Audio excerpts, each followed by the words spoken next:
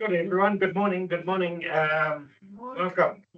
It's a continuation of the meeting. We started on Monday morning. So good morning, councillors.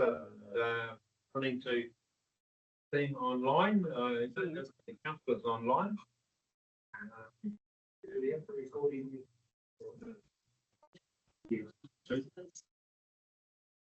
Councillor Truman and Western, apologies, and certainly the lateness. What do you want topic? That's it. I hope that's just So can I move them? Sorry. Councillor Williamson, seconded. All those in favour, please say aye. Aye. Against, carry. Okay. Anything to want to before we hand over to Nick and Kendall? Councillor Park, yes. Yes, Your Worship. Just given how busy everyone has been over the last week or so, I just wondered that in between each activity, if we could have 5 to 10 minutes just to refresh ourselves on the deliberations report about the particular activity we're about to discuss, because I have not read all 200 and something odd pages. And just as a refresher, because I didn't want to predetermine myself by reading it before hearing. Okay. So, Thank you. Yeah. Thank you, Councillor Park. Yeah. Yes, then see. Apologies to interrupt. Councillor Lachlan is online until lunchtime. Okay. Good morning, Councillor Lachlan. Good morning, Your Worship. Okay, Nick and Kendall, welcome. Morning, Your Worship and councillors. Campbell. Today, you move into the next phase of this operation, having completed the hearings. You've got an agenda which has got a series of reports that will hopefully move you through your deliberations and decisions. Be very clear up front that those reports were obviously prepared in advance of the hearings by officers. And it may be that as you move through those reports, officers either want to add additional information or may even change their advice to you based on what they have heard through the hearings process, the submitters. Second point I wanted to make is that the advice in those reports in no way constrains your decision making.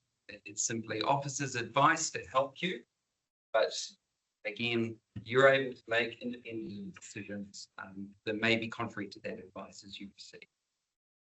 And then thirdly, while that advice is coming from experts, it needs to be tempered and read alongside all the views and information that you've received, not only over the last 2 days, submitters in person, but the 1,400 odd written submissions. Very good. Kendall, your search. Yeah.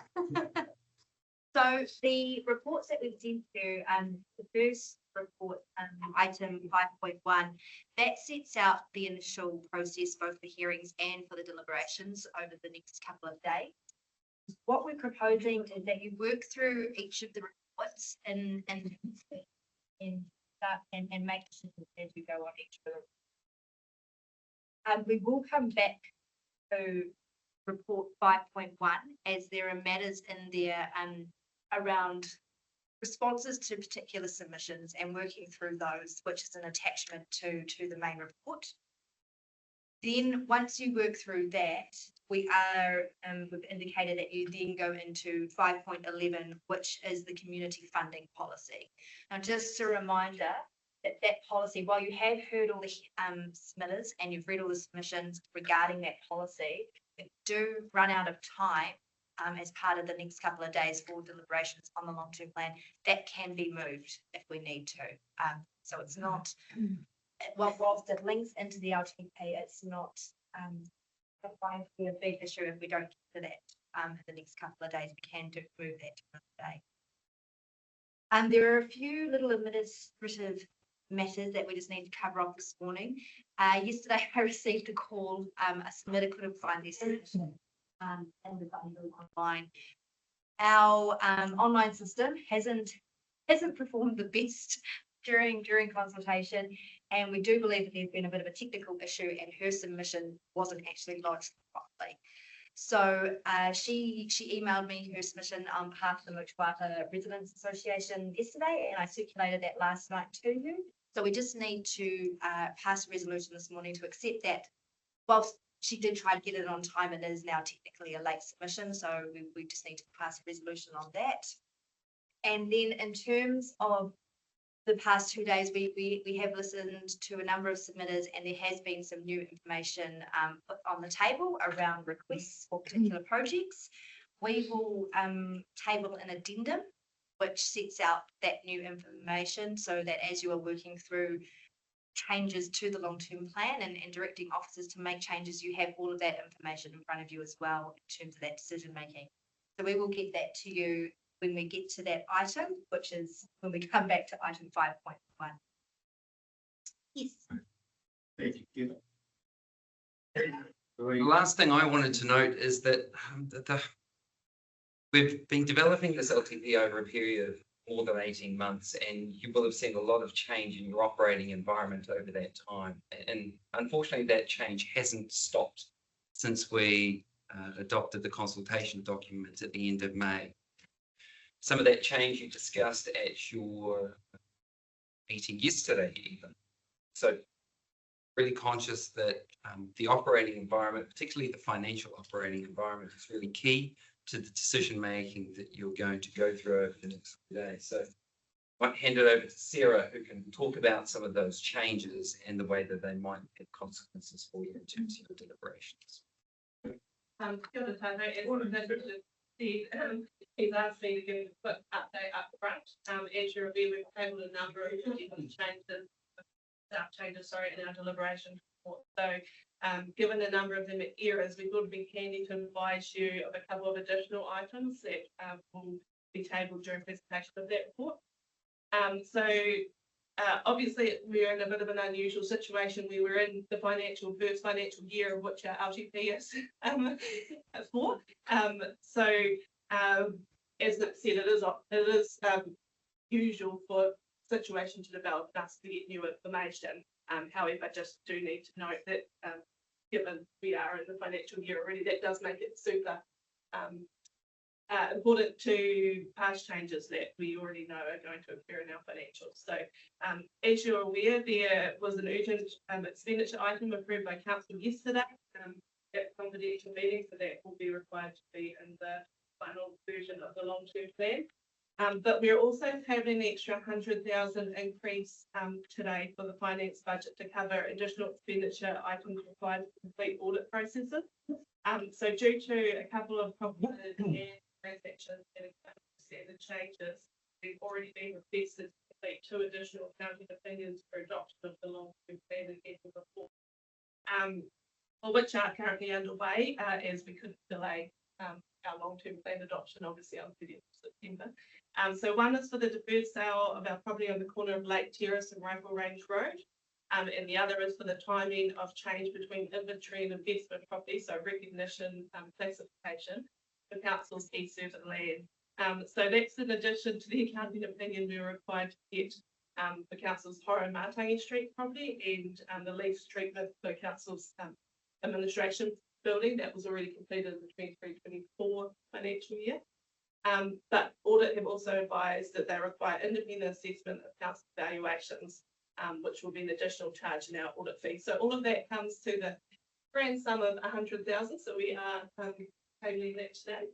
And then we have also been made aware of possible changes impacting year 2 onwards in relation to updated bill indexes. So these are currently confidential due to Julie and I being on the national working groups. We do get privy to some of this information early. We are one of 9 councils adopting their long-term plans late, and we have requested OAG to advise whether we are going to have to apply these. Now, obviously being confidential, we can't disclose the details of those, but suffice to say there are increases in the bill indexes proposed in this draft change. So not sure whether we'll have to apply those or not, and OAG is currently working through. I actually got an email from OAG at morning in relation to it, so just in a developing situation. Slightly offsetting that though, will be a lower cost of funds, which has been advised by Council Advisor Bangor. So that will be built into the final long-term plan as well. Again, as situations develop, the obviously the official cash rate announcement and the inflation announcement have kind of changed the financial environment a little bit. So yeah, just wanted to give you a heads up on those because it does give you continuity in the conversations today. We thought it was wise to do that upfront rather than during our item, which we had prepared a couple of weeks ago, and as that said, in a couple of weeks then. Councillor Park. Thank you, Sarah. Yes, thank you. Just through the chair, Sarah, I just want to share from what I hear, some frustration. I think Audit New Zealand need to actually be more accountable, if I can be so blunt. They're charging our ratepayers now nearly 0.5% in rates to audit accounts based on a prescriptive letter of engagement that has been seen and received by the Risk and Audit Committee or Risk and Assurance Committee. And I think it's an absolute atrocity that at the 11th hour, when they are completely over time and what they said their timelines would be, that they are putting it on our ratepayers to pay more for accounting qualified information, which they have a precedence already set for. I think it's a disgrace. Campbell. We wish it. Can I make a suggestion? Ideally, we knock off these students one by one as we go. That's the expectation. But my suggestion is, and I don't know how deliberations will go, given we're doing it over a few days, can we not consider the notion of sleeping on some of them before we make the decided vote? I know that helps me sometimes. I mean, maybe some of them decisions will be clear cut. I just want to make that a suggestion. Is if some of the decisions are looking, but rather than on the spot make them. I mean, That is what today's about. Let's see how it goes. Yeah, hopefully this see how it goes. If we haven't got enough, or we get that decision happy to delay it. For those that we know. Potentially be need to further staff information. Yeah. All right. Lovely. Sorry, we just need to pass that one resolution. Yeah, sure. One last late submission. So can someone happy to move the resolution that And you know what it is that we accept the much. Much work. Councillor Greenslade, thank you very much. By Councillor Park, yes, query. I see what specifically we're voting on. It was accepted late. An email last night. Yeah, they want toilets on the. Oh, sorry, I got that. Excuse me. Received. Noted. Nothing is expected. That's the other one.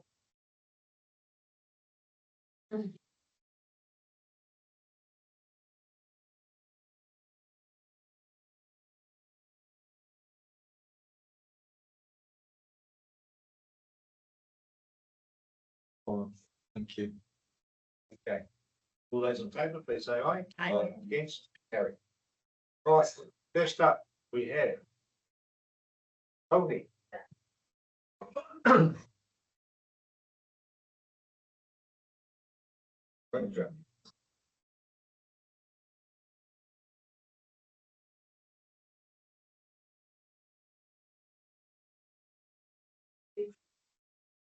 Good morning, Your Worship and councillors. On to item 5.2, which is a review of the curbside waste collection service. And you have in front of you a officer's report there, which is a summation of a team effort, that a working group and many inputs from finance, policy and across the infrastructure team and the organisation.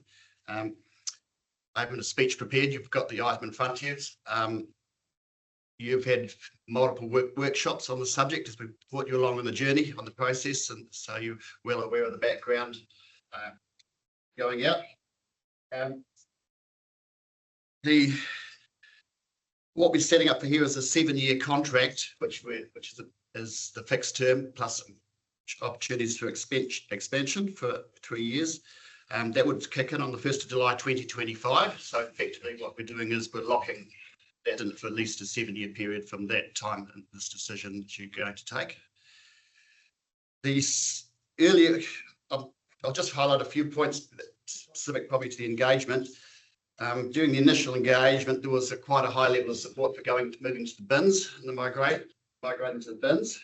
The submissions, as we'll see, and we'll get through it here, is 65% supporting the status quo, varying between strongly and or agree with the decision. You will have met with people in the community that we obviously haven't heard from 90 odd % of people that haven't submitted on the district. So there's how you regard that community's mood on that, and those people we haven't heard from specifically, but we've some quite strong opinions that it doesn't work for certain groups in their opinion in certain areas. And I'd just like to probably move on to the summary, which we've got there on page 3 of that, which is page 3 of item 5.2, which is the summary of the areas there, which we can see that it's quite fairly strongly a split between the traditional holiday areas, if you like, perhaps, and the urban areas. Taupo Town is split 50-50 to support and to agree and disagree. But once you get into the areas of Turangi, which is 72% against, Kinloch 78% against, Wairaki 58% against, Waitahanui 80% against, Western Bay's at a resounding 93% have voted that they don't support the proposal. So we've been through the options here. We've boiled down to potentially 3, which come out of these items we submitted on. One, which was the bin service, including the food scraps collection, which is the item we recommended to go out for the consultation on. And there's a list of advantages and disadvantages I'm sure you've looked through. Then we could consider the bin service for the main urban areas, but exclude the holiday settlements. The key issue with this service is we haven't gone out and consulted with people on withdrawing the service from the area. The proposal has been we're either bins or bags, not withdrawing the service. So that isn't really, you would need a further consultation process to make that decision to withdraw a service from certain areas, because that will obviously bring probably a whole lot of other people out that haven't already submitted, because people have their own opinions on that, which we haven't heard from. The third option, which you've got in front of you, is the bag service without food waste, which is the status quo. The proposal in the submission and the consultation document was bag service with food waste collection. The food waste collection is something that's up for debate at the moment. Well, it's not for debate, but the government have not yet decided as to whether it's going to be mandated. They've got their climate change goals, which they are committed to. So food waste minimisation is mentioned in there as a key item. It's a whole food chain process, not just food scraps collection, the whole wastage of food and processing and production and others. So whether they focus on those areas or go down to the food scraps, we'll have to wait and see. So at the moment, that's the food waste diversion collection is about a $1.2 million service provision, and the direct financial offset on that is around $100,000. We would get, if we went to food scraps, an initial $486,000 to set it up. That's a one-off to get the program going. So, but ongoing, it would be a $1.2 million service, which will offset some of our waste levies and our carbon costs.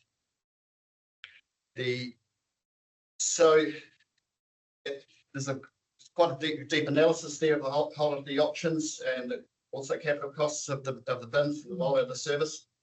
And at the end, the officers have come up with a recommendation, which has given a fair bit of weight to the public submissions, and the recommendation, which the officer's recommendation is to stick with status quo. Of course, that, as we heard from Nick, nothing in the officer's recommendation is what affects what the council may choose to do in its own decision. But that's as much as I've got to say at the moment. Tony's got something to add. Thanks, Roger.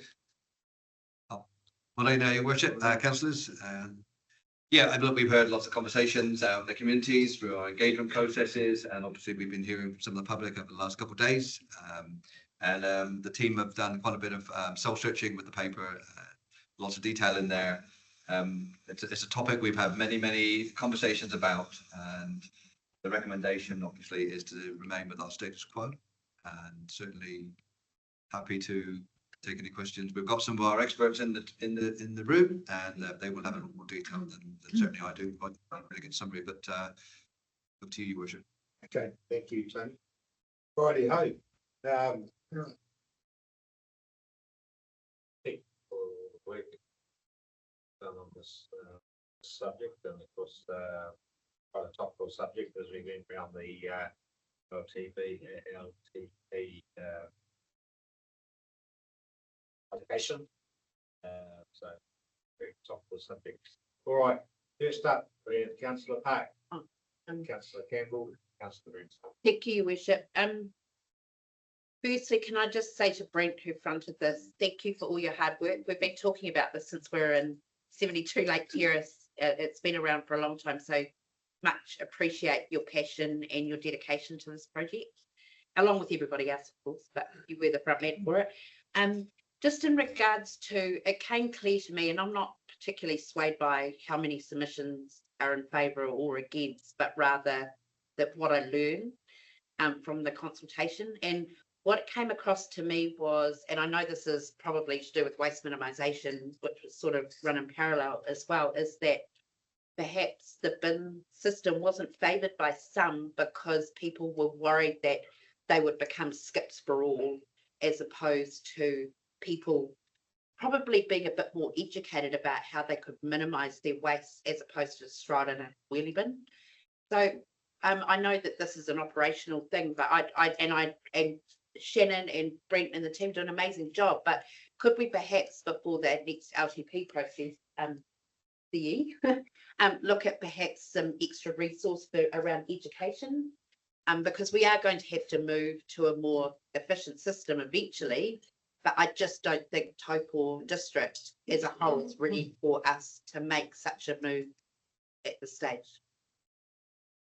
Councillor Park, Councillor Campbell.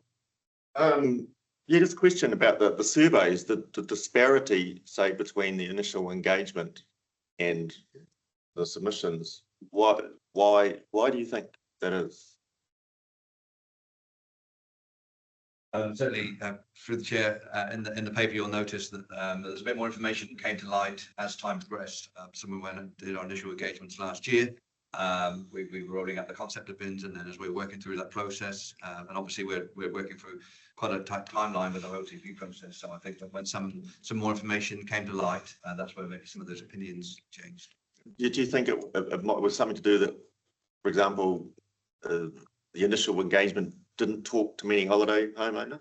That could have skewed it, I suppose. If you only talk about it. No, I don't believe that's the case. I think actually our engagement team have been really proactive in getting out to some of those more remote, whether it be the western side or the eastern side. I think we've done a really good job, and I know the team have done a significant, huge increase in engagement in previous LTPs, quite a different approach. So I don't believe it's that, no. And I could answer Councillor Parks, could touch on Councillor Parks' question, Your Worship. Just to add to that, I think moving forward, yeah, we've got some lessons that we've learned through this long-term plan process, and I think that certainly fundamentally a lot of it is down to behaviour and how we approach that, and yeah, certainly very keen to explore what we do differently in the future. Councillor Greenslade. Thank you, Your Worship. Yes, first off, personally, I thought your engagement was amazing. Actually, I thought the amount of work, energy, time, everything that was put into it was actually way beyond anything that I believed that council actually did. So that's been a real eye opener to me to see the amount of effort and time that everybody's put into it. I've got a question and then a comment. My question is, how is this going to, if we go with the status quo, how's this going to affect our relationship with our contractors? Because I know that that was one of the points put forward, that they were looking to buy new trucks and do things differently. So how's that going to work? Yeah, so through the chair, I mean, we've got a lot of work to do in that space, and we've got further conversations with tenderers. So we're still in that process. We're on hold. So I can't provide too many answers on that, other than the fact that, yeah, sure, we're going to be working through continuing in that process and doing some negotiations. And I thank you for your comment about engagement. I still chuckle sometimes when I see Brent popping out of a meeting, and that will stay with me for years. And so the comment is that, sort of following on from that, because of that engagement and that in-depth engagement and the responses that we've had back, which, you know, as we all know, range from there to there, I do think is an opportunity for us to take on board some of those comments and actually use, so it's not going to be a waste, use those comments to actually explore maybe ways that work better for our district, because we are unique. We've got so many different, I mean, I just think particularly of the Pukawa people, you know, and their issue is different from everybody else's. Their issue is that they're on the side of a hill, and putting a wheelie bin out there will have them all ending up in the drink. So, you know, there's simple things like that that are going to actually, I think, rather than the one size fits all, or the one size that fits all is going to fit all. It's not going to be so controversial in the future. So specifically want to stand actually has been your life. I know that. Councillor Shepherd.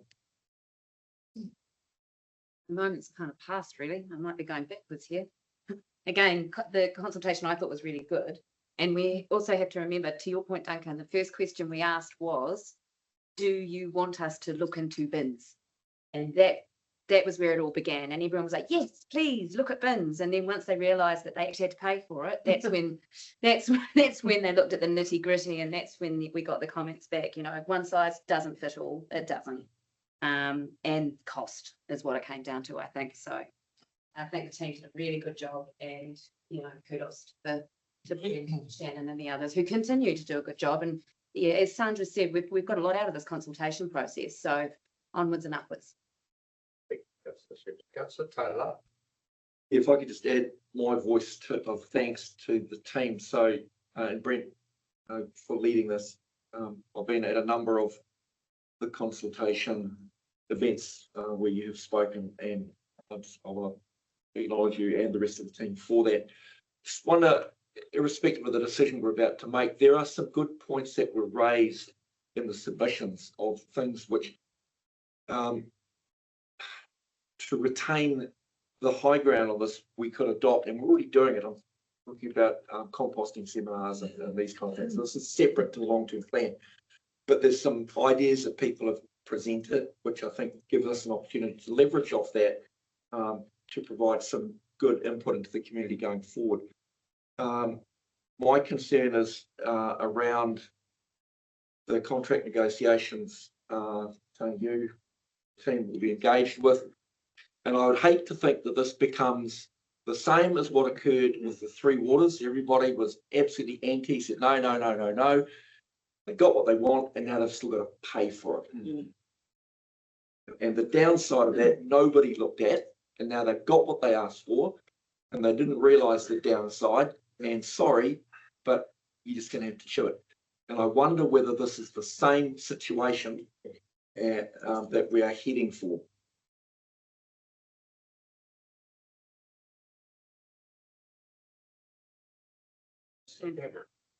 Oh, yeah, I just like, I mean, one thing I noted, it occurred to me as a disparity, but you tell me if I'm wrong. I mean, in the initial consultation, it was sort of inferred that we might be reducing general waste by doing bins, and in the working paper, unless it was reading it wrongly, we seem to be flipping. Well, we're certainly not sticking to that argument any longer. And I'll just let you know that in my background research, I contacted someone I knew from where was he's working in Auckland Council now in the waste department, and he previously worked for Waitakere. I mean, it's anecdotal from him. I haven't got any written. This is what he tells me. He's quite senior in it, but so it's a reliable source. When they changed to bins in Waitakere days before Super City, they did it. They actually did a trial. Oh, I don't remember any of this, but they did a trial in an area just to see how it went, and yeah, their conclusion from that was that yeah, they're not really going to reduce general waste. I mean, they went with bins. And it's a city, of course. It's a city in area as opposed to what we've got here, spread out all over the place. But they went to bins mainly because of cost, because they employ less labour, and it worked out for them. The argument for general waste, reducing general waste. Yeah, he didn't believe that really held anywhere. But further to that, and going on, you know, this contact I've got, the Auckland way they do, at least in West Auckland, they run a bin service for the urban, but the same contractor for rural areas picks up bags. It's the same contractor. They just do the bins in the urban, and I don't know if it's literally the same truck, but it might be. And rural, of course, is more spread out. So it's just one driver. He just has to get out and get the bin. I mean, that wouldn't necessarily work. The idea I'm trying to put forth here is it not an idea that we go with bins, but for the holiday areas, stick with the bags, but just the same contractor and the same old truck, the bin truck, but and in busy holiday times he gets a runner. I mean, that was my concept for what might be a half pie. Yeah. Through the chair, there's quite a specialised plant for it's a council's contract for a truck that has bins is different to the truck that you use to collect bags. So it would mean doubling up for a relatively small contract, and other than perhaps, you know, a city like Waitakere, for example, we've probably got economies of scale that we don't enjoy. We don't offer a service for the rural area at the moment. Any collections that are done are just done by the contractor using their own yellow bag service. So we really got to go one way or the other. The current trucks that we use to collecting the bags are just being kept nursed along. No one's invested in them because the contract was coming to an end. So hence a 7-year contract, because they need to go and buy trucks, get the associated plant, get them made, assembled. So a 7-year contract will mean that the bag provider, if we have tenders obviously for bags and for bins, will go along and buy and adapt their infrastructure accordingly.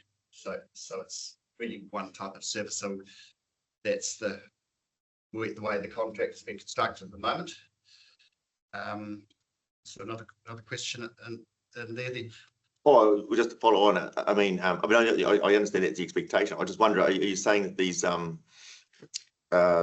these bin trucks couldn't handle doing bags as well? Is that what you're saying? That they couldn't be modified to do a side chute or something? I don't know. Yeah, the really bin ones generally are top loading. They have a ramp, they lift that goes up the side, and whereas the ones that come to the back has a back access, so they are quite different beasts. Unless doing a hybrid type truck wouldn't. Well, that's what I suppose I'm just not getting at. Okay. Councillor Shepherd, and then Councillor Greenslade, and then Councillor Park. I hear what you're saying, Councillor Campbell, but I don't see any cost benefits to the ratepayers chopping and changing from one to the other and trying these things out. I think we got some really good feedback in this process, and I think we can use that to inform us for the next time, because it will come round again. We know that the central government are going to probably direct us in this direction. We've got a bit of time at the moment to wait and see and find a process that's going to work for our district, because we're quite different to a lot of other districts. User pays was another one that came through loud and clear. I don't think people want to be subsidising other people who aren't perhaps minimising their waste. And we need to remember that the council's actually doing really good work in the waste minimisation space. They're helping with the, funding for the repair cafe. Shannon goes into schools. She does composting workshops. We're doing them at our gardens through council as well. So, worm farms. We are doing some really good work in that space. And that goes to Councillor Park's point of education out there. And I think there's a lot of work that we can do in the meantime. But I just don't think we had a system that was fit for purpose in our district. So I agree with the staff recommendation. Thank you, Worship. I want to speak to those people who wanted wheelie bins. I'm sorry that we're not possibly looking towards not having wheelie bins. And the reason I'm apologising to them is because I do believe in certain areas in our district they would have been absolutely ideal. I certainly think in the Turangi town area they would have been perfect. We have issues down there with illegal dumping at present, and one of the things that I am acutely aware of is the cost of taking stuff to the dump. I took a trailer to the dump last week and it cost me $63, and there was nothing really much in it. It was just, a bit of a tidy up around the yard sort of thing. And I think that would have made a great difference to our area. I think that would have reduced that issue. And I think spreading the load across our whole district is actually a good idea. I'm not actually against that. It's a bit like water and wastewater and all those sorts of things that's spread across the whole district. One of the things that will bring this up, that holiday homeowners don't actually realise, a lot of them, they actually do pay an extra charge on their electricity every month to the tune of $70 because they don't use very much electricity over the year. So we expect them to pay for the cost of the lines, and that's a loaded charge that they all have every month on their electricity bill. So when we talk about spreading the load across everybody, I think it's everybody's responsibility to make our place clean and tidy and look after it. So for those people who are going to be disappointed, we're not out of this space yet. I think, again, as I said before, it's opportunities and we can still look at it.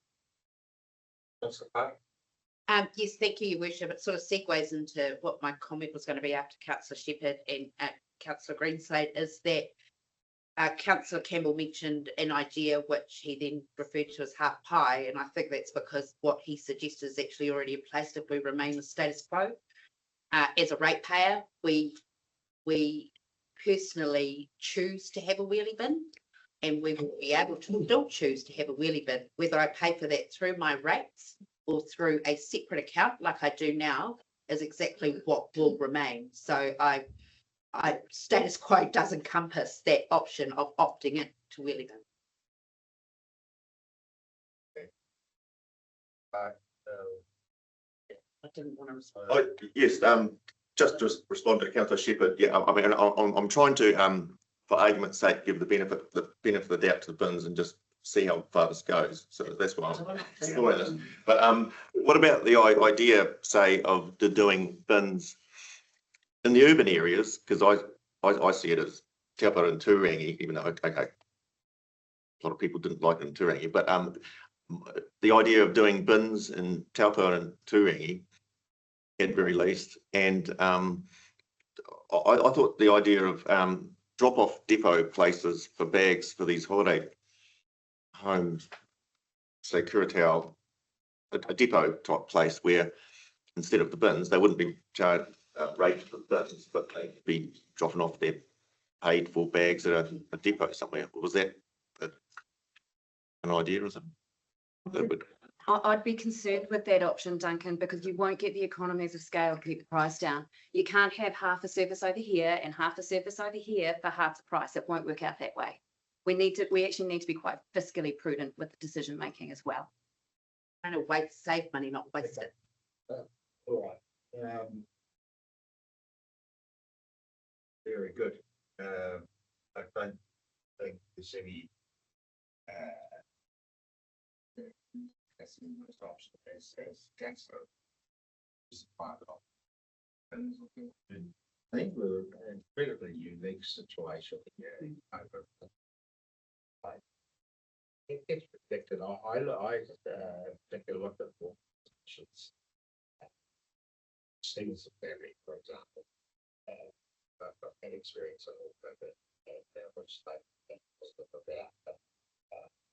Then holiday house, and trying to work it all out.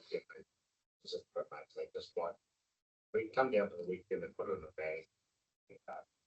But we are unique.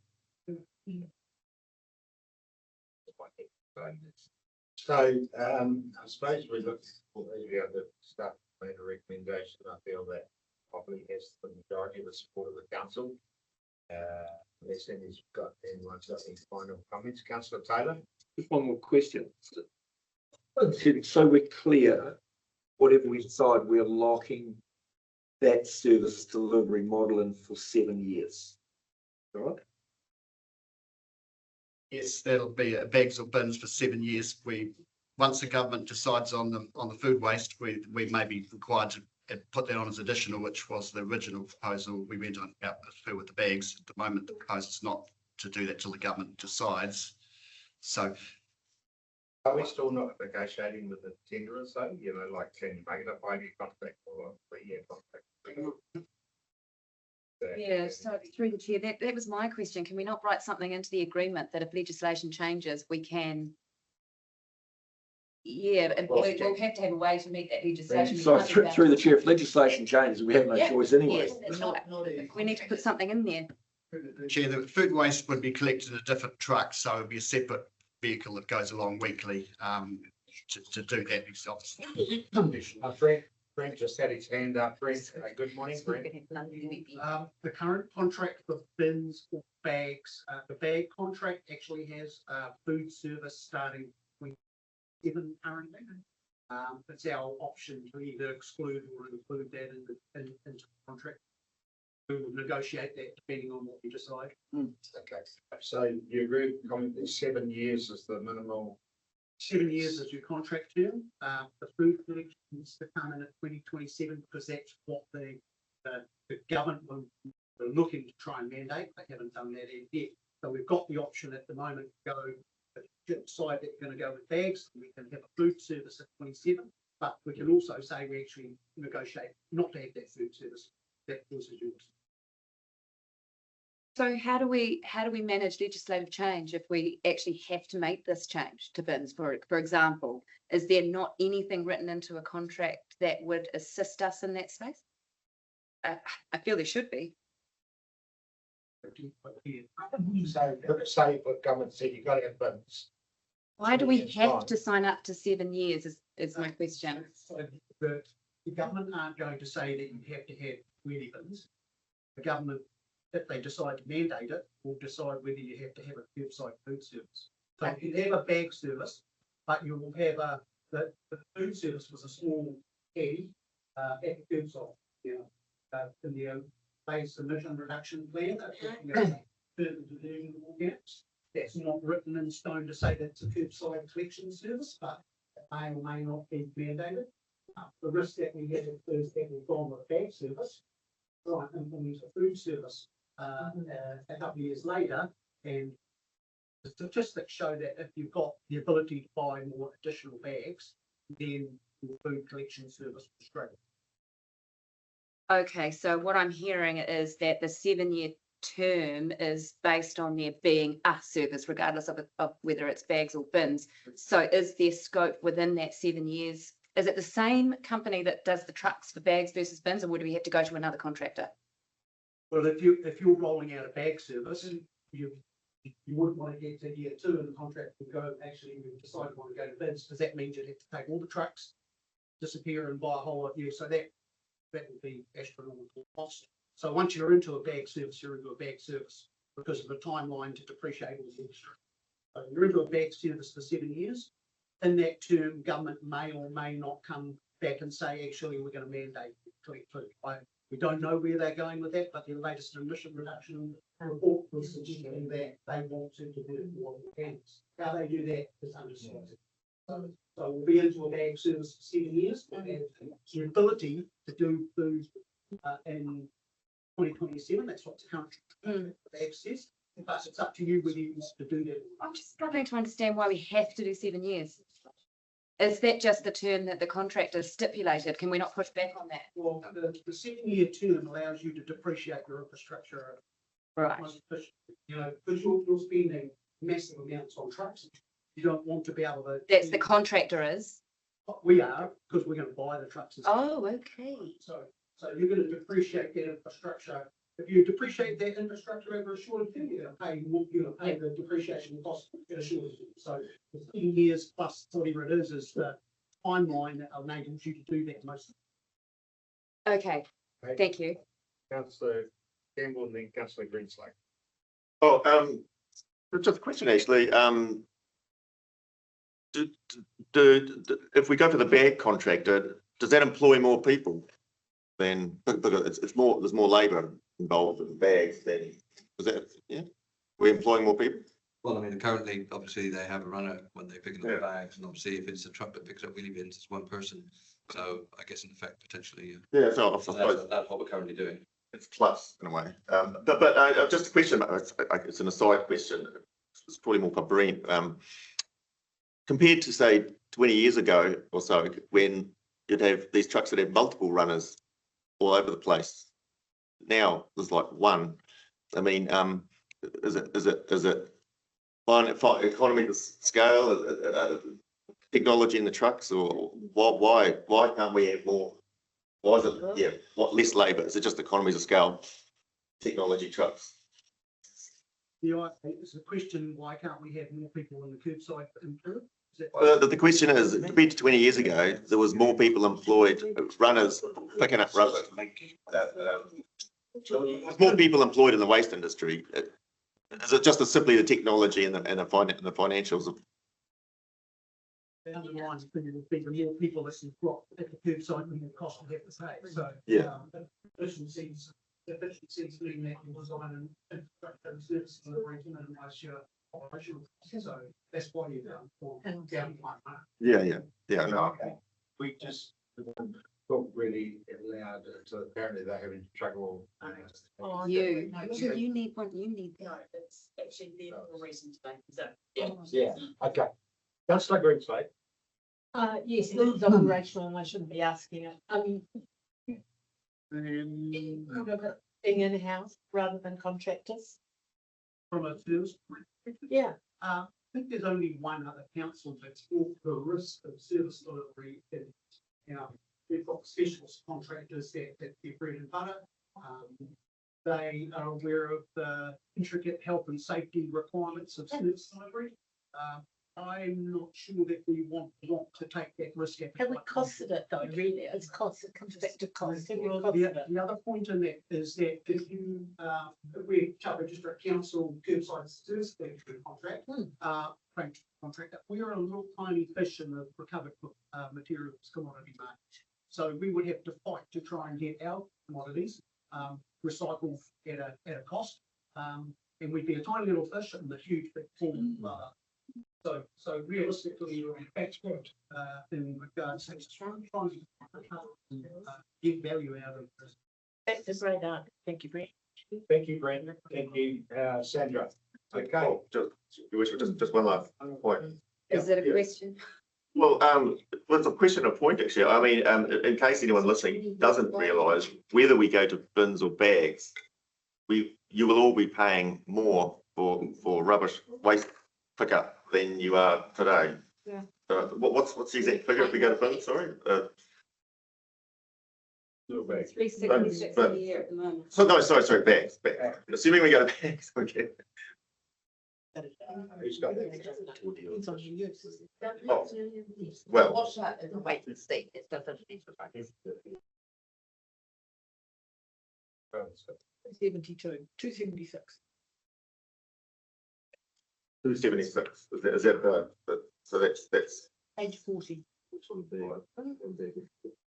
It's about this during workshops. Why are we? well, I'm making it clear for anyone listening, because if people are out there thinking that it's status quo, no worries, no extra cost, it's not that at all. It's in your, On bag price it'd be $3, yes. That might go up. all right, okay, we want a resolution, yeah, for the service, yes, okay. Cool. Resolution, can we have the resolution up there that we?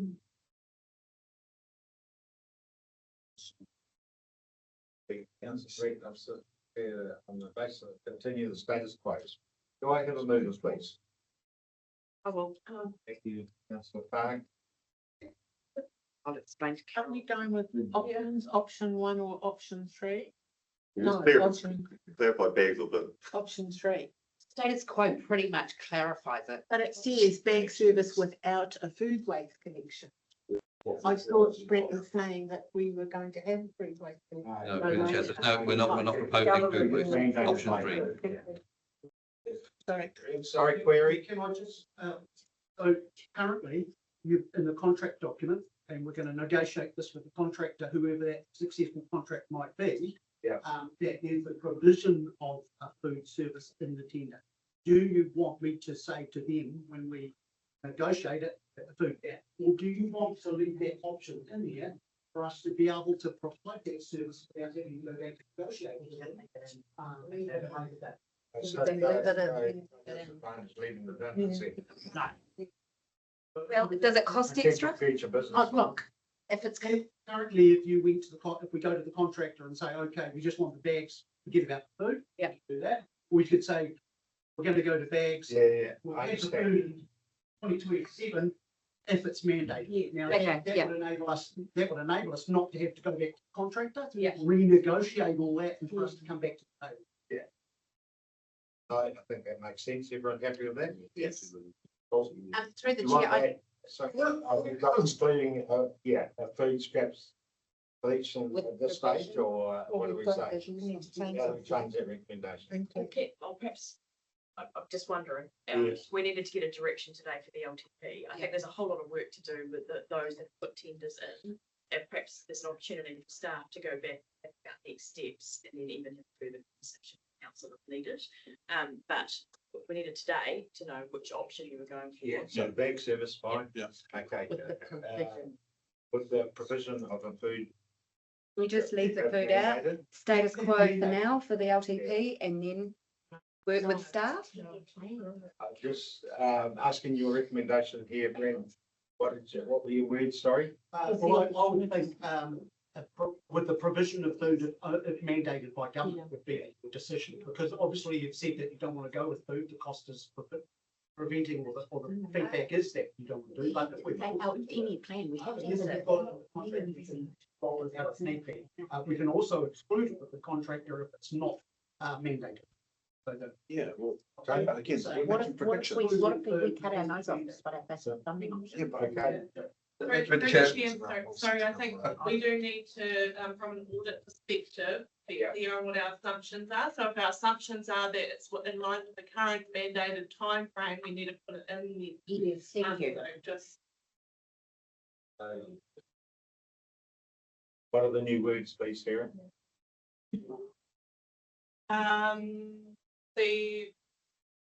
there was amended by government in the future with the assumption that it's currently in the 2029 financial year. 2027, if you've got a process. Okay, 2027 financial year. Okay. Yeah, that's all. All right. That's the direct officers. Thanks.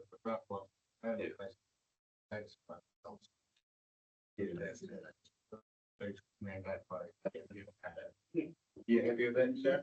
Yeah. Cool. It will be, Jamie, it will be. I mean, it will be. we're trying to foresee what central government might do. I mean, they could mandate it in 2029. Does that rule us out of that? I mean, shouldn't we be a little bit more flexible than that, or can we? Or, It's Oh. tabled already, isn't it? Yes, I've already moved it. Yeah, just want to clarify, we don't want to. No, I mean that. So Sarah, the question about the year.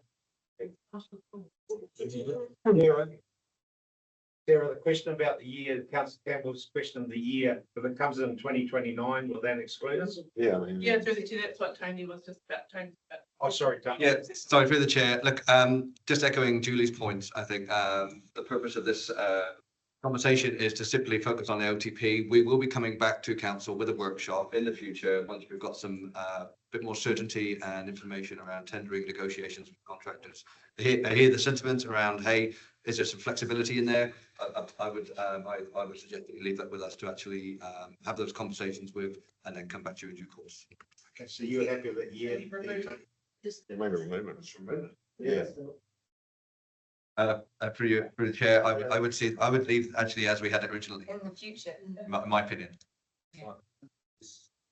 I, That how was it? Or was it for? So, We make assumptions on central government. Yeah. Through the chair, I would say we had it originally as a council directs officers to prepare the draft long-term plan on the basis of continuing the status quo rubbish bag service, excluding any food scraps collection. It's worried, not what we've Yeah. got from the back. Yeah, no. Yeah, I would prefer that. I think you'll struggle with audit, putting in an unknown timeframe for a food waste collection. And then what do we assume to model in the financial statements? Through the chair, I also acknowledge councillor around, pay ourselves with something that's done well. Good reform, we don't know what the government is going to do, but definitely they will do something. We just don't have that information. A question, so how does that affect Brent's contract negotiations then? Through the chair, that's for us. We will have those conversations and come back to you. okay. All right. Wowza. You got there. That's it. Up there, do I had a mover, didn't I? Yep.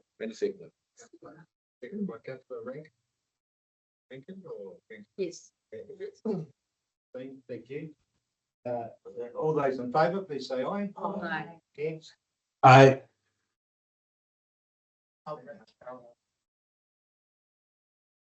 Okay, the item is carried. Thank you very much. Team. Right, next up we have NZTA funding. Correct? Oh, you break. I've already read NZTA why we were listening. You happy? I am if everyone else is comfortable. You with it. Oh,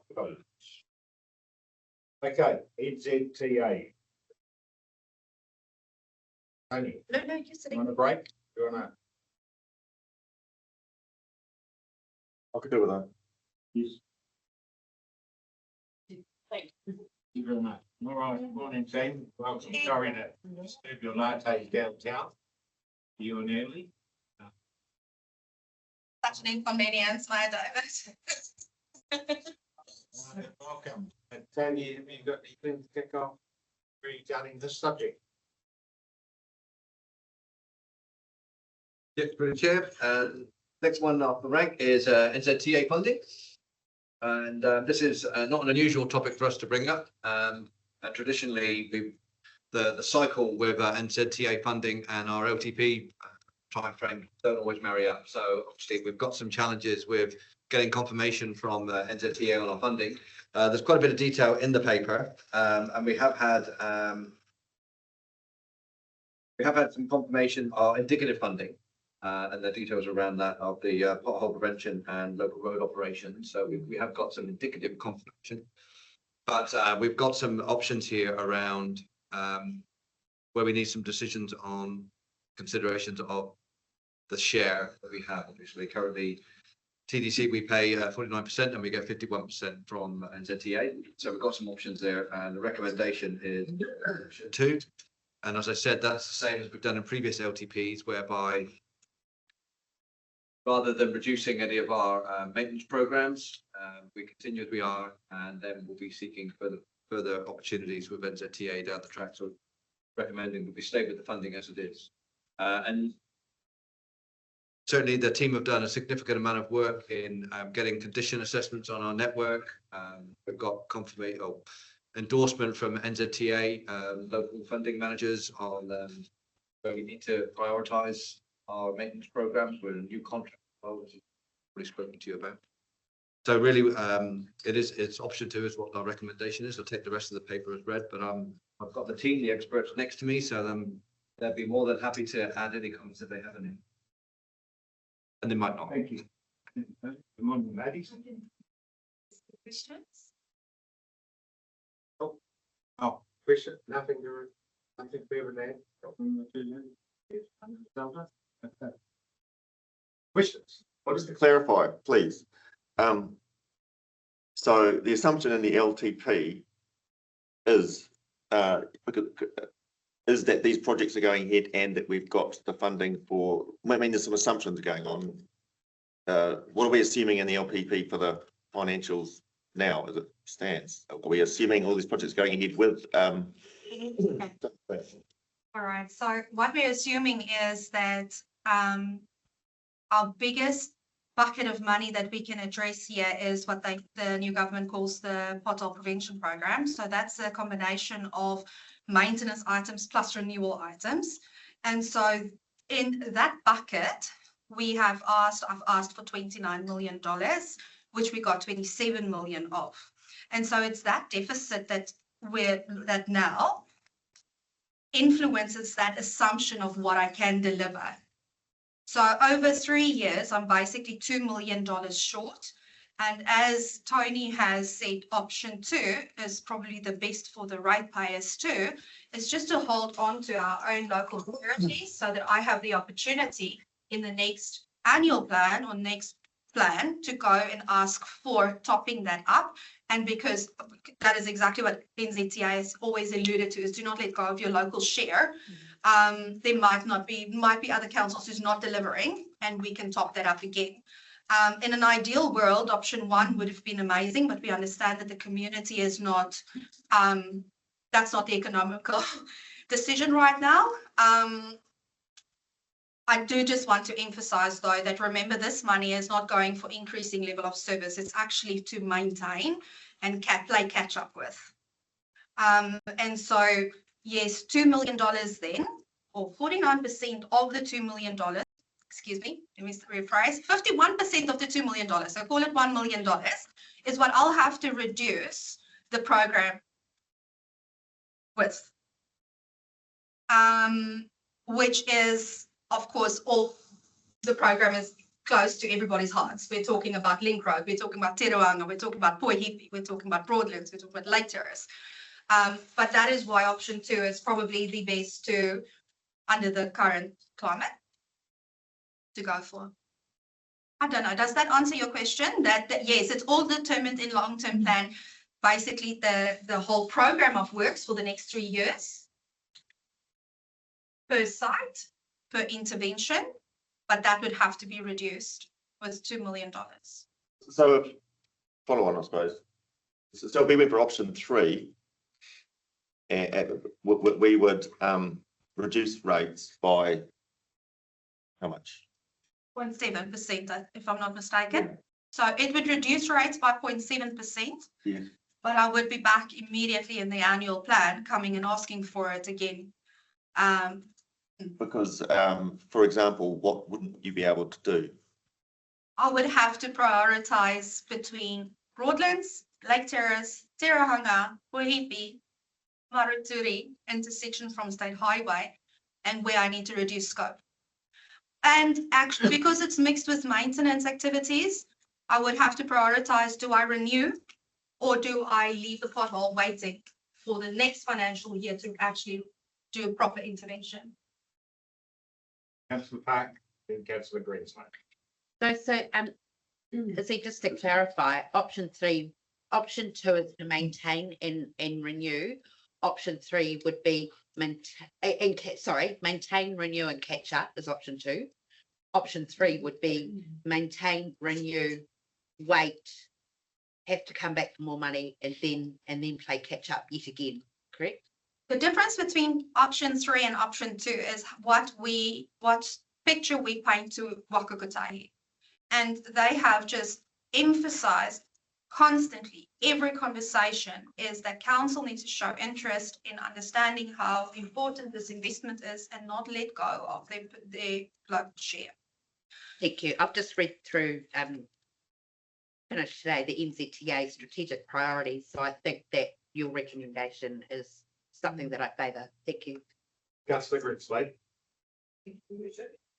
How does this fit in with the $79 million contract we've just awarded to him? Correct. So from a renewal perspective, that is 100% on estimate. If you recall the workshop I had about with the HEP contract, it's under the maintenance portion where the industry was far more expensive, which we expected. But that was under now the maintenance item. So for example, imagine you've got the pothole prevention bucket of money. There's items that addresses maintenance, there's items that addresses renewal. And we can't share that money. Those two different funding streams. And so what that would do is from a renewal perspective, I'm smack bang on estimate. From a maintenance perspective, it's where I get into a bit of trouble. So will he be the contractor? Is this part of the whole? They are Yeah, currently actually already planning and submitting TMPs and getting ready in preparation. So when everything is confirmed, we just hit go and basically start with 7 renewal sites. So one of the advantages with the new contract that the team have signed off is that we're able to have that, we can a lot more positioned to deliver those capital projects. So with it being all encompassing in the contract, we're not going out to separate tenders, it's all in-house. So the team have got a really good track record in delivery.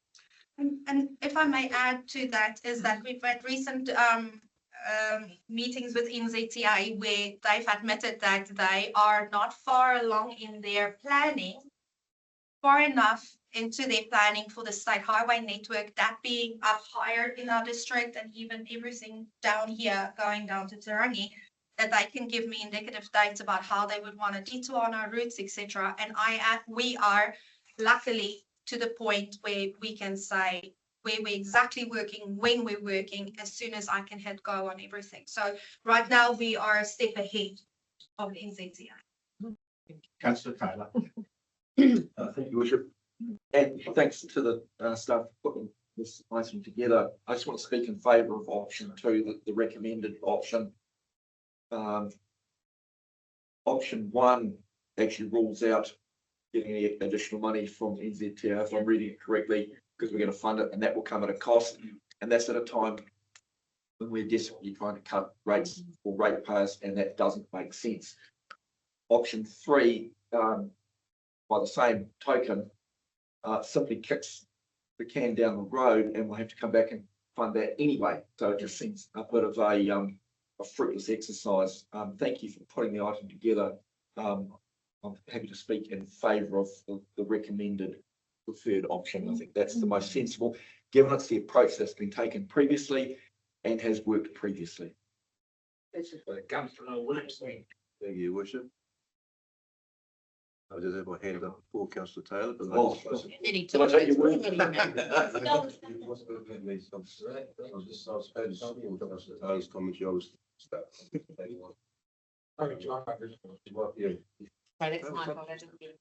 Well, the third to age, likely reduction of rates, but it'll be quite very short sighted. Ladies and gentlemen, Councillor Williamson.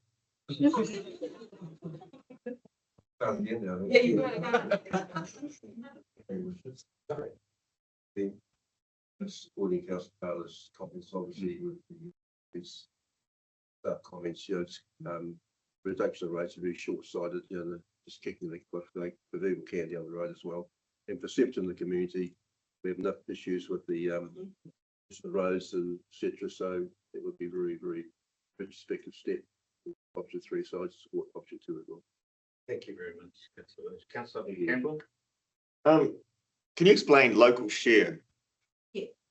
So if an investment is $1 million, we pay for 49% of that $1 million. That is funded by us. The 51% is the share coming from Wakakotai, so they co-fund. And so that local share is for every 49% that we can produce, they will co-fund 51. Just to add to that, this is the FAR rate. It's used up and down the country, depending on the district for various reasons, and they've got a matrix that they use for that, but depending on poverty indexes and various things. This is our current FAR rate, but that would differ to other districts around the country. Oh, sorry, what rate? Sorry. I thought it was an each. 51%. rate. Fifty-one percent, that's what you're saying? Yeah. Oh, no.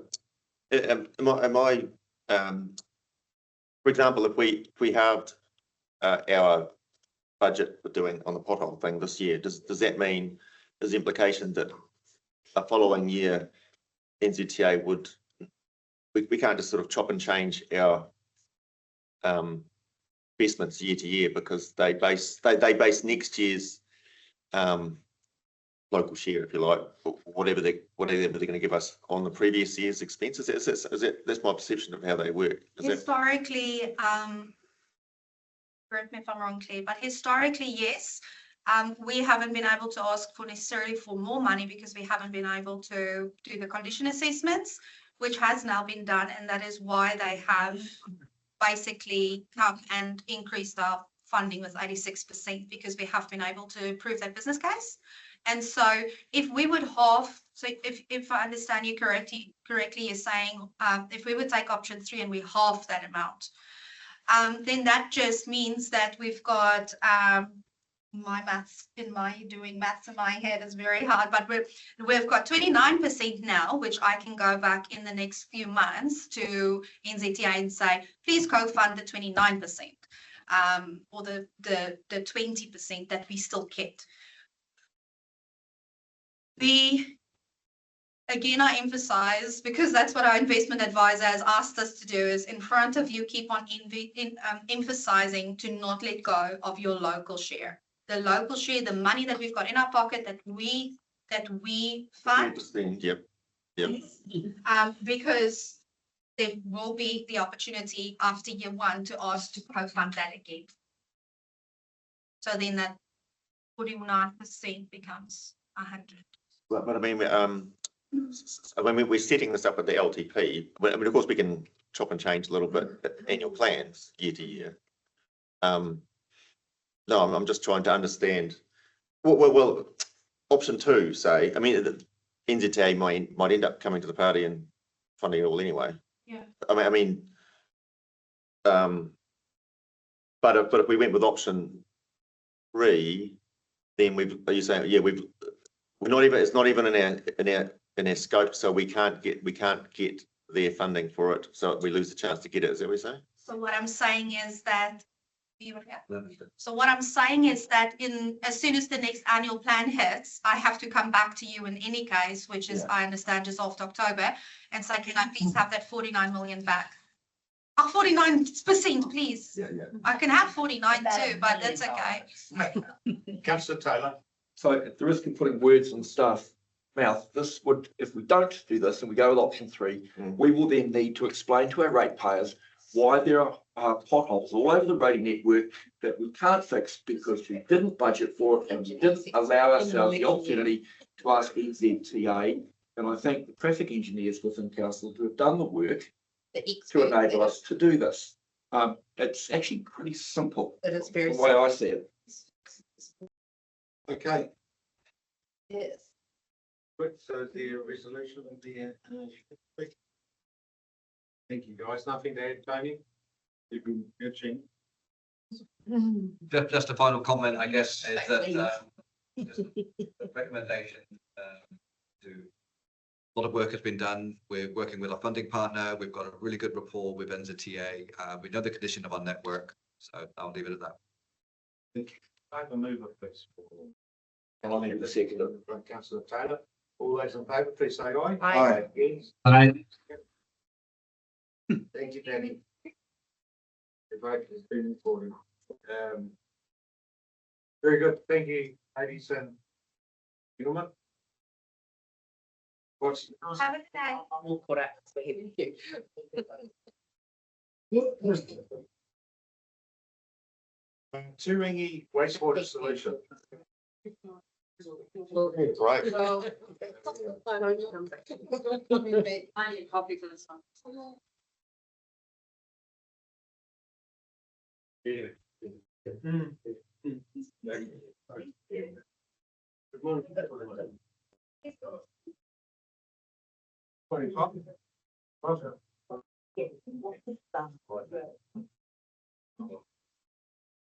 in on both ways, so it's like.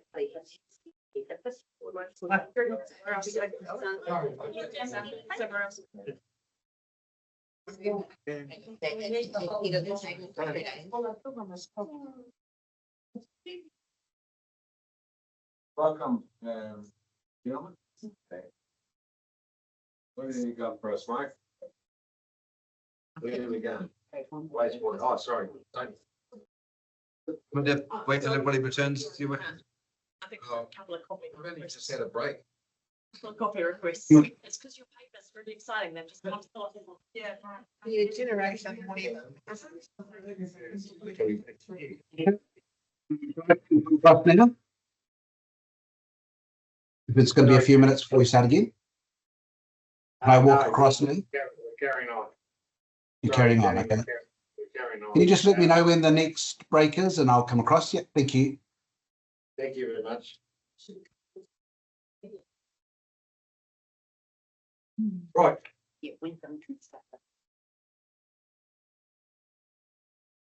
Last minute adjustments. Tony.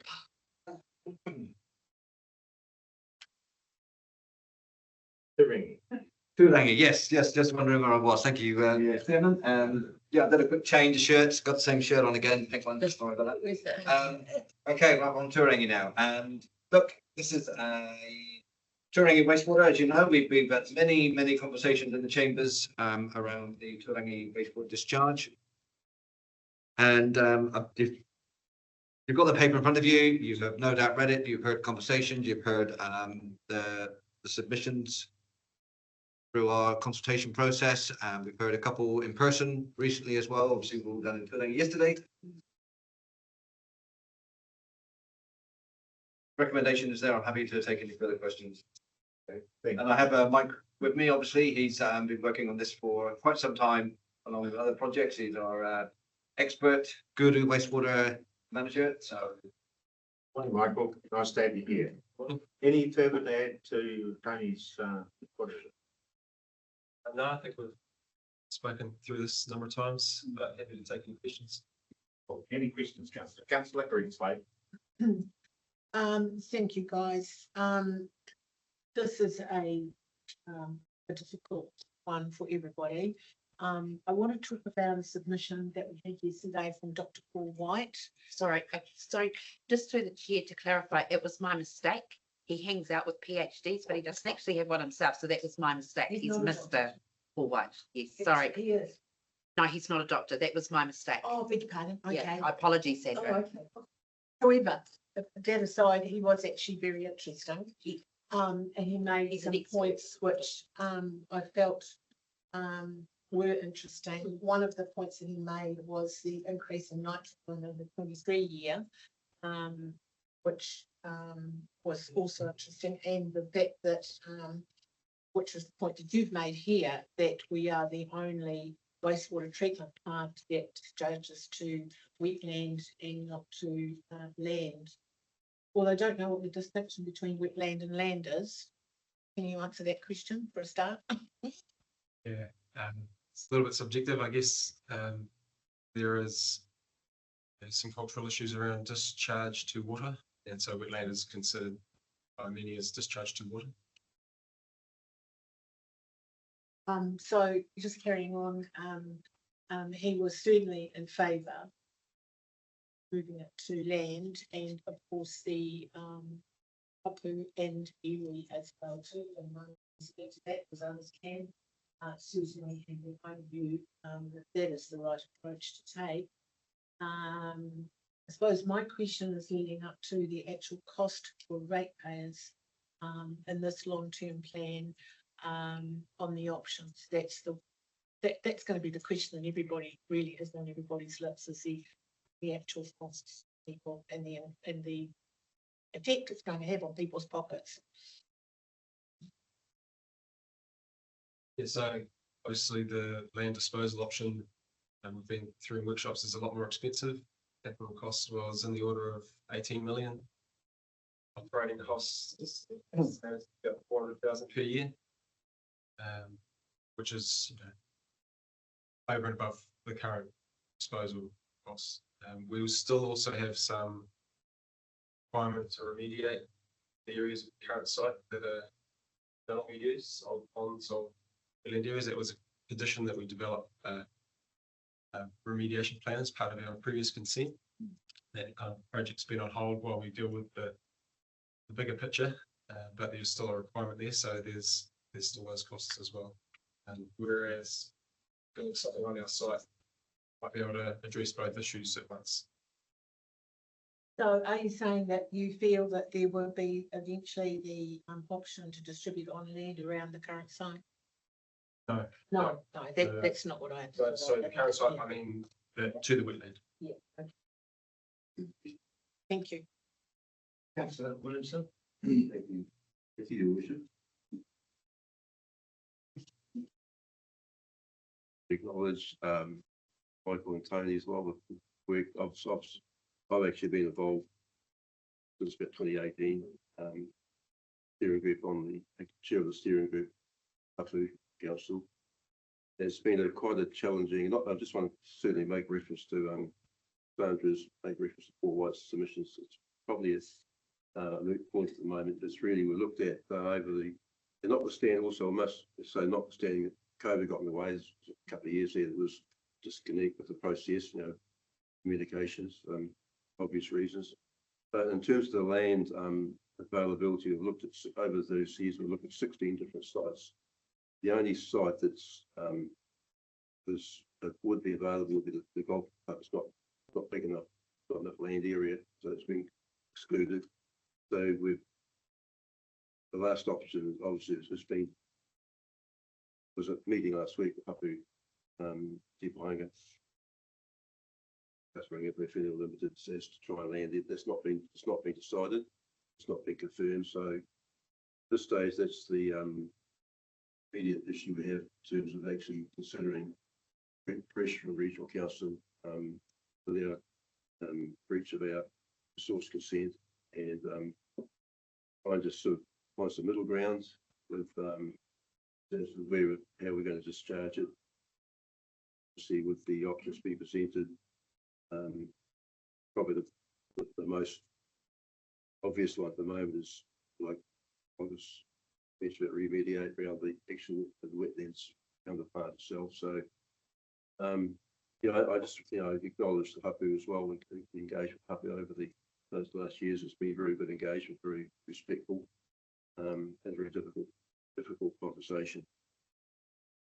So that's really where we are. We don't have it's all our own land. We don't have the final certainty where can go. So that's a lot. Thank you, Your Worship. Just to follow on from Councillor Williamson's corridor, I think there's part of this discussion is this is a long-term plan process.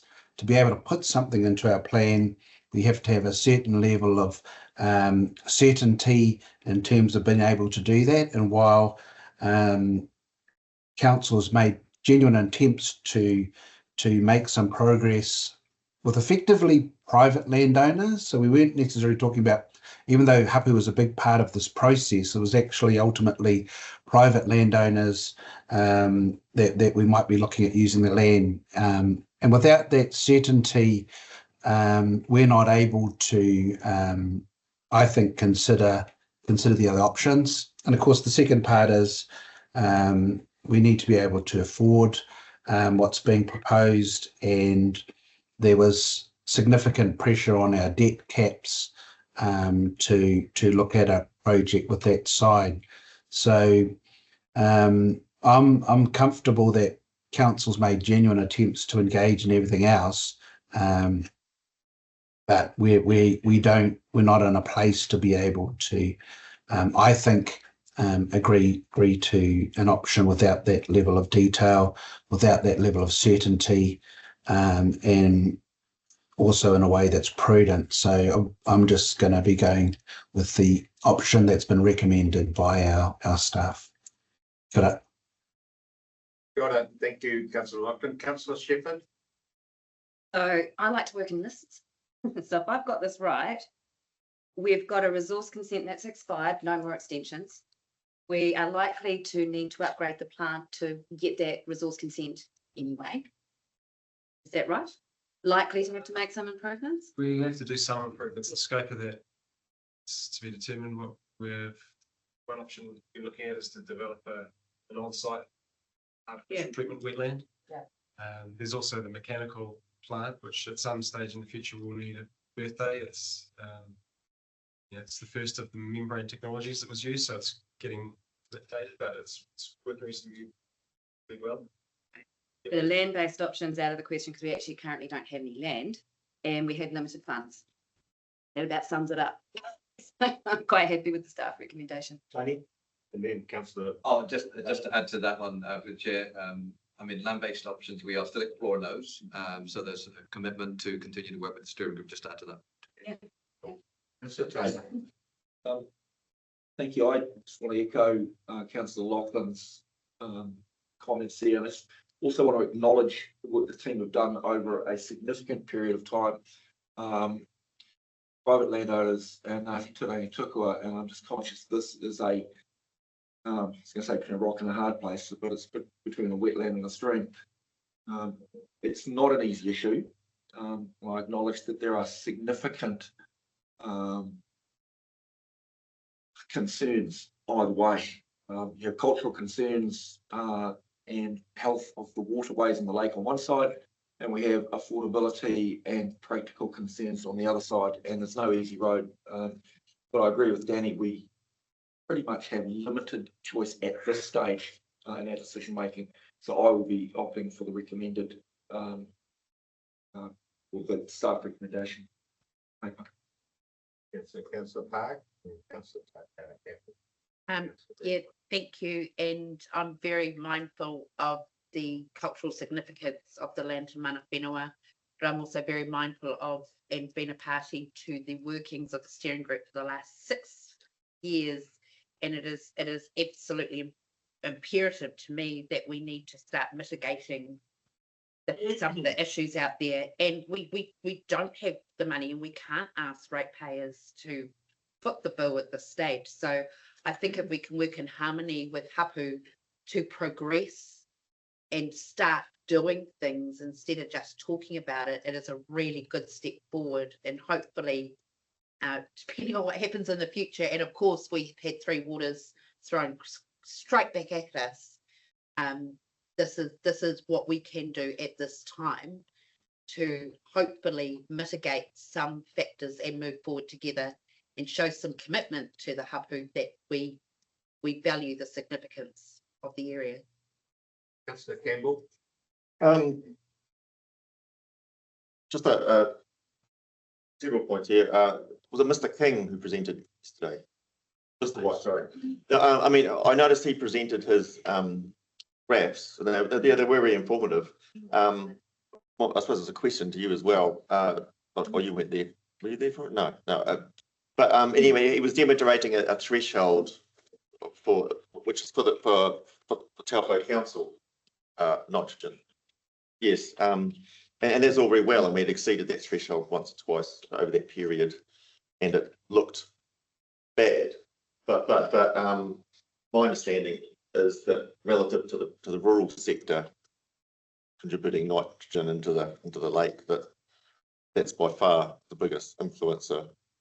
And yeah, what would your comment on that be? Yeah, so it's true. There was a policy set by regional council early 2000s, and that the direction was to reduce nitrogen inputs to the lake by 20% across the board. And council bought into that as well, and commitment was to reduce nitrogen inputs from our wastewater activity to the lake by 20%. I guess the good news is the bad year last year. There were some operational problems at the Turangi plant. I don't know if you've got the new performance report yet for this new year, but that's back to where it was. So it's looking a lot better. We're investing some more money in instrumentation at the plant to try and keep it at a good level and give early warning. Yes, But growth in the catchment will always, we're continuing to produce more waste. And it just means we've got to continually improve our discharge quality over time to stay within that threshold. I recognise we had a goal reduced by 20%, but what my point was relative to the rural sector, because I didn't have time between yesterday and today to look up the numbers, the actual tons of nitrogen. How much does the rural sector put in compared to, say, Taupō District wastewater plants? I mean, because it's kind of relevant, because in the context of through the chair, the relevance for us is obviously we operate within resource consents, and that's our fundamental go-to. So obviously under those parameters, and we have annual reports we have to do for council, and that's our threshold. Sure, what's happening in the rural space, but it wouldn't come under our control or jurisdiction. No, I suppose I'm trying to ask, are we just a little drop in the ocean, actually, reality in terms of nitrogen in the lake? I don't have in the context in my mind, but I'd say that assumption's probably pretty right. Councillor Greensley? Oh, thank you.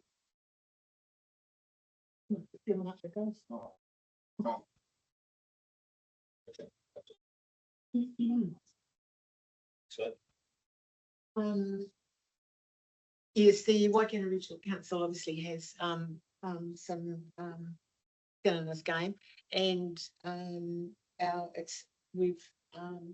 resource consent has expired.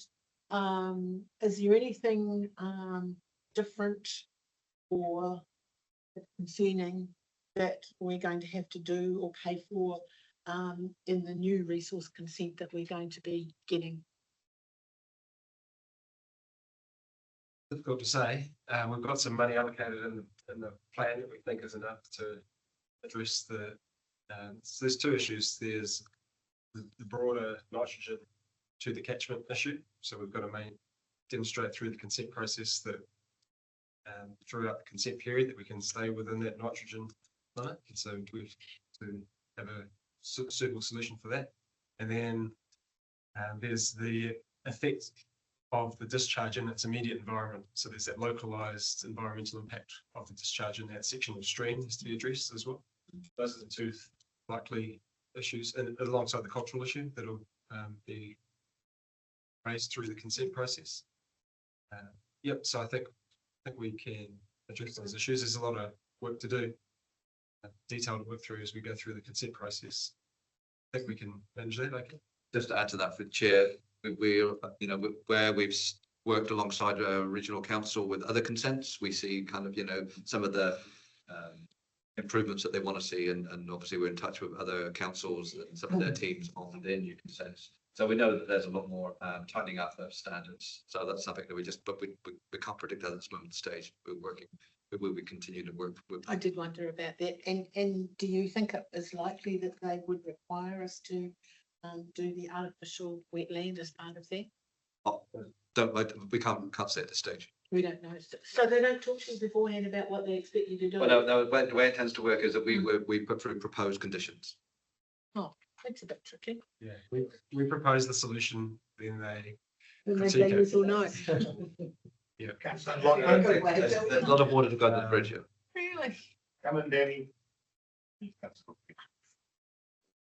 Got all your worship. Yeah, just I'm not too sure whether Councillor Campbell's stuff is relevant. We've got our own obligations, and whether what the farmer's contribution is or isn't, it is, like I say, it's not part of our control and not our responsibility. I just do want to acknowledge the work that Councillor Williamson has done in terms of this work, in terms of engaging with the hapu and some of those landowners, and also want to just acknowledge Andrew Mariah's work at the time. He actually put quite a lot of time and effort trying to make some progress in terms of the land-based options. We sort of did kind of get there, but obviously just a little bit too late in terms of what we're doing. But I just want to acknowledge the work that those two have done in terms of this work. Got it, Danny. Councillor Fletcher. Yeah, obviously a very hot topic, and something that we've debated within these council chambers quite a bit during my training here with the Taupō District Council. And obviously I'm not shy in saying that option 2 is obviously my preferred option in its simplest form. And what I campaigned for was to try and encourage intergenerational change. In its simplest form, we are still putting treated wastewater in the southern end of Lake Taupo through the Hangariko stream, then through the tail race, which ends up even by a popular swimming site, which is the Tukanu Wharf, and then out into Lake Taupo. And a solution needs to be found in order to fix this problem. And I don't believe it should continue. And yes, the skepticism me and, following along Takia's presentation yesterday around would the treated wastewater be an issue if it was on the northern end is obviously a question that he posed yesterday. And would we somehow find the money? And I understand too that affordability is the main thing here. But still, I am likely to vote against the motion of option 1. But I did have all of this. Really does also have a apartheid attached to it, a question attached to it, is that we are still looking for land disposal solutions. If something does come forward, what would the process be then moving forward? Yep, through the chair, good question. Certainly at this moment in time, the steering group has still got its objectives, and that's to work alongside the reps to find a location to discharge the land. That hasn't changed. And that will still require us to come to council with a report and recommendation, but can't confirm when we're going to come to that point, but that still remains their purpose. I'll just add to that any consent that we were to gain to just continue discharging at the current location, it doesn't, you don't have to commit to the period of the consent. There might be a 20-year consent. You may change your mind. The site may become available and you take a different direction in 5 years. It's not doesn't lock you into anything. It's just enables you can change your mind at any point in time.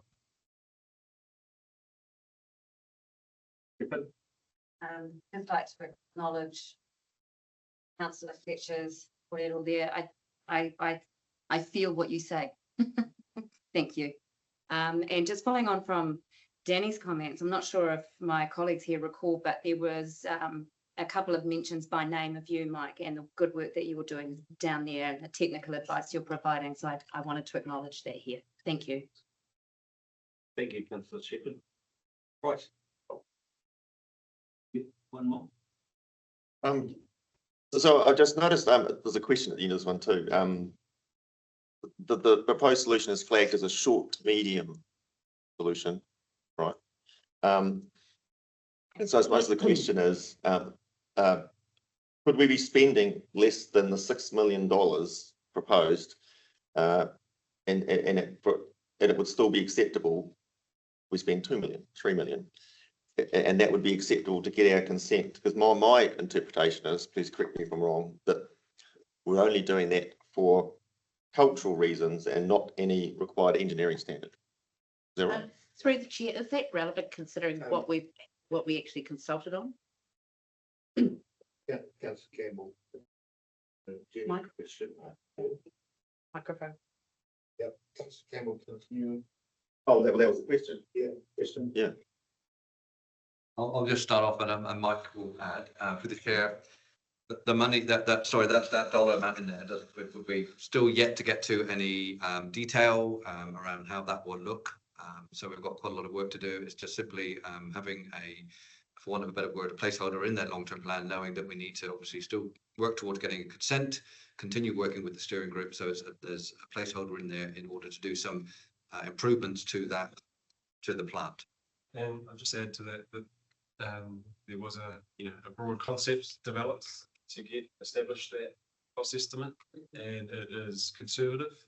Could be that we could deliver something for less, but I wouldn't want to say that hand on heart now. I think there's a process we've got to go through, ideally with other stakeholders to figure out exactly what we do. But there is a nitrogen, Turangi's growing, so there is more waste coming to the plant, which means those nitrogen discharges will increase over time.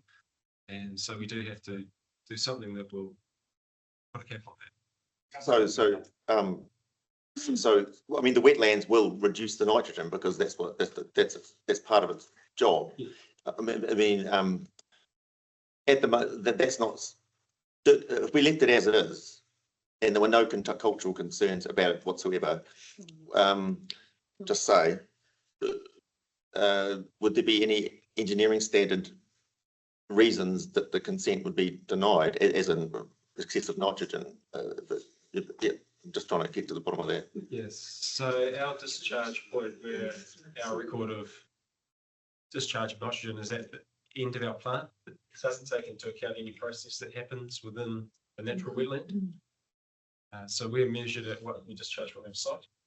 And so it doesn't make a difference to that. yeah, I mean, wetlands do naturally. Yeah, okay. No. But look, one concern I have here is that, okay, assuming that we're still heading down the land disposal option, because it sounds like there's every intention to do that, we could be spending up twice. We could be doing we might end up with a land disposal option in 3 or 4 years' time, and yet we're also doing a short to medium solution now. So that's well, can I just throw some Last one. Can we just stand off, no shrugging the shoulders, we've got plenty of time. I'll move on. Fully discuss these things. I'm hearing from shrugging and Luke shrieks or whatever. Can we just hear the councillors out? That's all right. Councillor Taylor and then Councillor Gretsley. I'm happy to hear the end of Councillor Campbell's commentary, and then I'll have a comment of my own. Oh, no. Well, I was just throwing it out there. I mean, the land disposal option, okay, reading it bluntly, is a political, it's a politically desired solution. Well, it's cultural, political, you can call it whatever. If we're going to end up heading that direction anyway, it sounds like there is an intention to anyway. I mean, conceivably, I'm just saying conceivably. I'm not saying I think it's the best thing. Conceivably, would merely that commitment that would be a commitment from this council that we're heading towards a land disposal option be enough to get the consent over the line without having to spend the 6 million on the short term medium solution? Because if that's all it is, I'll just put it out there. Through the chair, there was a resolution passed by council to work with Hapu reps towards a land disposal discharge point, and my understanding is that that's the direction I've been given and my team are doing, and hence why we've got that commitment in the paper to work towards the long-term solution.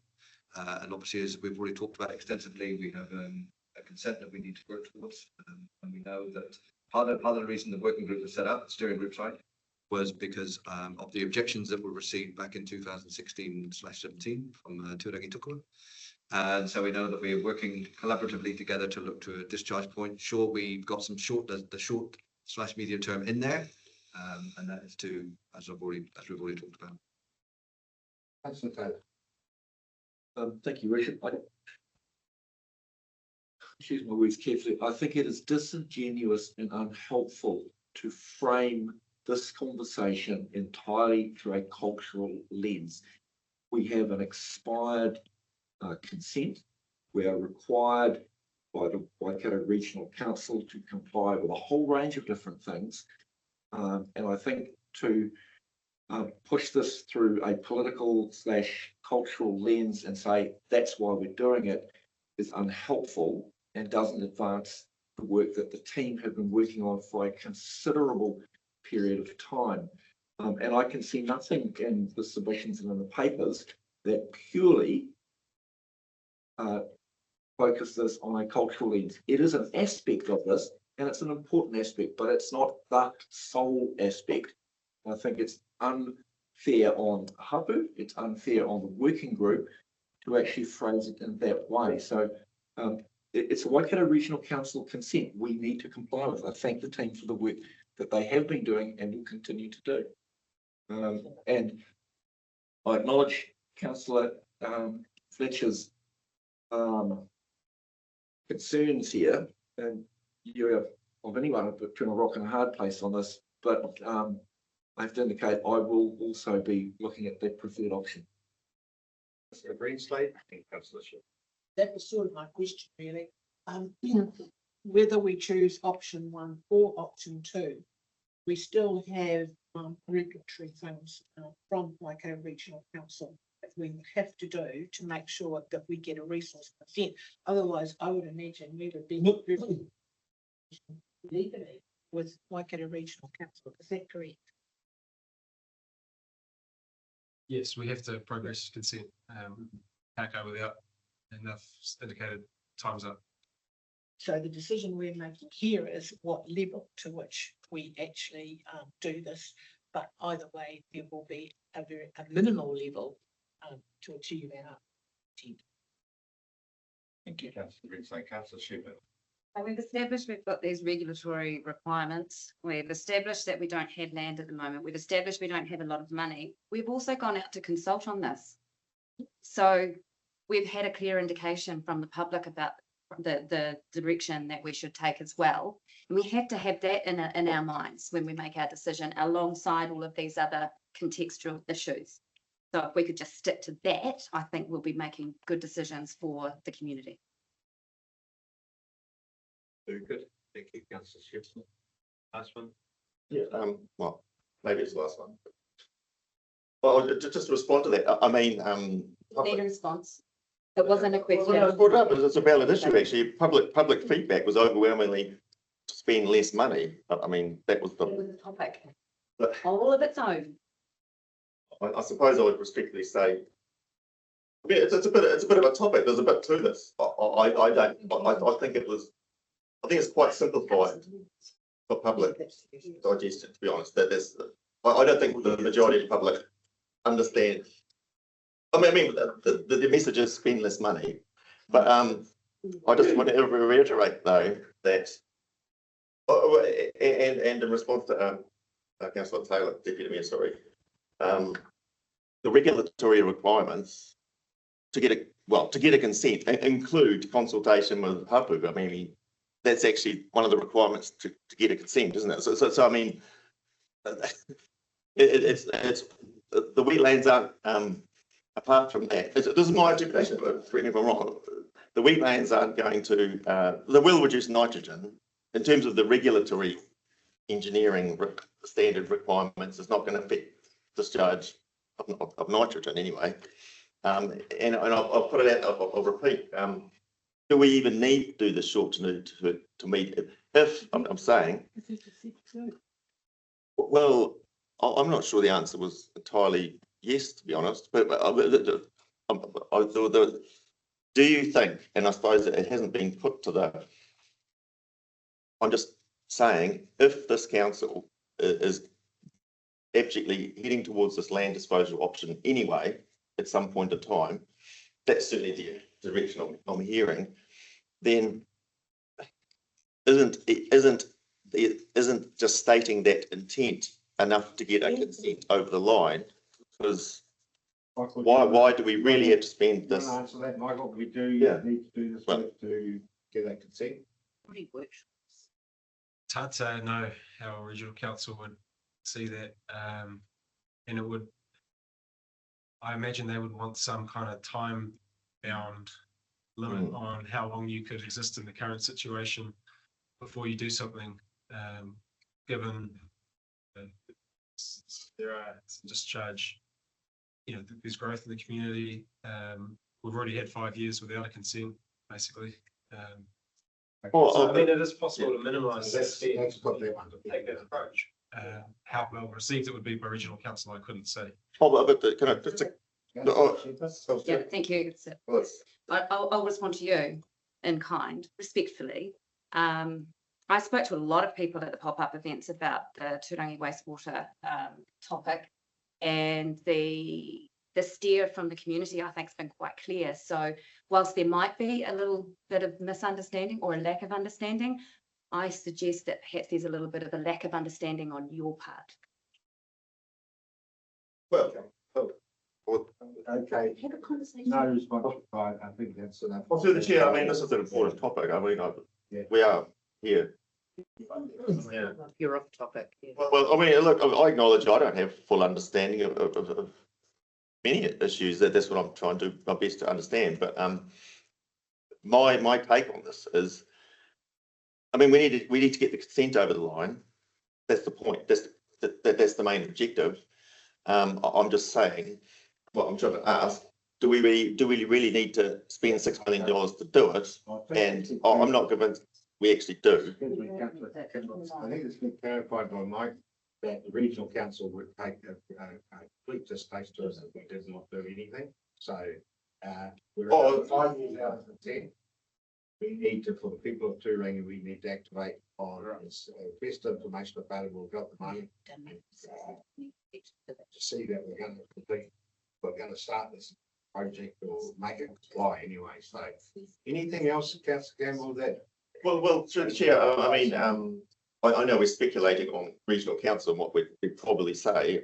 I suppose I'm hearing that their reluctance to grant a consent would probably be because, well, because the local hapu would not be happy. Would that be right? It wouldn't be because. Yes, well, I'm trying to clarify. I'm just trying to clarify. It's not because of any engineering standard regulatory reason. It would, and I'm not saying that's nothing, because it's a requirement to consult the local hapu. Is that what it hinges on? Through the chair, we know exactly what the stance is from the local hapu. That's not changed. Yeah. So Lachlan, come in, Danny.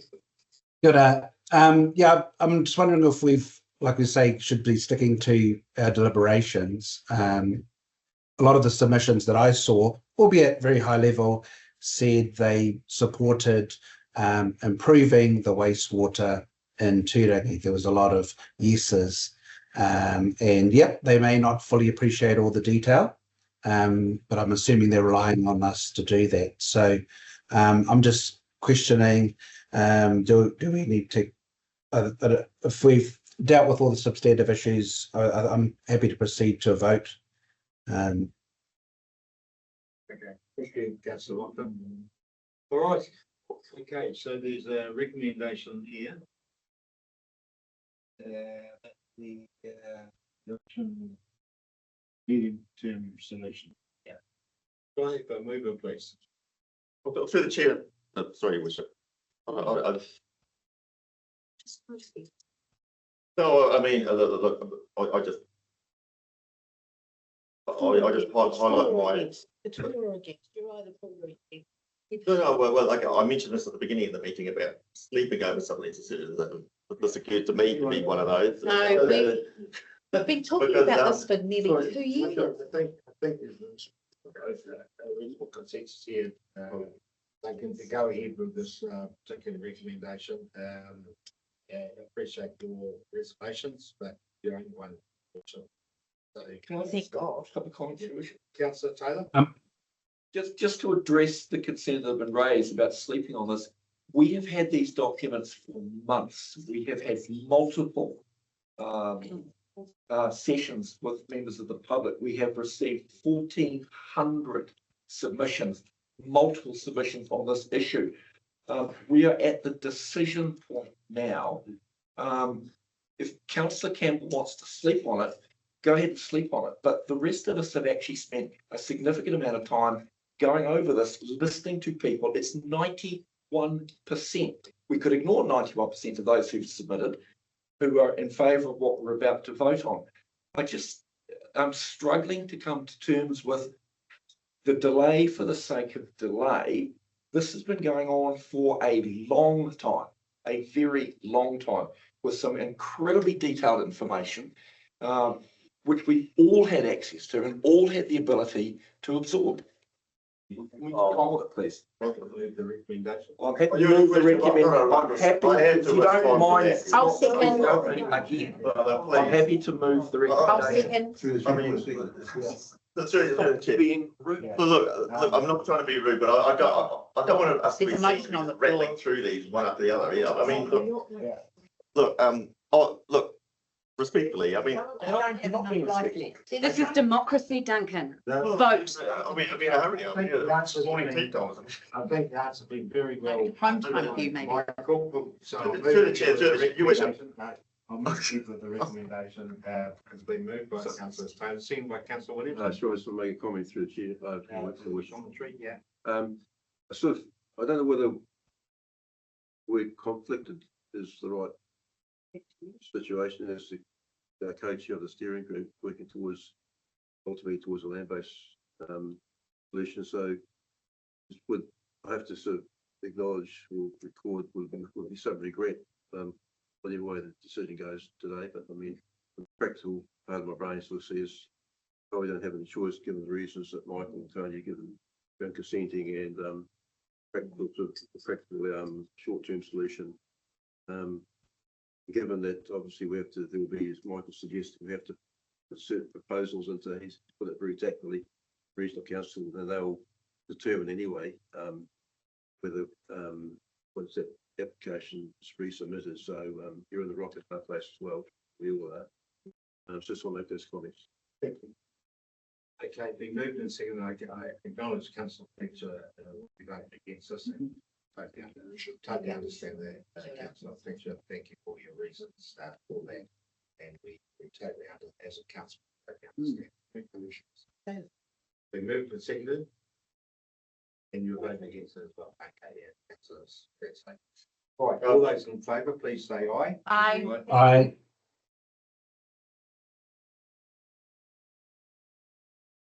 Yeah, and the motion is carried. Oh, sorry, I wish to abstain. Would you like that? Well, so recorded against Councillor Fletcher, Greg Slade, and abstention from Councillor Campbell. Thank you very much, gentlemen. Appreciate that, and there'll be a lot more to come on this subject, I'm sure. Sorry, Shirley. There's lots of hands going at me everywhere. Oh, I just want to raise Just something. people, yeah. Oh, very sorry, just but to explain what we were talking about there was, we're just asking for a little break between this and the next item, just Yeah. because we need to bring staff, but that's. what we're Yes, no, coordinating. absolutely, yeah, no problem. So the meeting is now adjourned. Oh, sorry, just through the chair, can we just perhaps have a reminder from leadership that we are currently in a council meeting? We've had workshops on these subjects for the best part of 2 years, and topics like the one that we've just covered has been a topic of conversation for 6. And I'm just worried that if elected members haven't read all their information and don't understand it, then they need to go away and do that work themselves. To sit here and try and educate themselves when we're at the tail end of giving staff direction for the next 10 years is really unhelpful. Through the chair, come on, look, respectively. I've had 2 people interfere. I haven't done my homework. I haven't talked to people. I haven't looked at the survey questions. I mean, that's nonsense. Sorry. I didn't say Duncan, I said elected members. In response to as chair, I will let people have a free and frank discussion on every subject available. Some people have the ability to get up to speed straight away. Some people don't. But some people read, some people don't. So let's be a unified council and everyone can have a say. So as chair, I will continue to do that within reason. Thank you. So, be respectful of each other. Because goes for him too. This is a incredibly important, I've been here since 2001, incredibly important long-term plan that has consequences for our people. Pay their invoices out there, so we need to debate and we need to fully understand the decision because we're all representative of the community and we'll be answering the people out there. So, I will give it as much time as it's needed within reason. So, Meeting adjourned. Thank you, Your Worship. Kia ora. Tell us all about it. Okay, all right, well, continuing in the theme of wastewater, the next one we need to look at is our Taupo wastewater solutions, Taupo North. As you know, again, just to reiterate, we have had many, many conversations in the chambers on this topic.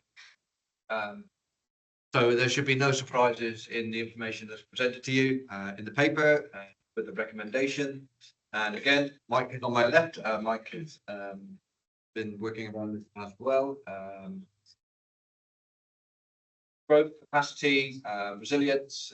We've got some short and medium term options. We've got in the long term plan, which we've obviously consulted on, and there's been again feedback on in the report.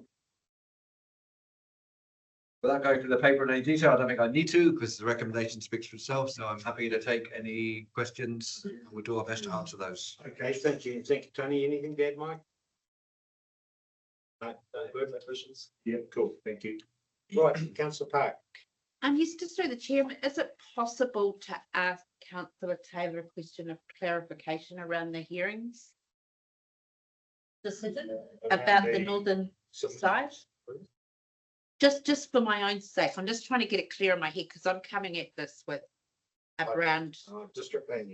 Are you, with the plan change are and you talking about the Nukaha private plan change? I am, Okay, if you don't mind.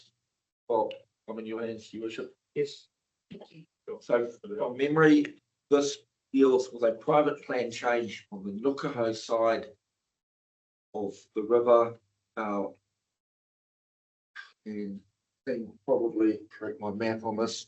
It is for 780 sites, of which 140 are able to go ahead prior to any changes in either wastewater or transportation at the Control Gates Bridge. So that is the bottleneck, and that is a rezoning issue.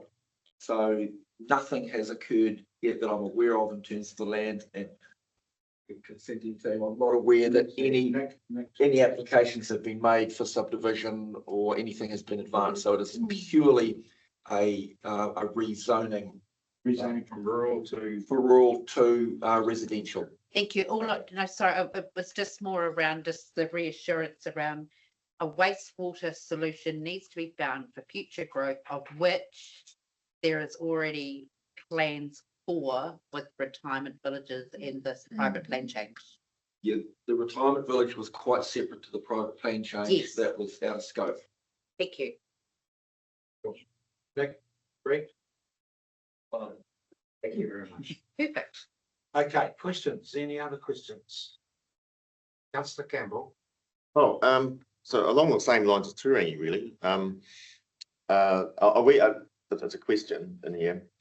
And then also I've seen this on some of the significant submissions too. Are we committing to a short with this proposed solution for the piping? Are we actually committing to a short to medium term solution? Because arguably sooner or later, and the question is when, that's actually part of the question. When will the Taupo wastewater plant reach capacity, and conceivably a new plant has to be built anyway, and that could be decided to be built on the north side. So I mean, yeah. So there's a when in that question. Yeah, so we've got a new growth model with this LTP, which is a lot more growth in it than previous LTPs have had. It does show that, so therefore the projects at the Taupo wastewater treatment plant earlier than they would have been in previous LTPs. That said, we've still got capacity at the plant with the upgrade strategy close to the next 30 years, not 30 years. So it's beyond 30 years where you might have to think of other solutions, how technology and things change over that time. But it's certainly not a short-term or medium-term issue. It's beyond it's 30 years plus. So a sort of concrete definition of that this is workable for the next 30 years. Yeah. Based on the current growth projections.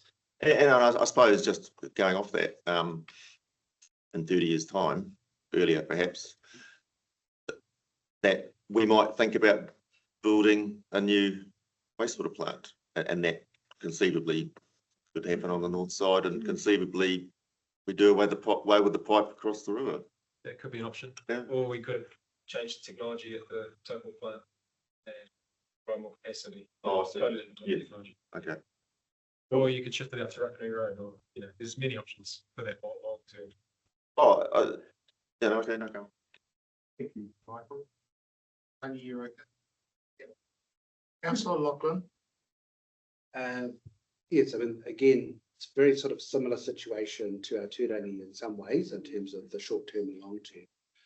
There's a slightly different nuance in that if we don't do this pipeline, for example, then a whole lot of development is going to stop. In the perfect world, some of our constituents would like that to happen, but the reality is we've got a legal obligation to provide for development, so we don't have necessarily have that luxury. Our staff done a lot of work in this space, engaging with HAPU and everything else, and that's going to continue. And we're doing some strong commitments on that in the CIA, and a big quite clear that the primary drive for this is to make sure we have something in our plan to be able to do that work, because it's in year, some of it's in year. There's two parts to this. The first part is buffer tanks and pump station, and the intention of that is to allow us to utilise the pipes that are on the control gate bridge to their fullest, so you can store peaks and discharge off peaks, so you no extra capacity over the river, just utilising better by buffering. That's a measure which will allow some growth. The second project, which is capacity over the river, is outside of this 3 years, so it'll come up again in the next LTP. So I mean, I'm quite clear on that basis.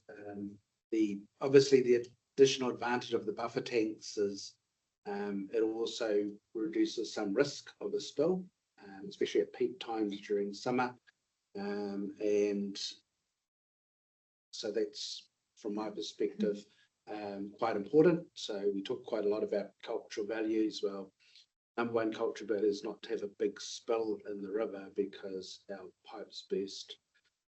So I'm quite supportive of that, and I'm supportive of the work we've done, including our councillors engaging in terms of the CIA work, and obviously there's some other stuff with Mercury that still needs to be referred to. Sorry, Your Worship. No, that's right. No, it's good Councillor reason. Lachlan, thank you very much. Councillor Taylor. Thank you, Worship.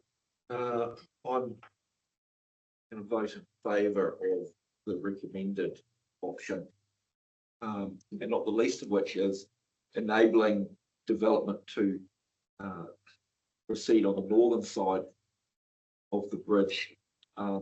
We run the risk, given the next item we're going to be making a decision on, is if we don't support development north of the bridge and we own the already zoned developable land south of the bridge, the EUL, that we are favouring ourselves and not making a level playing field for all developers across this part of the district. So there is that perception that we need to be very careful of, in my view.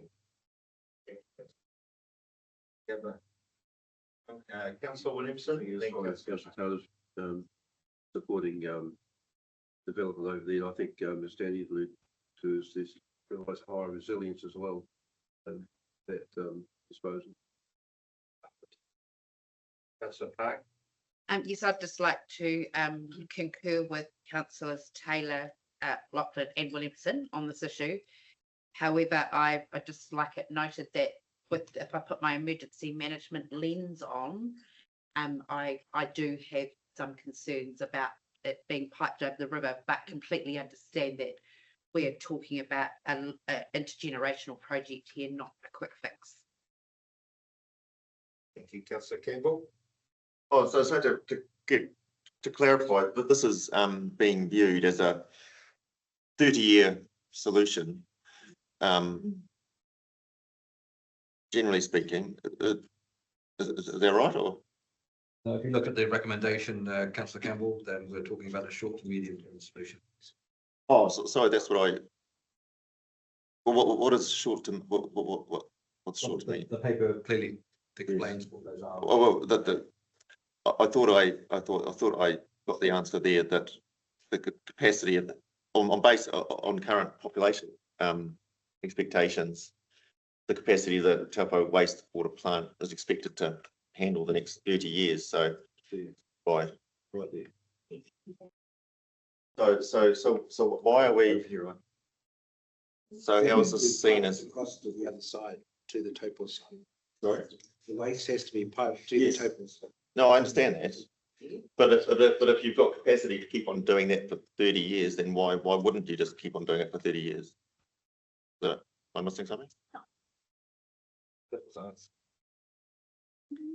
I think just focus on the paper that's in front of you, which is. No, I mean, that is a question. I mean, I did submit some questions through Tony offline, so I didn't quite get the final answer that I appreciated. So yeah, so I'm just trying to understand. Okay, just if I can try and respond to that through the chair. We have a working group is established, and that's looking at long-term intergenerational solutions for wastewater for North. In the meantime, we've got short and medium-term solution, which is what the paper refers to, but that's not discounting that we will be working with the steering group and the Hapu reps on, hey, what does that look like in maybe 30, 50, 80 years time? That's where we're at. So this could be a 30-year workable solution in terms of wastewater based on current population projections. Yeah, that's what I'm reading it. Councillor Cannon?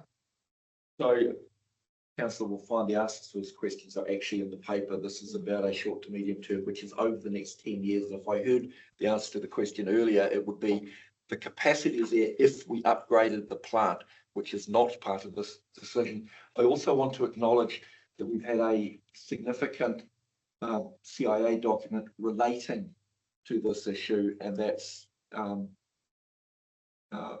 one that weighs on my mind as well, that we need to be conscious of.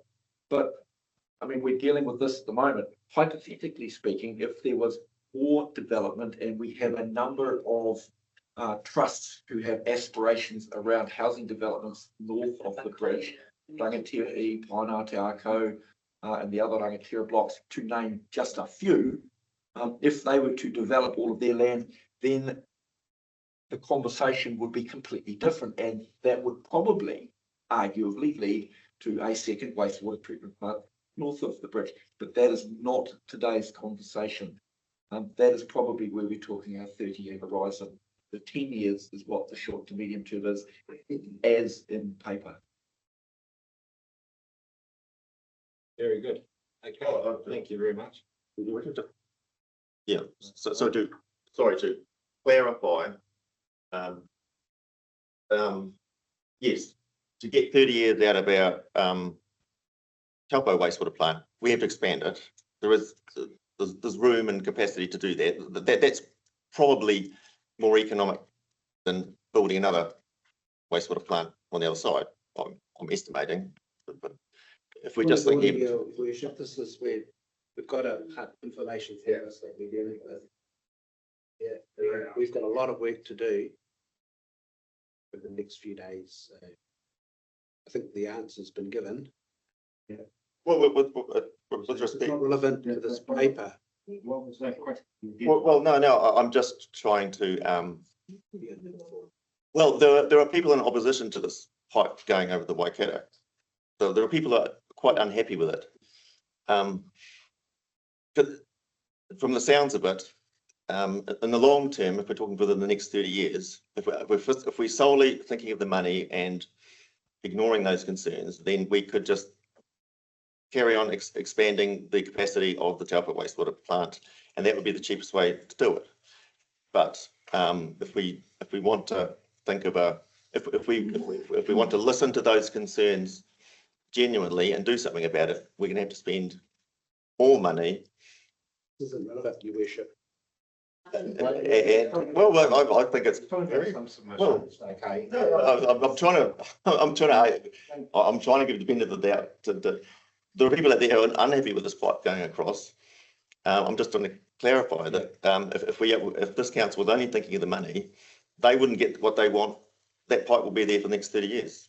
If we're only thinking of the money, I'm not. 30 years, the buffer tanks give me personal comfort. Down the bottom, we go for, like cancellation and explosives, but it certainly will help towards the resilience of the plant. So I think that's probably where we are. We should go. Finish what I was finishing my meandering thoughts, if you like, though. But I think it's still relevant. No, I mean, conceivably, the soonest, if we go for this recommended option for piping to the Taupo wastewater plant, conceivably, when do you think is the soonest we might contemplate doing away with that piping across the building a plant on the northern side? Quick answer there, Tony. When we're going to keep working on this subject? Chair, I think I've already reiterated or that we're working through that. I can't give you any timeframes at the moment in time. We're working with the steering group and we're really solely talking about this short to medium term. I think it's also worth knowing that pipe across the river is outside of this 3-year period. So if council, if there was a recommendation from a steering group to do something and council wanted to go with it and that decision was to not, there's an opportunity to, the next 3 years commitment is really the buffer tank. Yeah, okay. Councillor, quick comment, notwithstanding the growth projections, the growth capacity, there's also the question around about land capacity as well to discharge in the future. That's another consideration. So, cool. All right. Okay. We have a recommendation there. Okay. I have a mover, please. Medium-term solution. I'm happy to move you, Councillor Taylor, seconded by Councillor Williamson. All those in favour, please say aye. Against. Carry. Right, next up we have EUL, isn't it? And then we'll have lunch. Good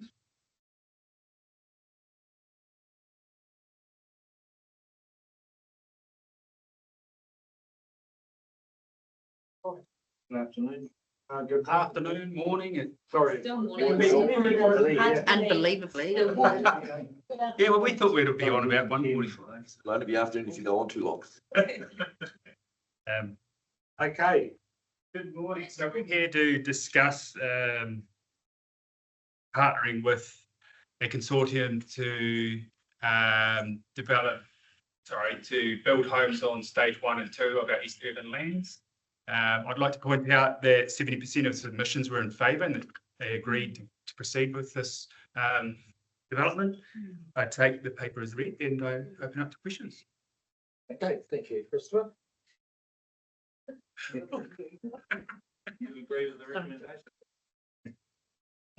Okay, Councillor Park. Yes, firstly, can I just declare that I'm a member of the steering group, which I don't think I'm conflicted in any way, but because I've got a further question actually. Just given with what's happening with the market, and we don't know what we don't know,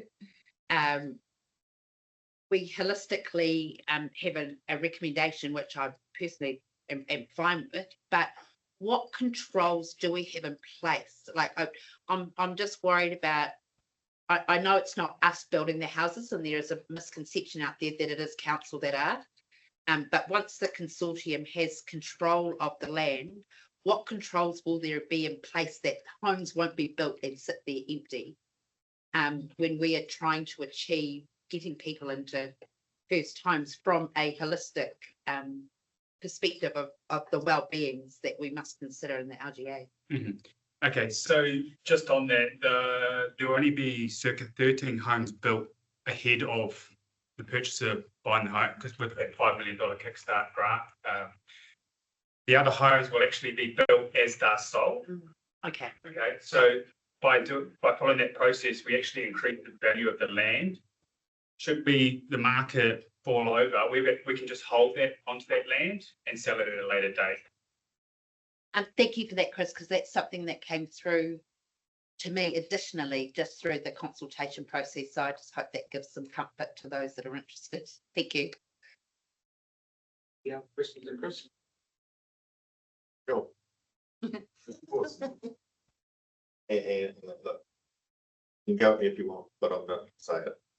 And it's not even relevant to the question here, but it's related. I think the EU land development will be an opportunity to introduce some sort of covenant on ownership of or containment of cats, because I'm hearing a lot about it, and I think it would be an interesting experiment. Can you limit? Consulted on, and we. Through the chair, obviously, it has been a well-discussed topic, this long-term plan. I think it would be remiss of us to put anything in there for the containment of cats, given we haven't looked at this from a district-wide perspective. So covenants, as you're aware, can be introduced on a number of aspects, but certainly not something I would recommend without consideration. That's Green State, I think, first, and then Councillor Williamson, sorry. Yeah. Following on from Councillor Campbell. Thank you. Are there going to be any covenants put on the houses by us? Can you just clarify what covenants? Well, I am aware in Raglan, for instance, there's a subdivision there where you aren't allowed to have cats. I'm also aware in Gurujau, you're not allowed to have fences. You're only allowed to have hedges. So are there any covenants at all? Maybe for the protection of the amenities, that sort of thing that we're going to do. Thanks, Andrew. So yes, there will be covenants on the title. We're working through that now with the builder. So what pops out of that is we're just waiting on the plans and specifications out of the builder that form the development agreement. Once we've got that information, then we'll be able to form those covenants. It will be the ones that make sense, probably. I can't comment on the cats. No cats. I mean, I don't need, no cats. Well, there's a vote from those cats up there. I don't sure cats. Councillor Williamson. I think you worship. I think, but obviously, I think the councillor suggested probably have to be a consultation process anyway. But I just want to need to say, the most cause it wouldn't be a perfect situation.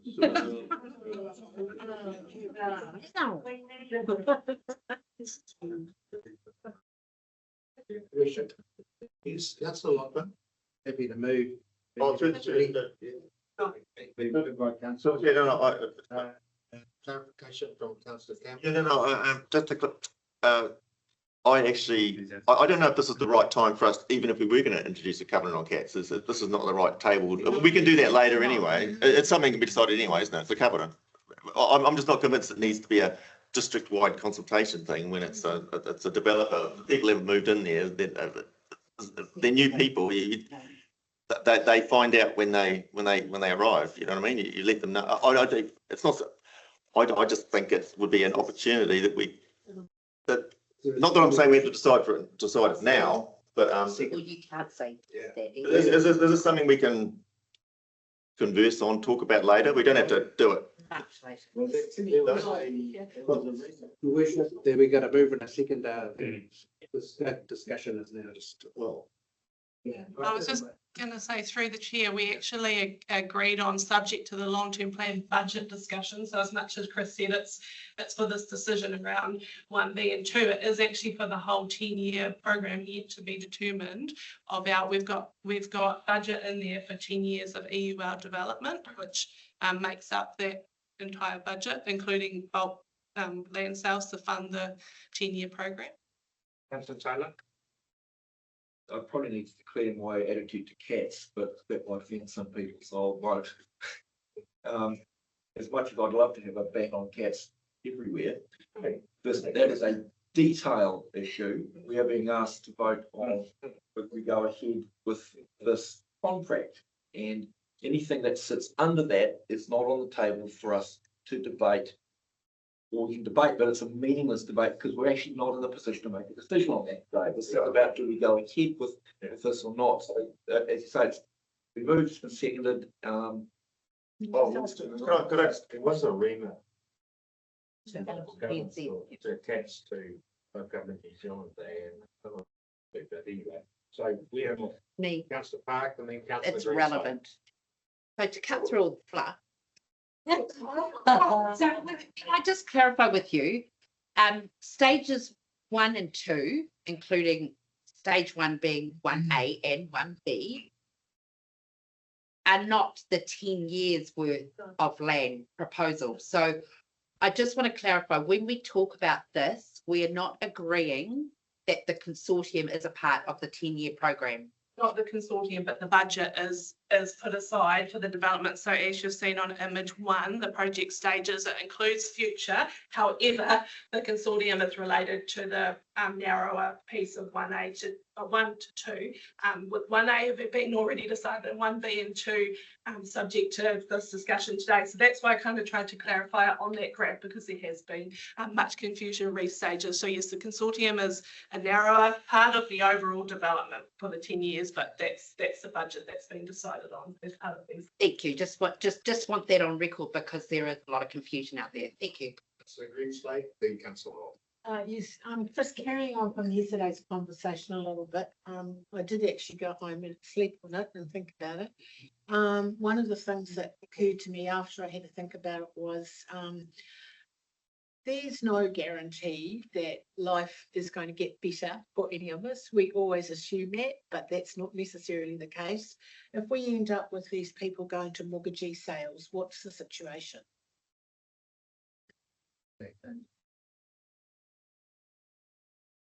We don't know.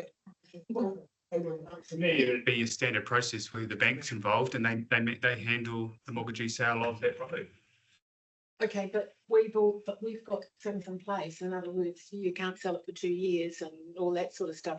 That's what I'm saying. Well, what happens then? I mean, you know, we saw the situation with COVID, and I've got experience of it with people that I know, and we've got it happening in Wellington at present, that you can't pay your mortgage. End of story. We pay for the land.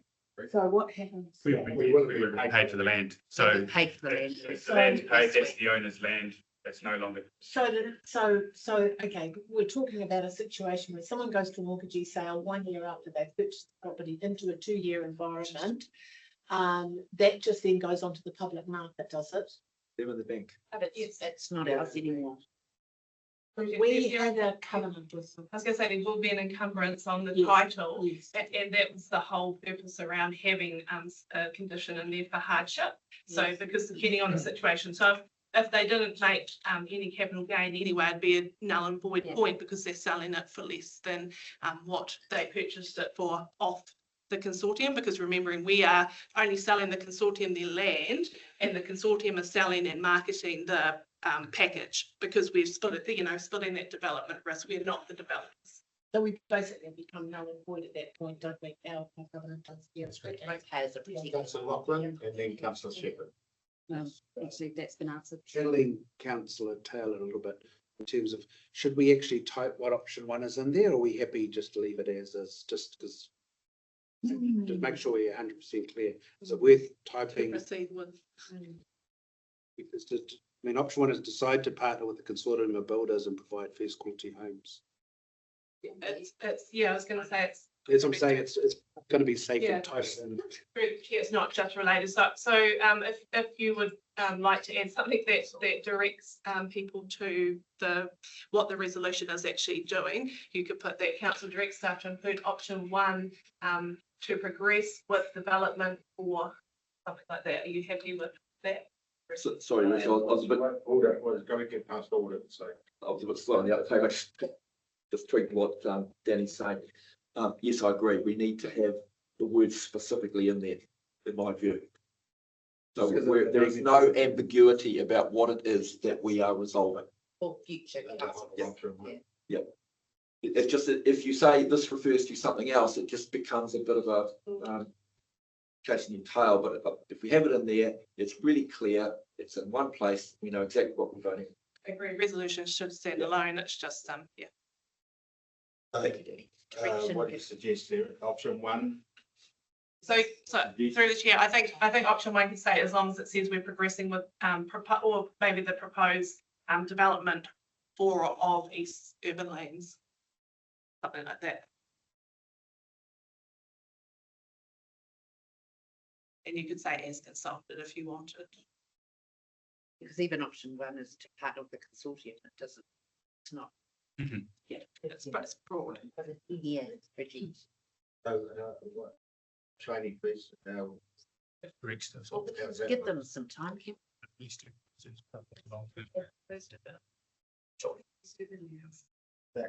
that look all right? As per the preferred consultation. No. Put on as part of it. Yeah. No. But maybe we need to just take that. Proposed development of the urban lands. Option one. But stages one. Do we just put the stages that we? I think to be quite specific about the stages, because we're only talking about, yes, what we consulted on, but we need to be specific. It's stages 1A. 1A, B. Sorry. So it'd be 1B. 1B, excuse me. 2, sorry, so stages 1A, 1B and 2 with the consortium. It's not, no, it's the whole 10 years, so that's why we've got the graph. So it's the whole 10-year program, but the stage 1 and 2 are the only ones that we've that relates to the consortium. So it's for the 10-year program with stages 1 and 2 partnering with the consortium. Okay, so that being the case, we need to be quite explicit in this, that the stages 1 and 2 are with the consortium, full stop, and we either have to have a second resolution, or we have a part 1 and 2, which deals with the additional 10 years. So it's otherwise what it is at the moment, based on the explanation you've just given, is a little bit ambiguous, excuse me. So I'm just wondering, should we put the 10 years part first, that we're doing the 10 years budget, and then the second part is, and for stages 1 and 2, we've doing the. No, because that implies to me, as a member of the layman, that that consortium have got EUA. If you say stage 1 and 2 only to part. That's the second line. Yes, thank you. Yes, through the chairs, that's in the background report. You can't start there. So words. Wise as well. Builders. Well, can we leverage what Sarah has just said? The council directs staff to include option 1 to progress the financial commitment to East Urban Lands development for the next 10 years, full stop. The next part will be in relation to parts 1 and 2 in relation to the consortium. But you leave the consortium out of the 10-year budget line, but you include them in the part 1 and 2, which is what we're dealing with immediately. Does that make sense? Are you good? Sorry, Shannon, I haven't actually given you words. I've just kind of give you a conceptual picture of what we're trying to say. That first bit's fine for the 10-year, because it says long-term plan 24-34. So then we just need to put stages with the development. So if we go back to start, Chris, does that separate one align with? Just from a public perception. Yeah, I agree. I'm just saying that top one's fine because it shows the 10-year plan. Go back to master builders as well. And then we do the next bit. I agree with you. We are in agreement. Oh, I know, darling. I know. No, sorry, no, that's not correct. Option 1 is just the 10 years. Option 1 specifically talks about partnering with the consortium. So you need to be careful of that. That's what it says in the paper. Okay. Partner with the consortium. Shane, adding to the words. Oh, sorry, no. If you can finish that, I'll just add stuff, additional. Yeah, okay. Well, it's actually, there's some good wording in the paper. It says council decide to partner with the building consortium. All right. No. It's not actually. I'm sorry, we might need to take an adjournment maybe. Yeah. Yeah, that's cool. I wonder if we take this, It's a good idea. if we take it offline, we can do some wordsmithing, come back and put it on the screen. And then we can debate the specifics of a resolution that actually makes sense and doesn't tie us to something we don't. Sarah, can you give some words, Janie? You know, it's Send gonna to pass master with an builders audit. and it'll appeal. Audit with an audit lens on it. Right? Through the chair, Yes. look, I'm just going to throw it in there. It's a question. It's not to do with the wording there. It's nothing to do with that, but it's a question. I was like, will we be discussing the possibility of a cat ban or containment covenant for the EUL, and if so, when? No, we haven't No? consulted on it. Oh, it's not. But because that's a legitimate question. We've had a number of submitters on it. There's another time. Yeah. I don't think there's any appetite for cats. No, it is not. But So through. so it's not an absolute no. But So Julie will give us some direction on cats. Can I perhaps separate the two topics? Perhaps, Yes. Can you have submissions? You have a number of submitters that asked you to consider some sort of restriction or policy instrument around cats. Now that would probably be a bylaw or something like that as a policy instrument. That's quite separate to a conversation. Oh, with you. no. So if we can Listen. if we can just separate the two, you will need to respond to the submitters that have asked you to consider some sort of policy response on cats. So can we perhaps come back to those submitters separately to a conversation on the. Well, no, actually, this is specific because I'm not. I have no intention of introducing any bylaws district-wide. This is an opportunity, and it has been suggested for covenants on these properties. So I think it deserves discussion. Not our property. I've already had this conversation with them after those submitters. Okay, we'll adjourn the meeting now. Yep. Andrew alone. That's right. Why don't I say that again? We online, yes. So the meeting is adjourned now for some wordsmithing here. We'll go and have lunch and we'll come back and move that resolution immediately after lunch. Our recommendations up there. With the new wording, thank you, Shaggy, and thank you, Sarah, for getting that organised. 1 and 2. Hello. Sarah, you've wordsmithed this. You happy with this now? Yeah, hopefully that recommendation is in line with what has been put to council today. So approving the 10-year budget and then partnering with the consortium just for stage of Lovely. 1 and 2. Deputy Mayor, have you got any commentary on that? No, but I'm happy to move it. It is again. Okay. Happy to move and second. Moved by Councillor Taylor, seconded by Councillor Shepherd. 1 and 2. No further discussion. All those in favour, please say aye. Aye. Oh, Christine. Hi, Christine. Hello. How's the pussycat? Yes, I don't have one. Okay, thanks, Christine. All those, yep, so we've done that. Next one. Thank you, Chris. So just a change in order, just as staff juggle. We wondered if we could perhaps move to rating differentials, and Sarah's going to. Oh, as Christian does not know that.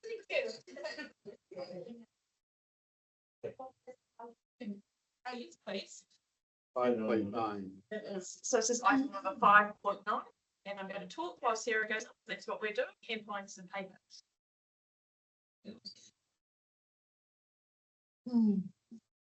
So we're presenting the report to you today, understanding you're quite aware of the issues, having had previous council workshops and a previous report on that, your meeting in November 23. During the submissions and hearings process, so we've heard from a number of our electricity generators and utility assets and network ratepayers with a number of reasons why they do not agree with our proposal. So I think 2 examples we got were the benefit received was limited due to the limited use of council services and also the valuation differences comparative to their commercial counterparts. Now, although rates is a tax to pay for services, individuals and sectors of the community who use those services most is not the only factor that council has to consider here when setting the rates and who pays for what. So section 101 ensures the overall, of the local government ensures the overall allocation of liability is tempered with the well-being of the community as a whole. So that includes overall taxing fairness and ability to pay.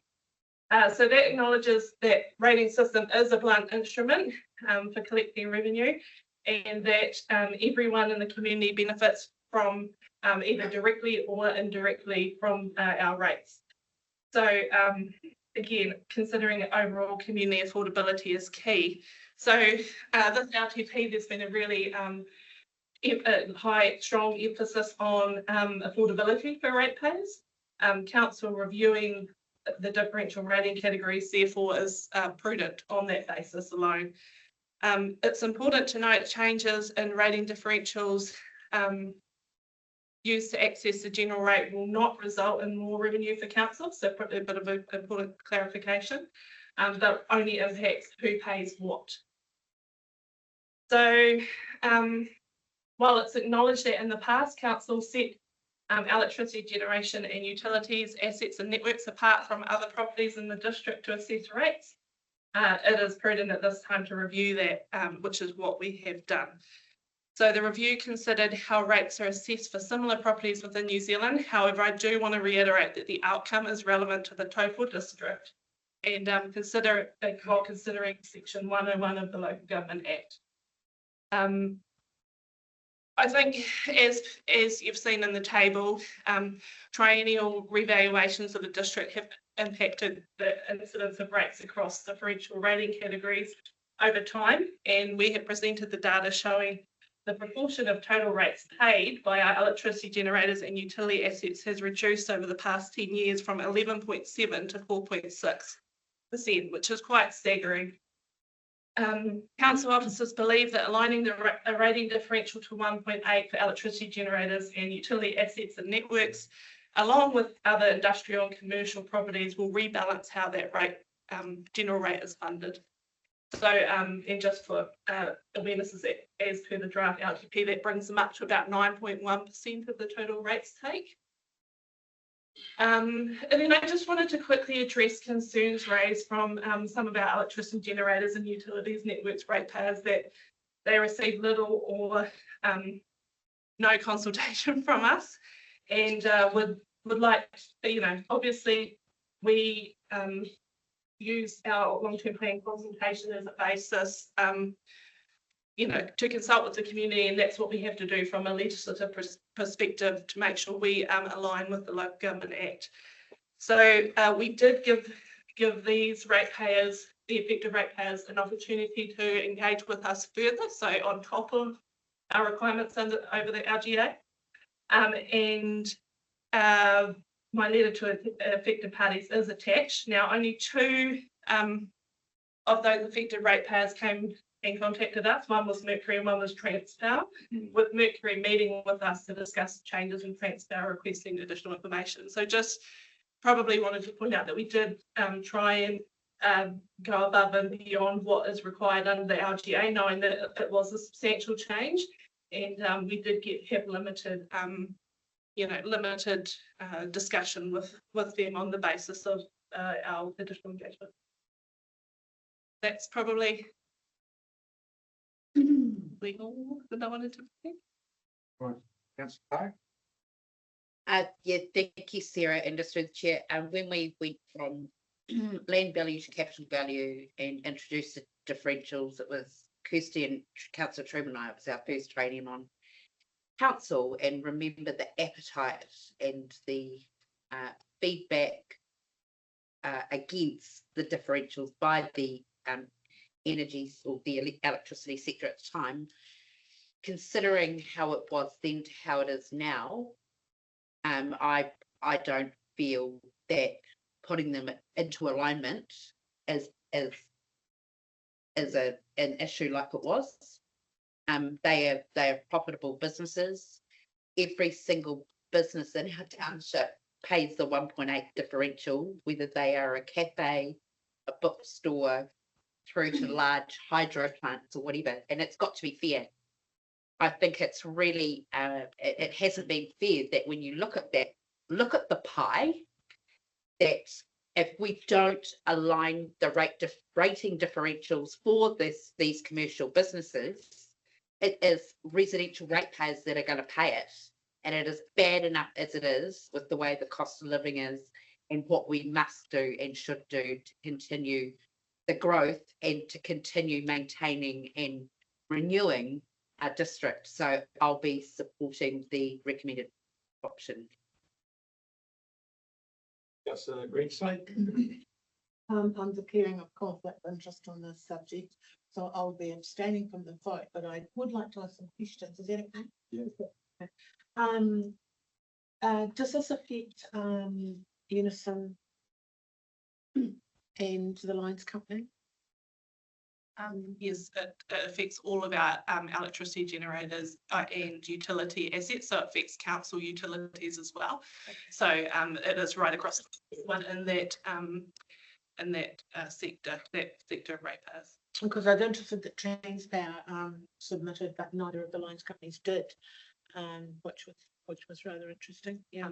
Yeah, sorry, Sandra, I do have the data, but possibly because of the minimal impact comparatively from a valuation perspective with the assets that are on there.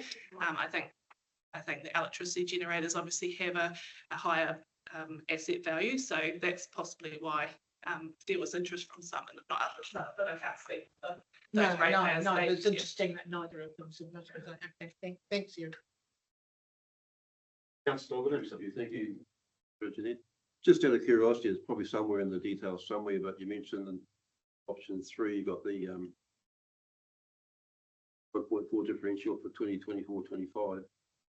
I accept, I realise $2.2 million increase in 1 year. How is that what are the differentials there with? Is it mostly presumably mostly residential areas? I see it, I'll talk about my sector. It would go up across the board, but obviously our residential ratepayers have been the ones more higher comparatively impacted due to a range of reasons. One was valuations, and one was obviously our spend has been driven a little bit more in that water space. So it would just hit the other ratepayers. I don't have that exact split. No, I agree. Probably like the residential ratepayers. Councillor Campbell.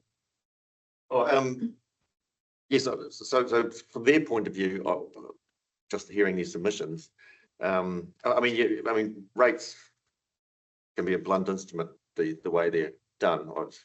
And there was mention of, this is from the submitters, equity. I mean, that I mentioned that issue is relevant for rural users as well. Why should they pay the same as urbanites? I mean, there's that question of equity, but I mean, this question only occurred to me after their submissions. Really, was this whole question of how do you value a power station or whatever? And it's I think that's an interesting question, and I'm not. This council has a way of doing it.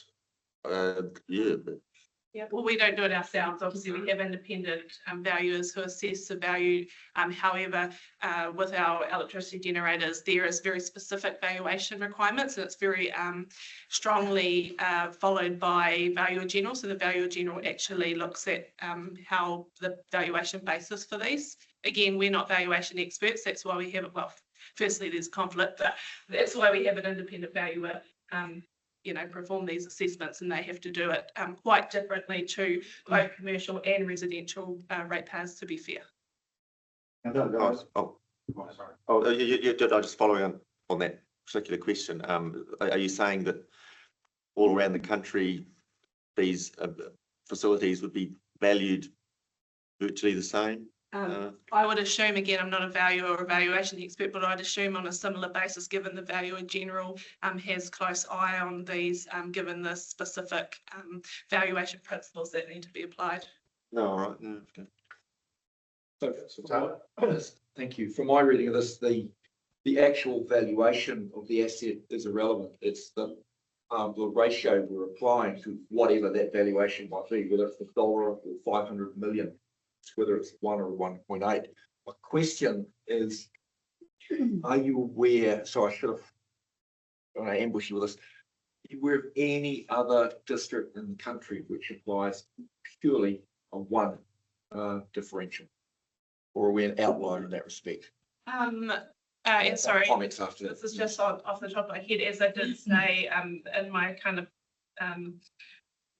when I discussed what was in the paper, we did have a look around the country. So that's us being honest, but we did base this on Taupō District. While it was a consideration for, again, coming up with options, it wasn't our deciding factor. But from our awareness, the ones that we looked at were all aligned with commercial,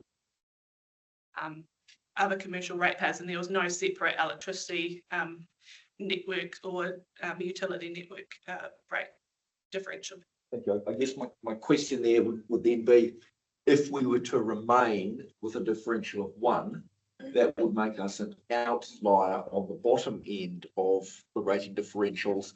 But if we went to a 1.8, arguably we're at the upper end, but we're more in line with our, or consistency internally with our rates differentials in terms of commercial and industrial, and with what's happening around the country. Would that be fair? Yeah, I think so. Again, off the top of my head, I think we would definitely be misaligned from we didn't have them the same as commercial. Look, there's a range of differentials around the country. I think I had a look from memory. There was some at 1.1. There's some at 2.75.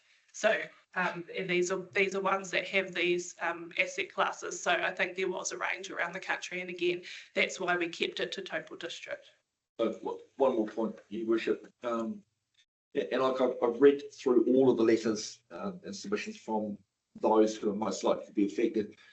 And I have to say, I have some sympathy with what is a significant rates increase. I mean, they've aligned at 84%, and that's massive, and I acknowledge that straight away. And I have to say, I have some sympathy for that position. I don't find it the status quo tenable. And I just want to respond to one of the points that I've read in the submissions around the use of council infrastructure facilities. If we were to take that on board and apply that in a consistent fashion, we would then have to look at the use of holiday homes and give them an equal reduction, because they're simply not here most of the time, if we were to look at that. And that would become an untenable way of dealing with the rate state, just as an observation. Yeah, through the chair, if we did have to look right across the board, and that was our only consideration, things may change substantially. Agreed.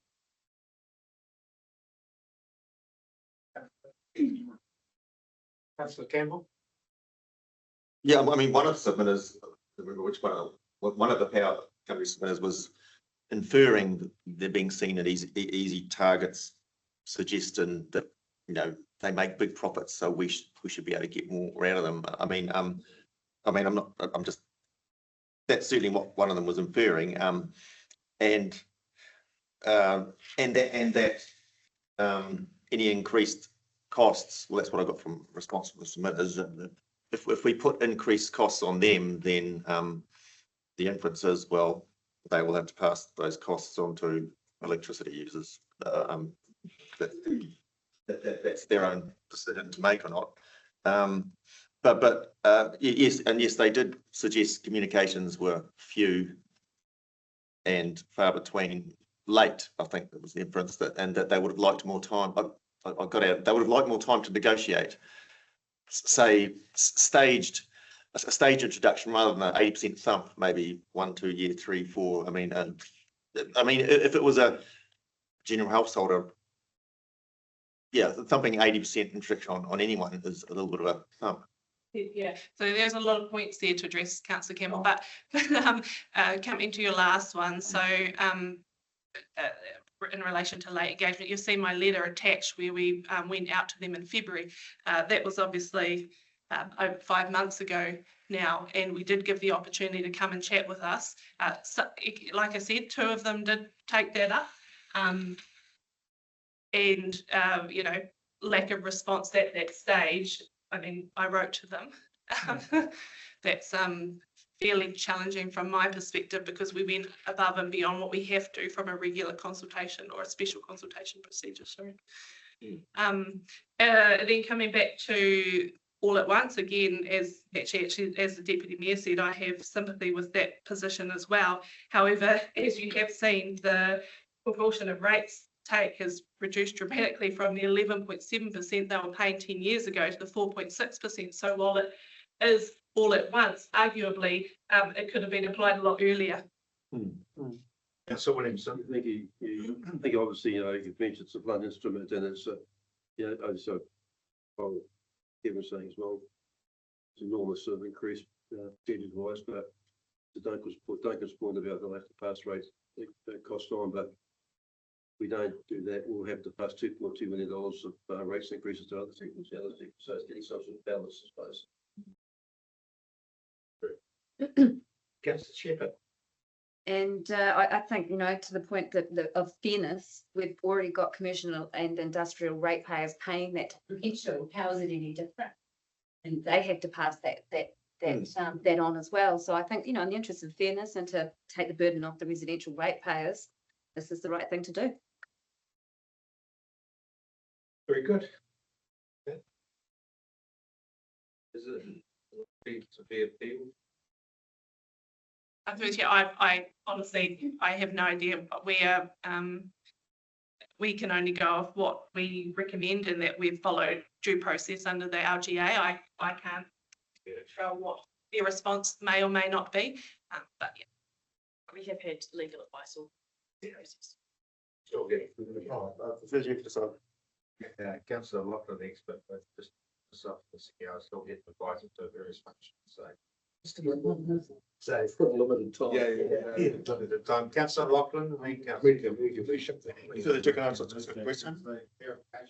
Just a clarification. I mean, if they were to contest this, on what grounds might it's just unreasonableness or something? Is that all it is, or? Through the chair, I have no idea what they may or may not contest, and I probably don't want to give away our legal position. As Julie said, we have had our solicitors involved the whole way through, and we have done what is required under the LGA, and that's probably all I can really say on that. Oh, okay. But actually, can I actually just say just a question actually?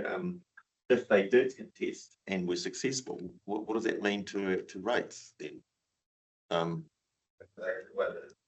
Yeah. What does that? What happens then? We don't want to go through a range of scenarios, but case law of research, if you wanted to look up, there are a number of significant decisions lately going in favour of councils. Wairoa is one of them in relation to their forestry differentials. So there's a couple of cases where we do believe that. Oh, no, but I mean, if you've got in a long-term plan, say we expected to get so much, but then it turns out we're not actually going to get so much. West Australian big time, and it's recorded. It ends up legal. You moved it there. Oh, okay. I moved by Councillor Lachlan, and do I have a seconder, please? Yes. Okay.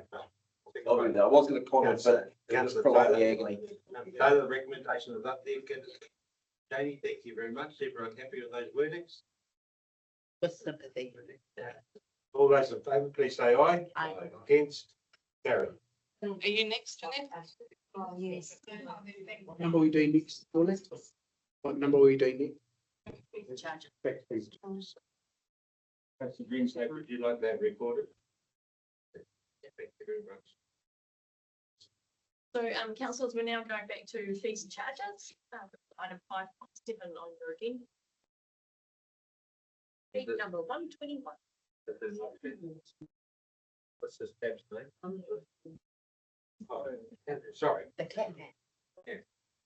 Afternoon, your worship and councillors. Okay, good afternoon, Mr. Wilson. Nice to have you here. Fees and charges. Very much. take the item as read, but obviously it's quite a involved topic. It's quite a hot topic in the community. And there are a number of issues that were raised by submitters, on particularly on sort of key topics and topics that I know are close to people's hearts. So I'm happy to take any questions, or happy to also run through each of those fee categories in order through the paper, just to confirm what you would like to do in terms of your position on those fees and charges. What do you want to do, councillors? We've seen them, we've looked at them, we've understood them, we've digested them. Councillor Lachlan?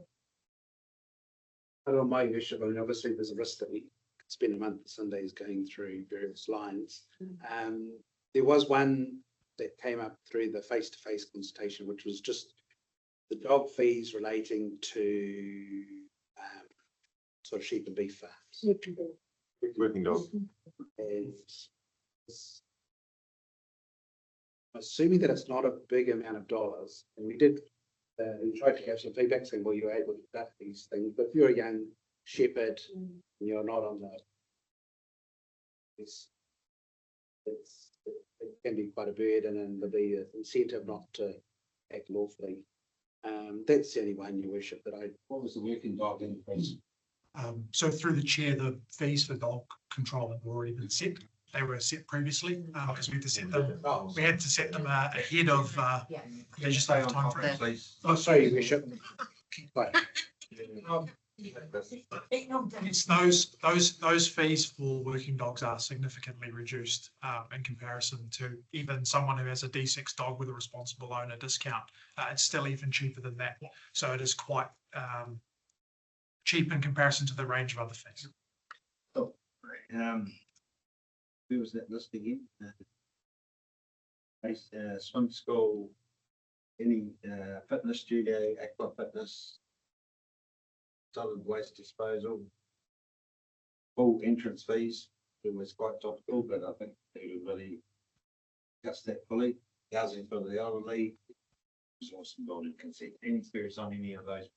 Oh, yes. Yes. Well, I'm happy to wait until. Yep. Councillor. Through the your worship. Thank you. Obviously, I mean, when we start discussing changing, some of the parts can end up to be a big number to start. Particularly if you're starting to reduce. But years ago, I don't want to keep reflecting back and fast we're here now and the journey forward, but the housing for the elderly, about 6 years ago, we stepped it up $10 a year, 3 years, the actual fee for the actual rental. Yeah, just wondering whether that could be consideration. So in the paper, we provide a recommendation to stick with the increase. However, you've heard through submissions and through hearings from a number of people in the community in regards to housing for the elderly, and they've expressed an interest that something in the ballpark of 15% would be more acceptable to them. Ultimately, this is a decision for your table to make. It's about a split between rates funding and the user. Historically, housing for the elderly was perceived to be sort of a 50-50 split. We're now in a 65-35 situation with housing for the elderly. So the more you take off the increase, the more it goes back onto rates. However, the modelling that's been done for the revenue requirements for this long-term plan didn't actually include the increases in the model. They weren't modelled. So if you do no increase, there is no impact in year one. However, you will over time, as costs increase over time, shift further and further towards that upper limit of those bands again. And we'll be in a space where we've got to either review the revenue and financing policy again and put the band up and take more from rates, or you've got to put the fees up dramatically again at some other later date, or a phased number of large increases over time. Thank you, Your Worship. It's probably just more of a can we please? I understand all that, and unfortunately, we can't. I totally hear what Councillor Williamson says, but I sort of feel for the families as well. Like all three of my children have been through swim school. It's now going to be $15 for half an hour. Class sizes are slightly bigger, but I do also understand that minimum wage has probably gone up 2 or 3 times since last LTP, even though we set these annually. So everyone has to share a bit of pain. If we had from 0 to 5 paying a fee, maybe it wouldn't impact so much on every other person who uses the swimming facilities, but we are where we are. Continue. Thank you, Councillor. Councillor Greenslade. Thank you for reminding me of that wonderful initiative that council did a few years ago in the park, Councillor Park. I'm certainly appreciated by the Tamariki and Turangi. I wanted to talk about the housing for the elderly. I listened to the submitters that came to talk to us the other day. Am I correct in thinking that it's an immediate increase from 135 to 170? It's an immediate increase. Okay, so people on GRI get paid fortnightly. So that's a $70 a fortnight increase for them. I'm just wondering whether then, rather than an immediate increase being just like that, we phased in something every year over the next 10 years, 5% a year, rather than a flat band, $70 a fortnight. The actual increase. Yeah, that's what I thought the figures were. In terms of an actual increase, 70. Yeah, so I understand it's going from 135 to 170 a week. Yes. Yeah. Which is a $70 a fortnight, which is when people are on the GRI. That's what's physically coming out of their pocket a fortnight. The increase can't come into effect though immediately, obviously, because they've got a tenancy agreement. So there's a lead-in period for that increase to actually, that won't happen immediately as soon as you pass a resolution. As soon as you set the LTP, they'll have to go through the property team to sort out their tenancy agreements. But $70 a fortnight is a huge amount of money when you look at how much that comes out of the GRI. They don't pay. They doesn't pay. What's the split? What's the split now? 60-35, where it used to be 50-50? 65% on rates and 35% on the user. Through the chair, I don't believe it's a 70 increase. I believe it's 35. Well, it's 35 a week. It's 70 a fortnight. Yes. And that's how they get paid. They get paid fortnightly, so they'll see 70 a fortnight coming out of their money. Yeah. I would need Scott there to answer the question specifically, but I believe that their contracts are currently fortnightly. Well, they are, because they'll be aligned to their pay coming in. So is Mrs. Rankin want to say something? Yeah. So my suggestion would be, rather than a lump sum, that we phase it in over a number of years, which will be in line with the government's increase in their GRI, rather than and they won't be getting very much out of the tax cuts that happen today either. It'll be very minimal. I can't tell you the figures, but it's not very much because it's a government benefit. So my suggestion is that no problem with increasing rents in line with what people are receiving, but you just keep their buying power the same, which is not very much. Just my question. We'll clear that up now. So any appetite to what's it called? Just before I go to Councillor Rankin, I think what has been explained, Councillor Prince, don't mind that if there's no, if you want to stagger it in, general rate does affected now 65% of the cost of that now go up. So through the chair, given that the revenue wasn't modelled with the increase, there will be no impact on the rates immediately, but there will be, obviously, in the future, there will be an impact on the rate pay in terms of that rates increase amount.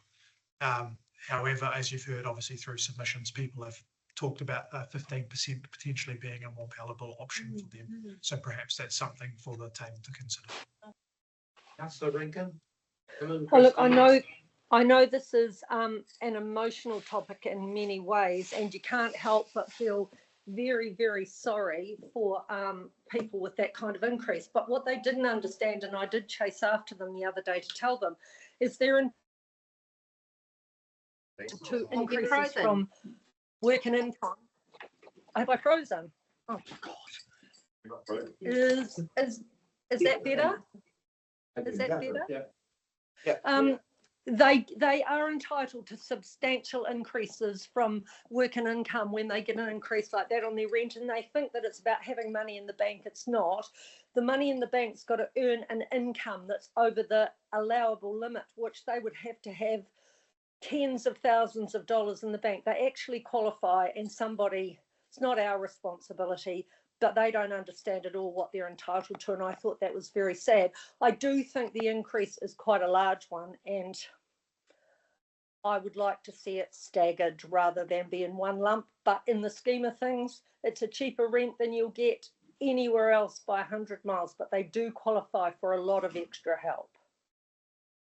What you're saying is the central government will step in if they do receive an increase of this amount, they'll get helped out. Absolutely, they will, and they're under the impression that if they've got any money in the bank at all, that won't happen. That's absolutely not true. I'm just wondering whether, I know Christine says it's not in our arena, but I suspect Alicia does explain that you have been given an increase of this amount of money. However, if you contact, they may be able to help you, that sort of, which is what we do for rates rebates, don't we? So, that sort of a communication.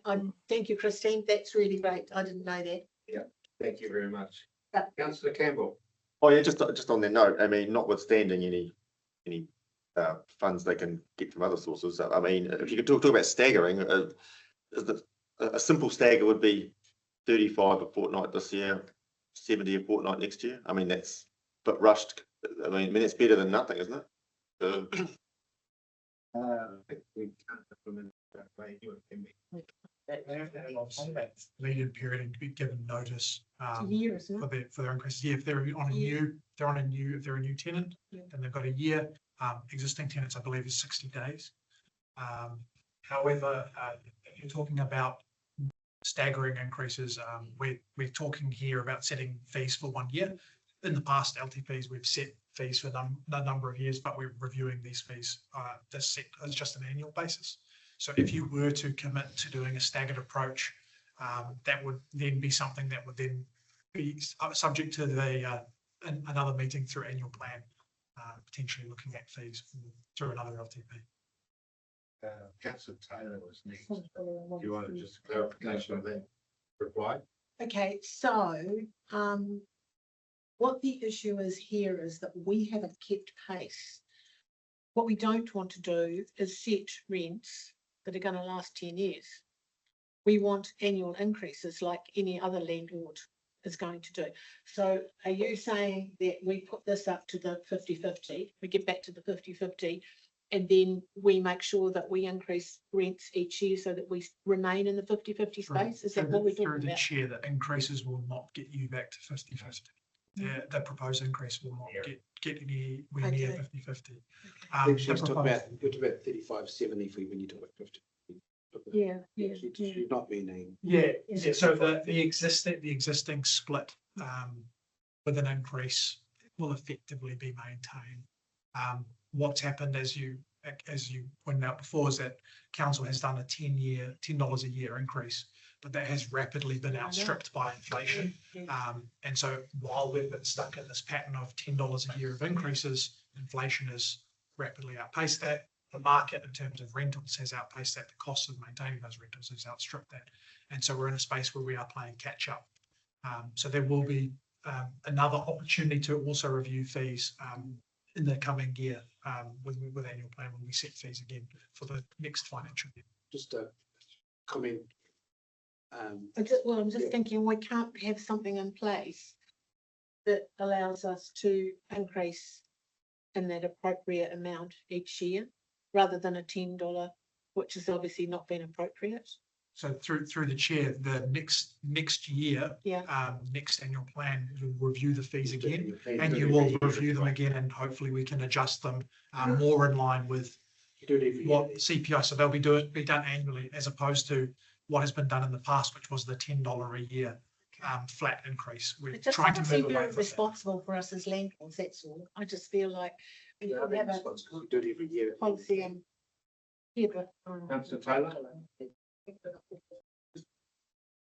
in relation to the increase, I acknowledge it's significant and has the potential of impacting the tenants poorly. But if I take what Councillor Rankin has said, and if you apply simple rules of logic, if they're entitled to a full rebate, it's a moot point whether we stagger it. No, it's a completely moot point, because if they're entitled to a, let me finish please, if they're entitled to a full rebate from MSD, then whether we stagger it or whether we hit it in one go, it's going to have a zero impact on the tenants, as opposed to it will have a significant impact on all ratepayers who are going to pay the differential.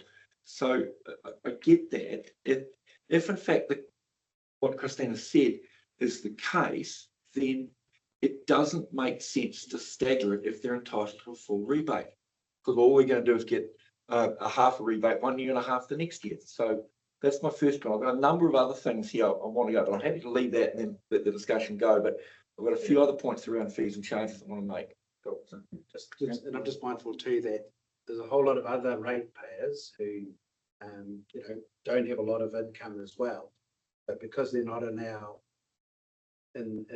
our units, they're subsidising these houses as well.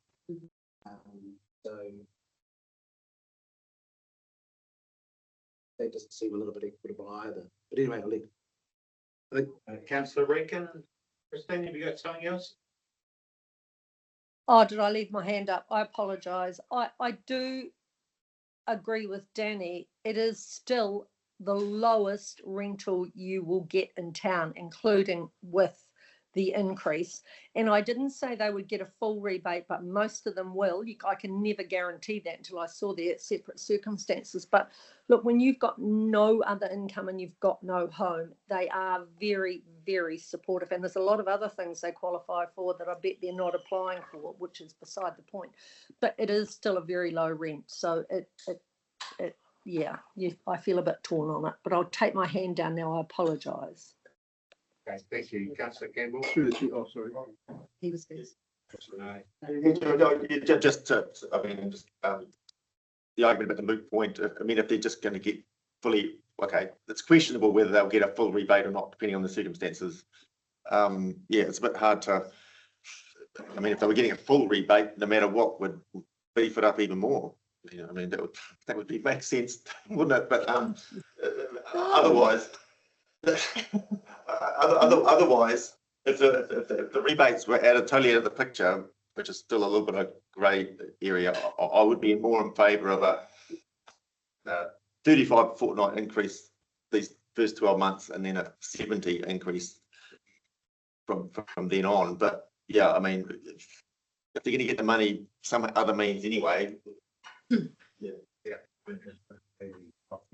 Right, Councillor Williamson. Just brief, I think I'll defer to Christine's comments, the background, but obviously I think from what the submitters say, to suggest that the rebate would be $28, $7 shortfall, so that was important to that submit.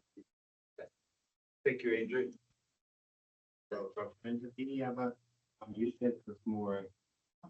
Councillor Taylor. Let me let Councillor Shepherd go first. I've got a number of shotgun approach to this. If we've moved on for housing for the elderly, I'm happy for everyone else to finish if they haven't. Here's that to supplement for the further. So the chair, can we just go point by point, issue by issue? Maybe that's better than trying to everyone just blast. Councillor Taylor. Next issue then, fees and charges. Yes. I've looked at this and I know we've worked on it and I know we had it presented to us, but I struggle with the hourly rate, and I'm looking particularly in the consenting stuff that has gone. That's where I was going. I understand it's not just for the staff, that there's a lot of backroom work there as well. But if you look at some of the hourly rates, and prior to us having a present or submitted the other day, this was well on my radar. This is higher than we pay a significant number of professionals. And on an hourly rate, some of the hourly charges on an annual salary, way north of $500,000, relatively speaking. And I'm really struggling with that.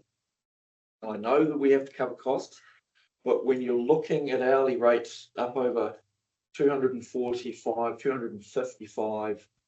$255 an hour, and it goes up from there on some of the others.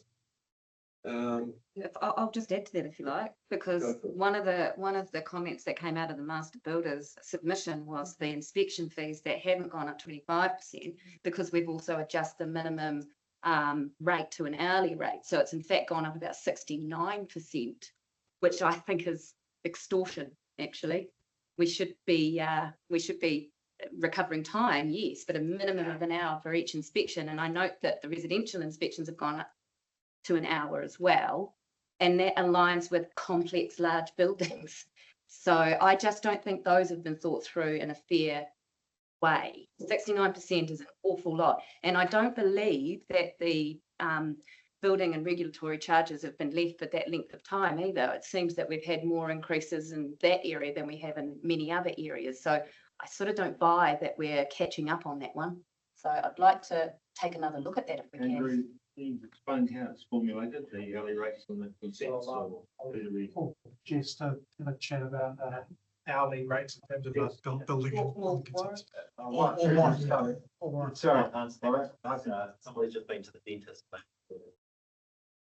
Well, it's where like this is where this is where all the money's like that. It just didn't come. And the state were paying you too much for what's going on. Yeah, I understand the frustration. It is a real balancing act to try and work out the cost of the service delivery versus the rates requirement as well. If you look on the page there, we're going for 64% and 36% split, which is just on the cusp. We've tried to keep them as low as possible, and I understand that there haven't been any significant changes for some time. So a full review of all of the services, the fees and charges has been undertaken, and those are the fees that the staff have come back with to help cover our costs. So yeah, I understand. But we've changed the time as well, so it's a double whammy. And as the master builder's submission stated, inspections don't last an hour. They don't always last an hour, but there's that minimum fee, and that's an increase of 69%. We're only supposed to be looking at a 25% across the board increase, but you know, if we want to be building affordable homes and we keep adding charges at a 69% increased rate, that's not feasible either.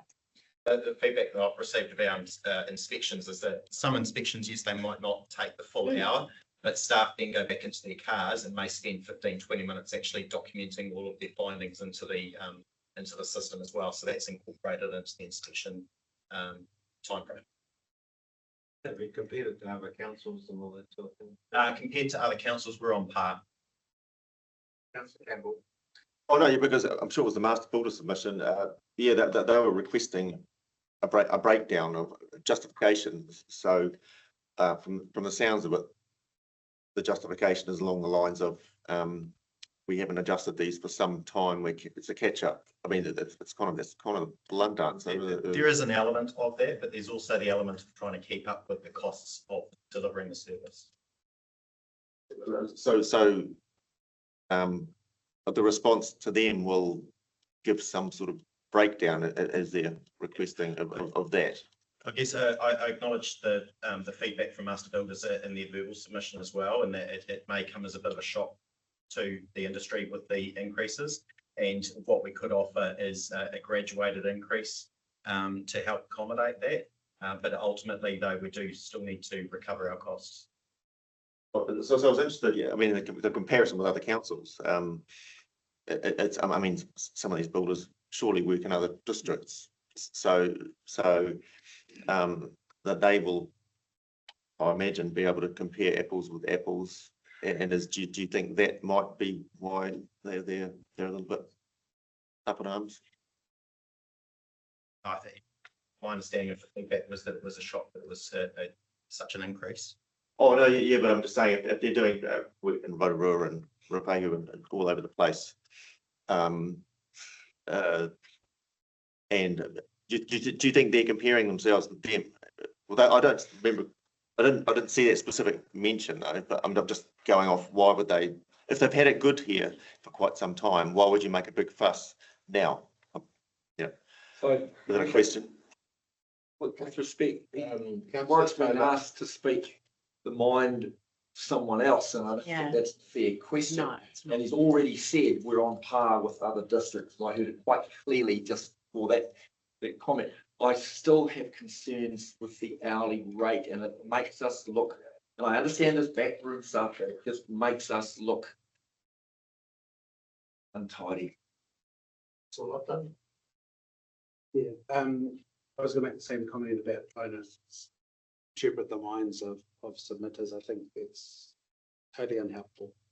The reality is, if you're making a submission, you're not going to try and highlight the fact that you do know that rates in other areas are potentially on par with ours. I don't think that's a good measure of anything. My personal view in terms of the rounding it up to an hour, I can see the logic of that, just in terms of keeping things simple. And I'm assuming staff has got a little bit of discretion in that place. So, if it's an hour and 5 minutes, they're not going to charge an hour and 5 minutes, it'll just be an hour. No, they'll charge 2 hours. So, my guess is that our staff are reasonable in these circumstances. Yeah, I think we've got a question on the table from Councillor Taylor around the absolute hourly rate, and just for increase relative to what's the status quo. And we've had a lot of discussion around building and everything else, and trying to be encourage more housing in our region. So we could be seen to be disincentivizing that a little bit as well. I'm not coming up with an answer, I'm sorry, but I think we just focus on that issue that's on the table first. Right, Councillor Campbell, then Councillor Shepherd, then Councillor. Yeah, no, I'm just intrigued though, that, I mean, if mention is that we're on par with other districts, then why are we questioning the hourly rates if that's on par with other districts? So are we? Well, I'm until the comment was questioning made, it. we didn't have that information. I'm questioning it because it's effectively a 69% increase. That's huge. I understand the need to increase charges to recoup our costs. I do, but it's a pretty bad optic when it goes from $145 for an inspection to $245, and it's I don't know. It almost seems a little bit like they're a soft target. It's a bit like the auditing. We have to do it. We have to have inspections. We just have to pay these fees. It's the optics of it as well. Are we trying to do the best for the housing in this district when we're putting inspections up? And there's multiple inspections for buildings. It's not just one inspection. There are multiple, and they are all a minimum charge of $245. That's a lot. 69% is a lot. No, just a question of the optics, if you like. I mean, I'm sure these builders work in different districts, so they have optics of what other districts charge. So, well, I'm just saying, if you're going to. One more. One more. Have we thrashed that one? Because I have one more. Well, let's make the decision. Let's make the decision. Councillors is obviously two that are not happy with the recommendation that the increase take place. Well, I guess to satisfy me, I'd need to know what the impact would be on the general rate if we stepped back from the recommendation. That's where it goes to. And that's, I get it. And reduce it down, the general rate's going to go up. And if I take some comfort from Warren's comment that we're actually not out of step with other districts. So if that is the case, it's a bitter pill to swallow, but it is what it is. So I'm happy, not happy, I'm prepared to accept that. But if we are out of step, well then I have some issues. And I have a couple of other things on liquor licensing I want to address shortly. The commentary to me over the course of the years of heat is going to Tauranga. And Tauranga, they are twice the average. So they told me, yeah, but TCs and all that sort of thing. So anyway. I would like to know if we can have a half hourly inspection rate, because not all inspections are going to require, even with the back room documentation. Some of them are very quick and easy and will only take half an hour. Some will take an hour. Can we have a half hourly rate? If it goes any higher than that, then by all means charge it. But I think a minimum charge for an hour for every inspection is on the very high side. Can we look at a half hourly amount if that's possible? But I don't know if it's helpful or not, but I literally just based on that conversation jumped onto the Tauranga City Council inspection fees and charges. Their fees and charges are broken down not slightly differently than us in terms of hourly rates for different types of roles. They're very broadly similar to what we're proposing here. If that's helpful. And if it's also helpful, they have an inspection and it's an hour as opposed to a breakdown for half hour, an hour. So the hour is 229 for inspection for Yes, enough. Their breakdown of their hourly rates is the staff. So some are less and some are far more. So they go up to 300 and something rather per hour for staff. So I guess just one example to try and help the conversation. If it's also helpful, I think you have to set your revenue and financing policy. You have to determine how much comes from rates and how much comes from fees and charges. If you're broadly happy with that balance, which is outlined in the paper, then this is the result. If you want to move from that broad balance, then that's kind of the guide that would be helpful for staff. My view is, and you try to keep the rates as cheap as possible for the general rate back. Yeah, development, we love them to bits, but they pass the cost. They pass the cost on. They might be able to, they might not be able to achieve the sale, but they still pass the cost on. I believe that we should think about the proportion of people that are receiving a significant increase in rates. We can do what you guys suggest, but this is going to put the rates up. Okay. Councillor Park, Councillor Campbell. Sorry, just through the chair, just to clarify with the CE, we have in fact adopted our revenue and financing policy, so we have set in place the bands. It's just where we sit in those bands. Is that correct? Yeah. So through this process, you've looked at your revenue and financing policy. You've adapted your bands. That I guess that policy was out for consultation, but these fees and charges are simply, to a certain extent, a subsequence of that policy decision on what's public benefit, what's private benefit. So through the chair, in the paper, you'll see that each section has the top section with the title of the activities. For example, building consents outlines what those bands are, and then below that it outlines, based on the proposed increases and the forecast expenditure and revenue for the activity, what proportions are funded by rates versus the user.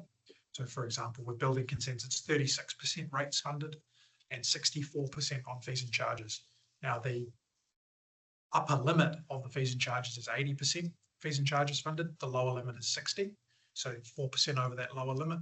And conversely, for the rates funding, you got 20% and 40% split, with 36% funded from the fees and from rates for the building consents, and likewise for resource consents. You've got a similar split, and what you're discussing here today is how you want to slice the pie of the cost. It's whether it's on the ratepayer or whether it's on the user of that service. And broadly, it's rates is intended to be a reflection of public benefit. Fees and charges is intended to be a reflection of private benefit. So if you think about it in that respect, you can give us some guidance around that, then that's helpful. Yeah, we were Councillor Campbell. Yeah, just going back to that hourly, I'm interested though. I mean, many practices charge by the quarter hour, and depending on how much they spend, is that why we got to such a blunt 1 hour or even half an hour? Why don't we charge them an hourly rate for the actual time broken up by the quarter hour? I mean, it's quite common, lots of practices. Yes, in response to that, extra accountants do that. yeah, it'll come down to the administrative burden of trying to break it down to that level of detail for cost. At the moment, if we're working on hourly rates, the officers have a level of discretion. If it's 5 minutes over, then it won't be charged for that extra hour. It'll be rounded down. Also that includes the travel time. So if you're looking at travel time to get site, you've got, we're not charging any differently to Turangi, to a property in Mangakino or to Taupō as well. So that's included in the 1 hour. For everybody, regardless of whether they're in Turangi or Taupō. Oh, yeah, so Yeah. Turangi are getting, we're subsidising Turangi.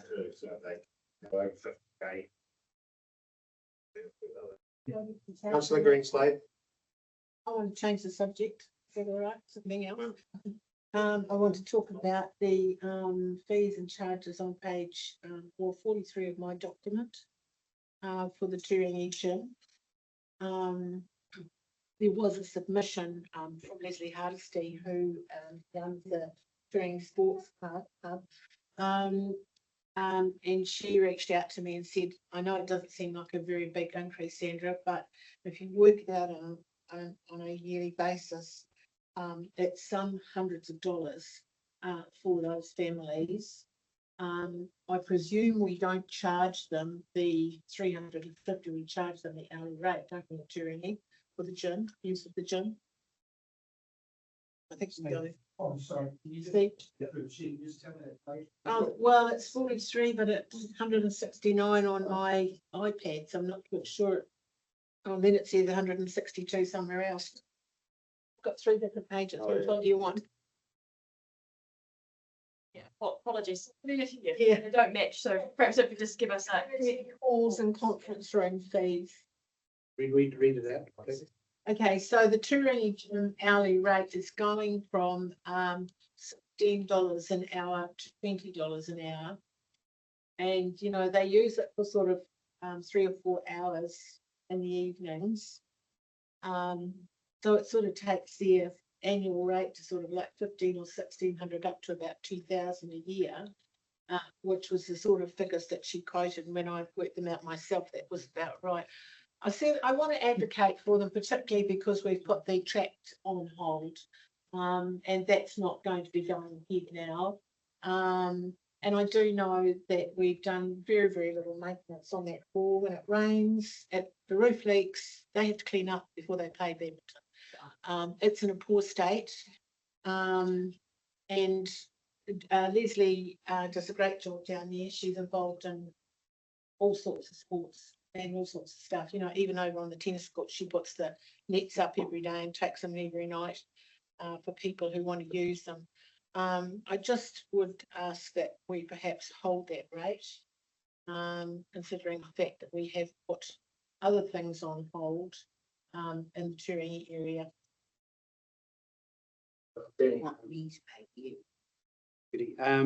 Yeah, I'm probably just going to take a different view. I mean, again, I don't think we want to be choosing, you know, our pet. And I don't mean that in a disrespectful way, but just there's that risk for this conversation. When the reality is that building has depreciation that's being charged as part of our rates, and effectively the whole community is subsidising that building.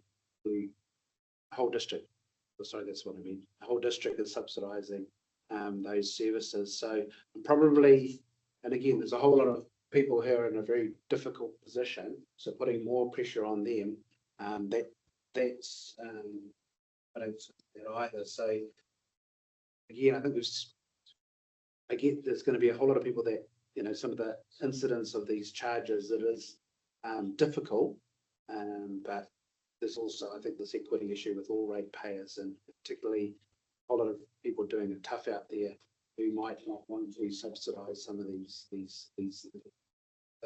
charges in terms of depreciation interest on those buildings are real. They're in our box, and we're having to pay for them. Not a no cost sort of scenario. I guess one other way of looking at it in terms of that, and I've just been flicking through our venues, and that's the elasticity of that price, and we will very quickly learn if we push this too far, because people will simply stop using venues, as has been our experience with the Aura Garden, where we've collapsed the price of use of that from 300 and something to double figures, because you price yourself out of the market. So if that becomes the case, that will become very quickly apparent to us, and I suspect we'll be back around this table having this discussion about It's not much point in having all these community facilities if we price them out of the range of the community. So I get that. And so I haven't changed hats just because I've moved seats. Through the chair, on the same page there, you'll see that there's a community groups hourly rate. So that community groups hourly rate is for organisations within the community. So that rate is $17.50 an hour, moving from $16. So I believe that is the charge that the community group will be being charged for the usage of a community facility. Right, okay, so As that gym opposed rate is it for an incidental group? Okay, so commercial user. that's what. Yeah, or So whoever that's just what pops she up saw, to the side. that's what she saw, and that's what she thought it was going to be, and that's what she submitted on, so I'll go back and tell her that. Thank you very much, that's great. Yeah, and the one I just alluded to, your garden, that's dropped from 310 to 30 bucks. So, I mean, if we find ourselves in this position, just to reiterate, we don't want to have a whole lot of community assets no one can afford to use. That's just dumb. Yeah. Any other questions? I've got one more. Probably answer my question anyway.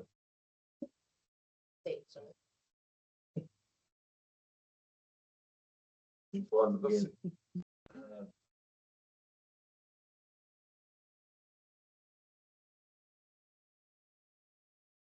So please excuse me asking this question if the answer is patently obvious within the documents, because I've read quite a bit. Under the alcohol licensing, district liquor licensing fees, we've got a range of fees from very low risk up to very high risk. We're not proposing any increase in fees across the board, and I just wonder, so a question I had in my own mind was, when you have high risk and very high risk, why are we not increasing fees for those if in fact they are risking, what the rationale is there? Sorry if that's already within the That's a document. good question. It comes up quite often. The alcohol fees are set in legislation. There's regulations that prescribe the fees for alcohol licensing.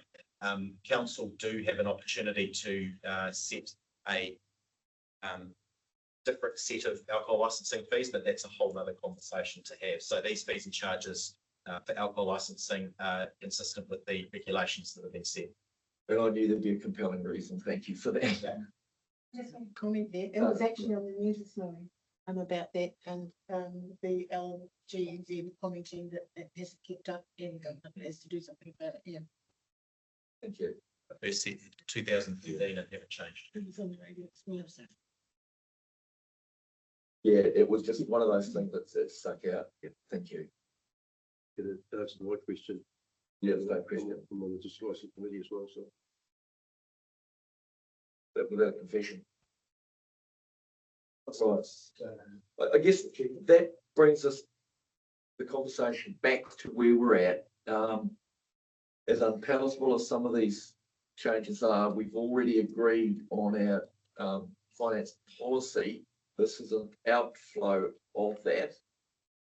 And it is what it is, I guess. Councillor Campbell.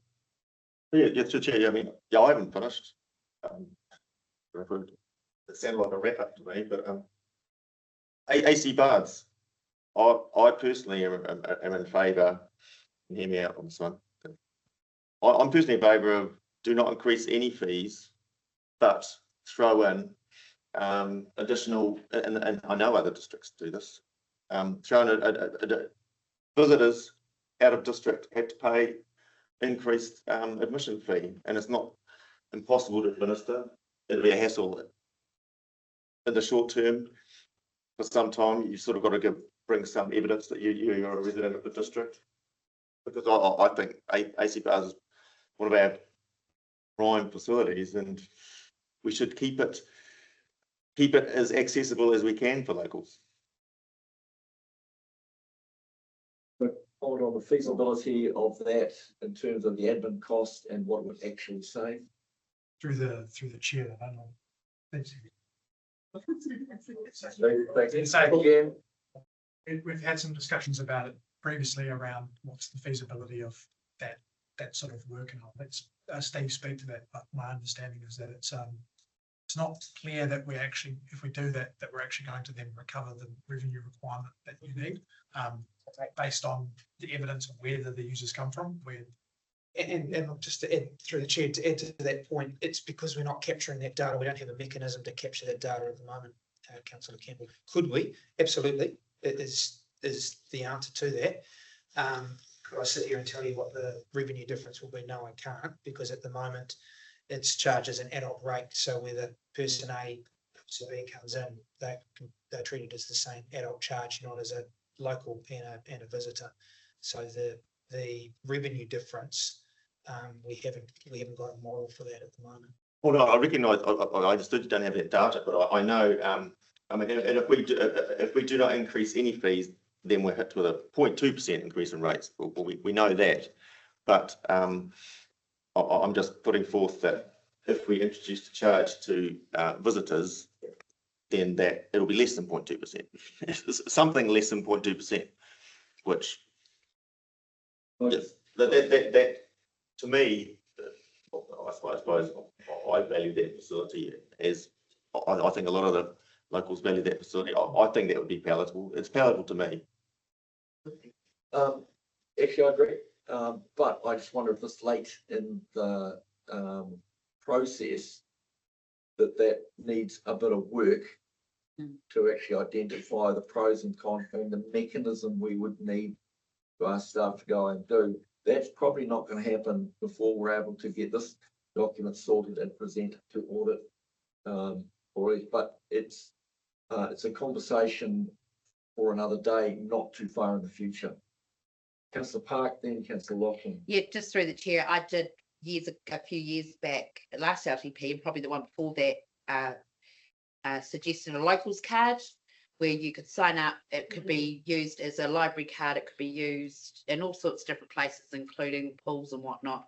And it did come down to those mechanics. I mean, we've got over 40% of our ratepayers don't live here, and they've got children, and you know, it becomes a bit of a nightmare. So it is definitely a conversation and a worthy one to have at a later stage. But can I just ask that when we go back, and I know that there's a hell of a lot of submissions, but around fees and charges and whatnot, that there's a bit more substance. And please don't take this as a criticism, because I haven't read what the submission letters are going to say, so I don't know what I don't know. But around, you know, minimum wage has gone up, everything's gone up. So that, of course, gets passed on to the user. It's just not about us sitting here and plucking numbers out of the sky because everyone else, we just think it's time for a rise. I just think we just need to put some more complexity around why we're doing what we're doing. And I'm just really sorry if that adds a couple of sentences to different submissions and a raft of them, but I'm just trying to work out how we can personalize things a bit more. But maybe people can think a bit more holistically, that it's just not that damn council that keep racking stuff up, and it's actually about a number of different factors that have to be taken into account.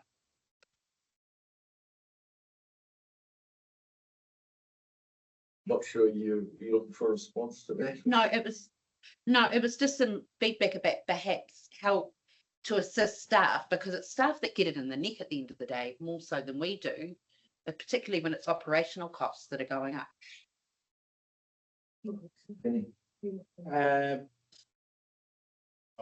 Labour things. Just, I thought there was some sort of membership. If you're a local person, you could get like an annual membership, and you had to show your rates. Don't do that here with the pools anymore. So through the chair, there's no. Not in the way that's been. There are memberships, but no, they're not based on whether or not you're a local or not. But you're probably relatively safe to assume someone who's paying for a membership is a regular user, and isn't coming from out of district to use the facility. And those memberships are obviously offered at a discounted rate, as they're based on a fixed number of swims, for example, 15 swims, but actually you can use it.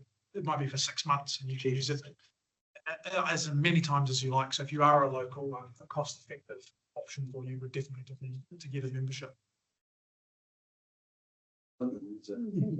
I wanted to talk about the district transfer stations. Through the chair, can we just? Hang on, let's finish this one, then we'll move on to the next issue. Is there anything else on this aspect of fees charged that will come to Sandra? Duncan? Yeah, I mean, I think it's doable. Do not increase fees.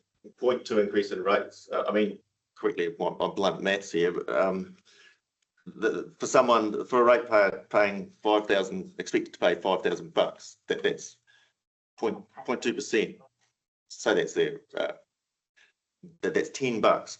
We're charging the average ratepayer an extra $10 so that we can subsidise users of the AC baths. That's if we. 65%.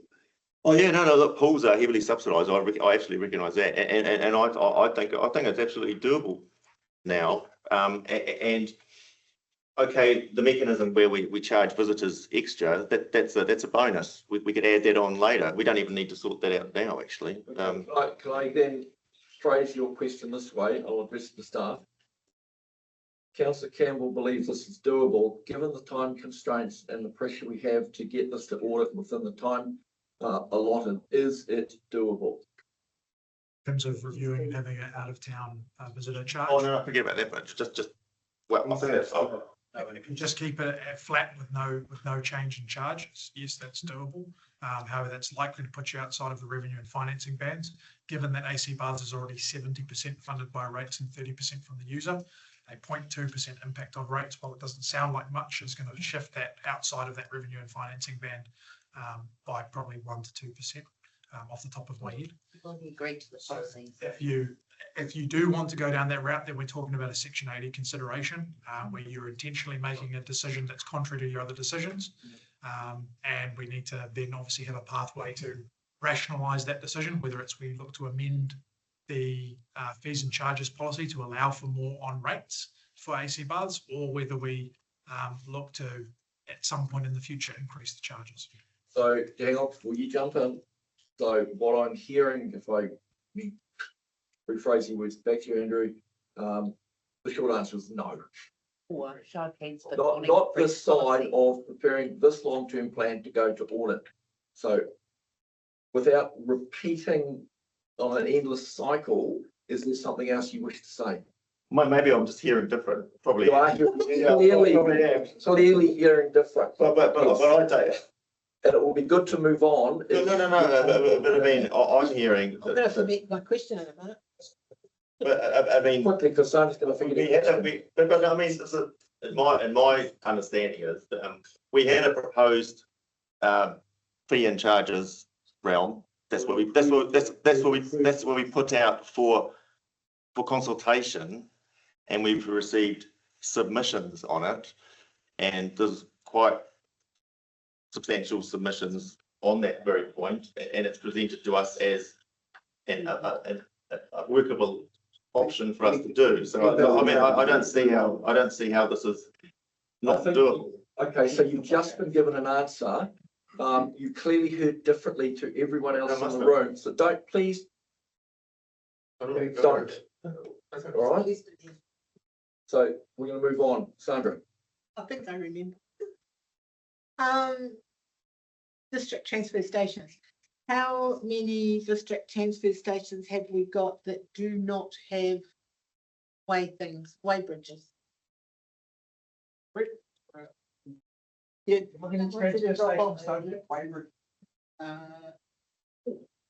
Okay, so these fees here apply to those people who don't have who don't have way bridges in that case. What page are we on, we think? Page, I don't know what Let page me it is, read out the words. 54,173. The words are district transport stages, minimum charge, small load, less than 100 kgs. It's gone from 21 to 26. Medium load's gone from 52 to 66, and large load has gone from 84 to 103. So those, and then the green ones is $6 to $7.50. So I presume that those charges are for the areas that don't have weigh stations. Correct, and they're derivative of the ton rate based on what you would pay as a ton. So Okay, the- so the price is split up between what the ton rate would be based on a smaller, medium and small loads. So based on my personal experience of last week, when I took a small, a trailer to the station, and honestly, it was just garden stuff that I'd gathered up, and I paid, over $60. And I'm saying to you that I don't think those charges are enough, because I think that people in those areas are actually going to be able to, it'll almost be worth my while driving somewhere else on those rates here. It would be worth my while driving out to Omori and dumping my trailer load out at Omori rather than dumping at Turangi on those rates. It was not a piled up trailer. It was just a trailer, a flat trailer with a cover on it, and it was $63. So just based on my own personal experience, I honestly don't think that you're actually charging enough for those areas that have not got a weigh station, based on my weigh station experience. With the facilities, meant to make an assessment based on what the volume would compare to with a weight. And so what you're getting at a weigh station is a very accurate measure. Yeah. What you're getting at a facility without is an assessment of the load. They understand that the assessment is meant to be reflective of what the ton rate would be. They should get it right every time. Sometimes they won't, but with weighbridge, you're going to get an accurate weight. Depending on what mood they're in. Well, it doesn't when it comes to the blooming weigh station. I went across the weigh station, $63, and I'm like, what? I was just horrified. And yeah, well, okay, that's just my experience, Brent. I just don't think you've got it right. I think that could be 70 easily. And I think it could be 30, and I think it could be 110.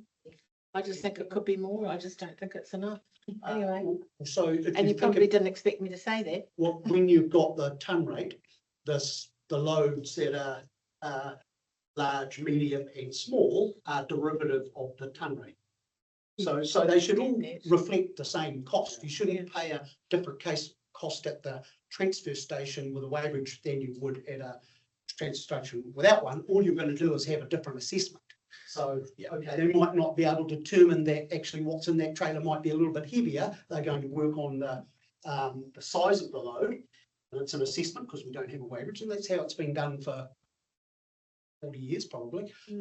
But those weighbridges are obviously based on a ton rate. So if you've got something heavy in there, even though it's a small load, if you've got something heavier, it'll be a bigger charge. So it's an assessment. You can only make a visual assessment at your transfer station without a weighbridge. You're going to get a automated, accurate with the weight charge. So are the people actually going to have the ability to say, actually, I think you've got a bit more than $66 worth in there?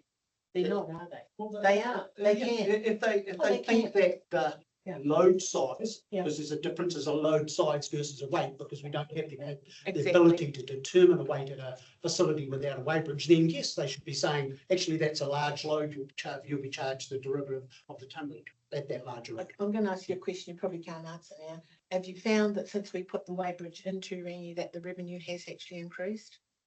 I think it's on about par. Is it? Okay. Yeah, that's interesting. Yeah. Obviously, it takes away the assessment process. Yeah. But you're going to get some unders, you're going to get some overs. It's now far more accurate. It's an objective measure because you've actually got a device that tells you specifically what weight is. People move on. Councillor Shepherd to Councillor. Yes, sorry, I don't mean to be a pain, but I do have to go back to the building industry with some answers. I'm still very unclear as to why we're charging the same very high rate for inspections, whether it's residential standard, commercial standard, or large building and complex. Why are they the same? People. If it's large and complex, I was expecting that to be a little more, but it's not. It's exactly the same. It's battery's gone. It's the same stuff. It just may take longer time. as you step up in the complexity, as you know, you go into the Res 3, C1, C2 categories, those more senior staff with those technical qualifications, So no matter what the inspection is, we're paying for the top level of staff, is what you're telling me. So we're trying to capture it through the amount of time spent. If it's complex, then it's At gonna, that top rate, whether it's complex or a basic pre-pour inspection, it's the same price. yeah, so if it's a Res 1 or Res 2, it's typically the same staff member, because then you've got C1s and C2s, Res 3s as well, which are done by the same staff member. So yes, it is the same. Why have the different category then? There we go. I just, is there more information we need to be able to make this decision? Because I'm conscious we have, and I'm guilty of this as well this afternoon, we bounced around from line item to line item on this. And the big picture decision here is around approving fees and charges, and the overall strategic picture is the percentage that goes to the beneficiary or the percentage of cost that goes to the general ratepayer. And that's really what, when you boil it down, that's what we're arriving at. And we're we are debating individual line items within that which cause some concern. And I've raised a number, and I'm, while I still have some concerns, I'm satisfied that we're not out of kilter with the rest of the country. Like, I hear what you're saying, but I guess my question would be, is there something more we could be asking staff to bring back to us that assists us to advance the decision-making we need to make? Or are we going to be bouncing around for a while yet? I guess fundamentally what I thought we were doing was applying a 25% increase, but the end result in this case has been significantly different to that, and I'm going to have to explain it, is what it comes down to. It's not a 25% increase. To them, it's a 69% increase because there have been these other changes applied. And I don't think we communicated that very well, because I didn't realise that either. So I have a problem with that. That's all. Happy to move on. But just to be clear, so we're still subsidising it. Can you microphone off, please? But I mean, irrespective, the community is still paying roughly 65% of those costs and sharing that 65%. Yeah, I think there's the conversation, I think, is, I agree with you, that's the conversation for today. Conversation in terms of what's driving costs and a whole lot of other stuff, that's a conversation for a different day, I think. We'll go to Councillor Williamson. Yeah, thank you. You Chair, I think you probably covered, I think Rachel's highlighted that probably you can understand why there's some perception out the building industry wide. Yeah. There's assumptions to make at the same time. I know there's cost recovery disparity in the country, but you admit, I'm making assumptions as well that residential inspection will take a lot of time in the large building complex, time-wise, but what was I going to say? I think it's Is there any, I guess the two questions here, are we in possession of sufficient information, or are we sufficiently satisfied with the discussion to move to a decision? And then are we ready to make a decision? Well, if we're not, then what else do you need to know, Councillor Campbell? Well, I want to be a pain, sorry, Mr. Chairman, I want to get back to, because yeah, it's okay, but perhaps I wasn't hearing or didn't understand well enough, but I would like to ask the question again. Which question? About the AC bars increases. If we did not increase any fees, I mean, I read we will exceed the revenue and financing policy and blah blah blah, but I mean,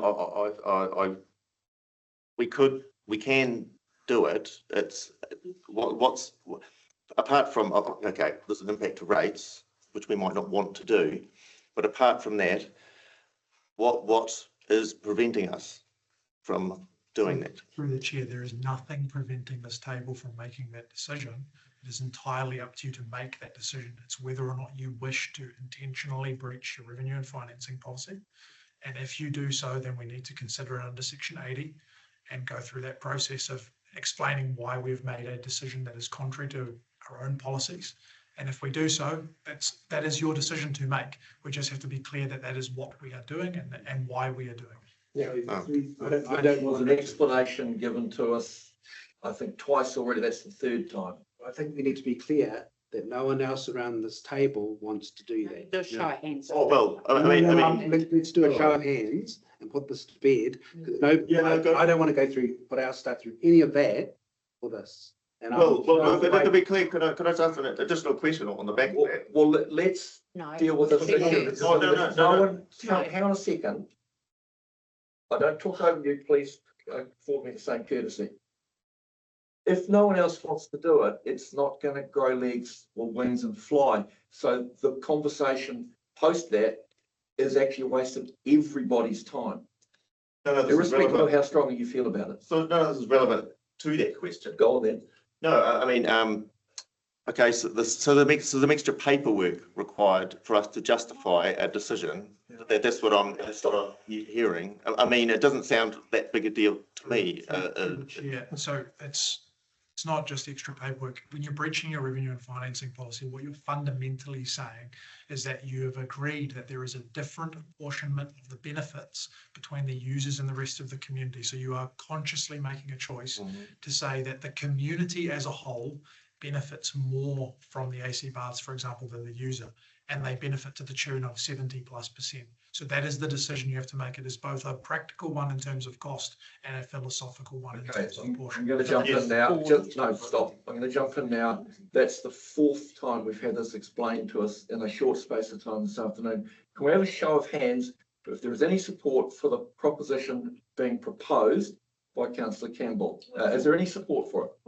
To breach policy. To breach, that we go ahead with whatever the fee structure is, we're talking about a breach our finance policy, which will trigger a whole lot of others. So don't interrupt, please. Is there any support for that? Well, it's really Stop it. How's that? Yeah. I'll chair the meeting if it's all the same. There is no support.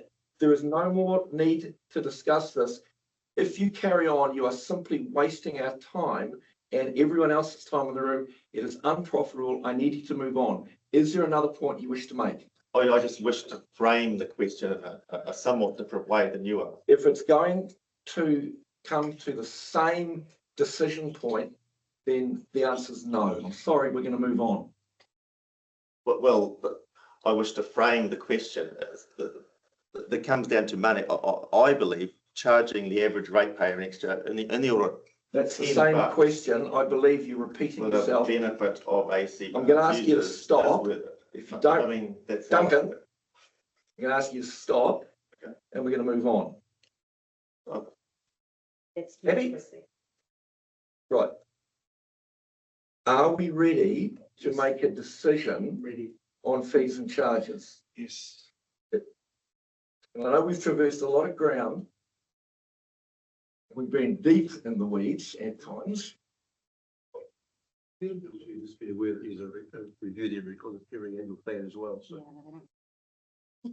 Yeah, so this is not setting this for the next 3 years. This is an annual plan review of these coming up anyway. Do you have a new point? Oh, well, are we going to have a show of hands on each one of these items or this particular item? No one supports you. No, I don't know if we actually had a show of hands or not. So I would like one, yes, I'm asking for one. No. So what we're going to do, we have a resolution which is going to be put on the screen shortly. The vote here is around adoption of the resolution. If we were to go through every line item within every point we've got on the long-term plan, we will be here till Thursday 2027, and we'll be doing it again. I'm going to be a new council by then. Through the chair, before you move to any resolution, the recommendation in the paper talks about adopting the attached schedule of fees and charges. That attached schedule of fees and charges contains the one amendment around the gym membership fees to ensure that they're set at a revenue maximising rate, because there's a risk there that we set them too high, as we talked about with Aura Gardens previously, that will get no one in through the door. The gym's doing quite well at the moment, so the proposed increase was slightly reduced from the 25% down to 15. So that's a slight reduction in that increase to make sure we still keep that ticking over and that the revenue still keeps coming in for those gym memberships. Aside from that, the rest of the document is the same as what was proposed and went out for consultation. So if there are any changes that you wish to make, we would need those reflected in the resolution. Okay, so just so we're really clear, we are not going to go through line by line. If there are specific exceptions, and I've raised my concerns around a number of points which cause me concern, and we've discussed it, and I'm happy with that. Councillor Shepherd has raised some and may or may not be as happy, as have others around the table. But if there are specific exceptions to the attachments that we wish to raise, now is the time to do it. But we are not going to go through every line item. We've had several weeks to do that. This is the time where you pull out the exceptions and go, this is what concerns me, which is exactly what I did and others have done earlier on. So here's an opportunity now. Councillor Park? Yes, legitimately through the chair. I do have an exception to the point just made regarding the gym. We are not to compete against private business. That's why we got out of after school care and all that sort of stuff. So I actually don't agree with that. But I do agree with the mayor that we are open for business. And in doing so, he's repeatedly said, it's on record, is that it's completely out of kilter with what Councillor Shepherd's concerns are. So I'm not sure why we are going to reduce a percentage on a fee for something that competes with private business, yet we're penalising private business. In a nutshell. That's what we're trying to avoid with those fees, is avoiding competing with the private market. We're not trying to compete with the private market in that space, so then we can ensure that enough revenue comes in to the gym to meet those revenue requirements in the fees and charges schedule. If you set the fee too high that no one uses it, like the Aura Gardens, then you will not be able to meet the revenue and financing policy requirements. That's my point. Councillor Greenside? I've got 2 comments to make. I just want to make a comment about our charging for litter. I just want to make sure that if we've got those things in place that we actually use them. There's no point in having all these fees if we don't use them. The other point that I wanted to make was airspace.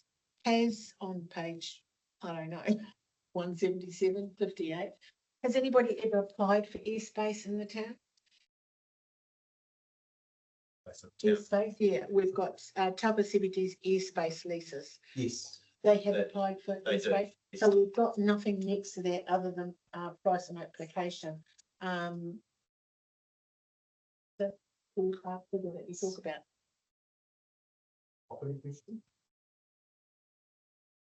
We do administer those licenses through the property team. I'm imagining that it's on a case-by-case basis, depending on the size of the building and what airspace you're actually using. So is it above the building we're talking about? Yeah. Yes. Correct. So if you've got a veranda that goes over our footpath, then you need a license to be able to occupy that space. Yeah. Thank you. Just. Yeah, well, I'm a little bit disturbed, I suppose, that I mean, I have no plans to go through line by line. I don't think anyone had plans to do that, but I thought we would have had, I was expecting some sort of discussion, debate over, at very least, some of these proposed options for the fitness studio, Great Lakes Centre, Aqua Fitness. Those are the most poignant ones there. I thought it would be more appropriate to go through each one and take a show of hands on each one rather than try to all or nothing. So with respect, 2 comments in reply to that. You just contradicted yourself. You said you don't want to go through line items, and you just immediately said you do want to go through line items. Secondly, the last 40 minutes, we've just been debating that. So which is it you want to do? No, I'm saying at very least these issues presented in the staff report, in the front pages of the staff report, which seemed to me to be a list of workable, doable options with consequences, of course. I just think a show of hands. What are you looking at so we can go? Page. on the iPad, page 121 onwards. Well, swim school fees, fitness studio fees, aqua fitness skis, solid waste, pool. That's right, thank you. Do you recall a question I put to the meeting about 10 minutes ago in relation to identify the exceptions to all of this? You recall that? Yes, more or less. Right. In that case, give me the exceptions you wish to debate and we will go through those. Otherwise, we need to move on. Because if there's no exceptions and no debate, no point in wasting everyone's time. Now, which exceptions do you have concerns with? Well, the one which we had some discussion, but I didn't see a vote on, was that the swim school fees. That was the main one I was interested in. The AC Bard's fees, but a corollary to that is because there was. I was talking about the zero and page. Where are we? What page are you on?